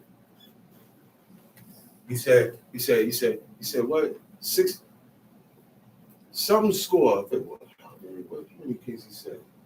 But the man said, cut off so many thumbs, great thumbs, and great toes. 70 kings. Yeah, I was right. He said, yo, they cut off his toes. And you know what he said? He said, well, I can't be mad. He said, because I don't cut off 70 dudes' thumbs and big toes. So what am I being mad about? It's finally being done to me now. I don't got this guy, got this. Boom, boom, now, boom, boom, boom, boom, boom, boom, they got me. You can't be mad. Nah, you can't be mad. And that was a heathen. Yeah. That's the mindset we gotta have, man. Tom shit. Therefore, the inhabitants of the earth are parched, and few men left. The new wine mourns. Sit down, what? Parched. Parched. You know what parched mean, right? Dry. Yeah, my throat is parched. I need something to drink. You dried them out. Tom shit. The new wine mourns, the vine languishes. All the merry-hearted do sigh. The mirth of tambourine ceases. The noise of them that rejoice ends.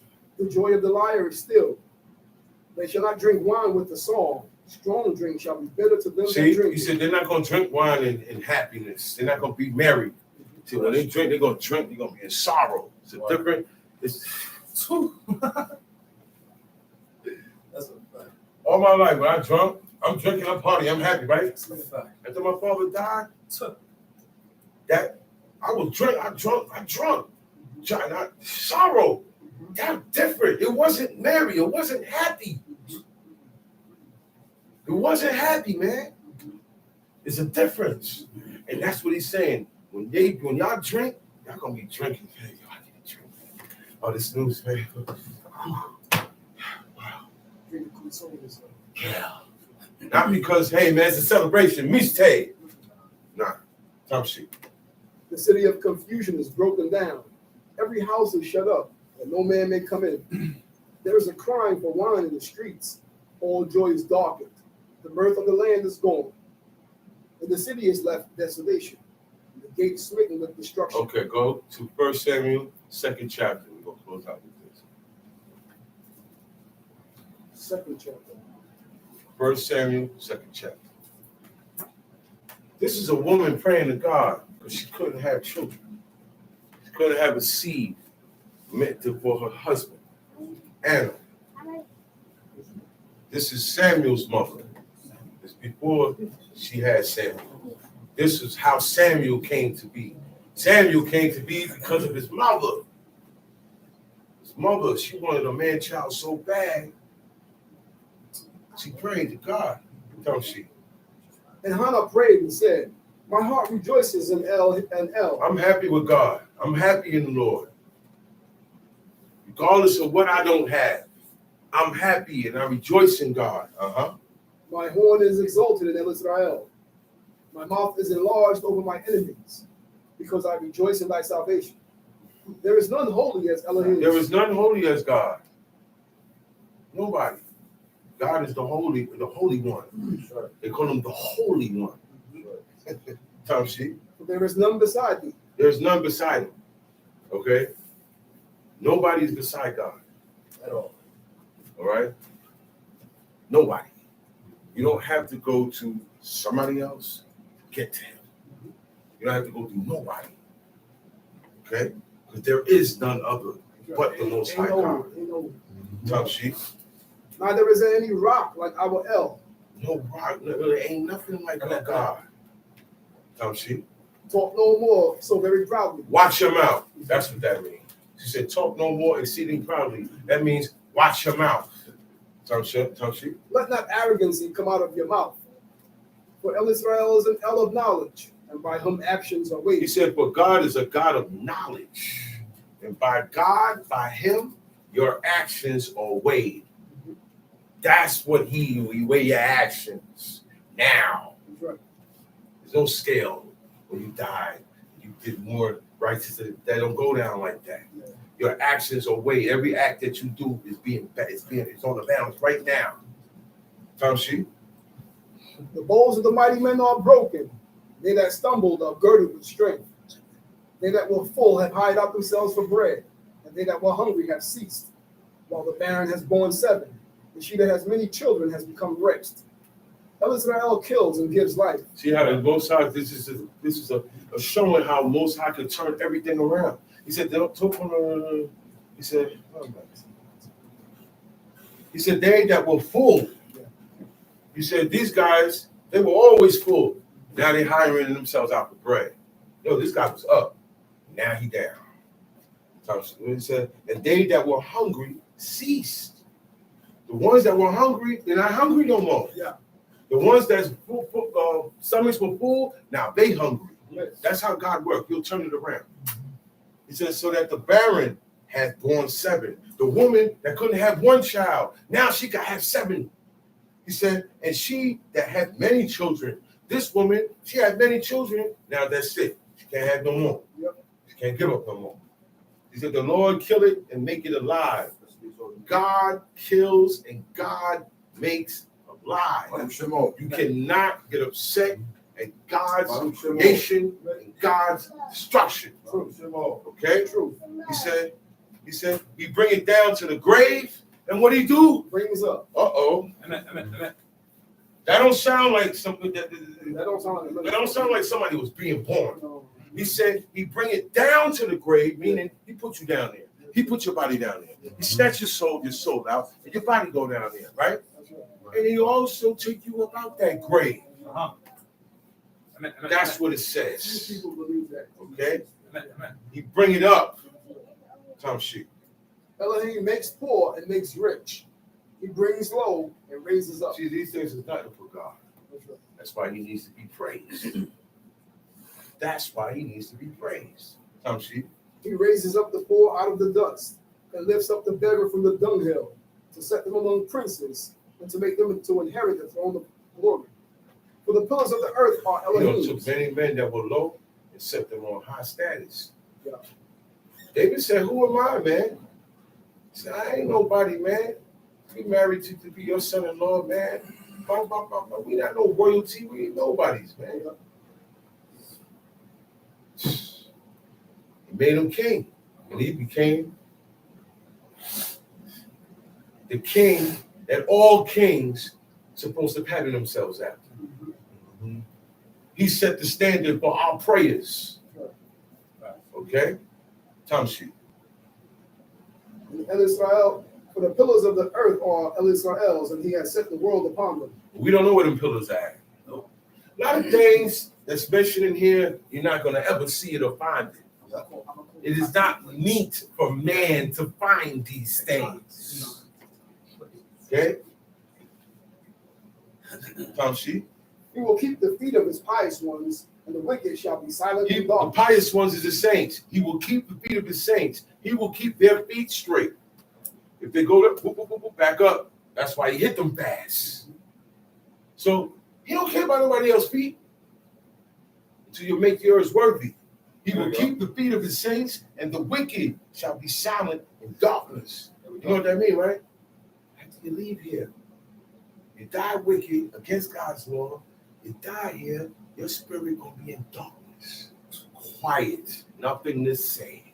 You got nothing to say. You said all you had to say when you was here against God. Tom Sheep. For it is not by strength that man prevails. For it's not by strength that man prevails. No man prevails by muscle. Trust me, God is with him. Amen. God will make a dude with a muscle. You will knock him out with your pinky. That's called deliverance into your hands. Tom Sheep. The adversaries of El Israel shall be broken in pieces. Out of heaven shall he thunder upon them. El Israel shall judge the ends of the earth, and he shall give strength to this his is a king. woman saying this, man. Tom Sheep. And he shall give strength to his king and exalt the horn of his anointed. With that, I hope you got everything that was taught today. Shalom Aleichem. No, Shalom. no.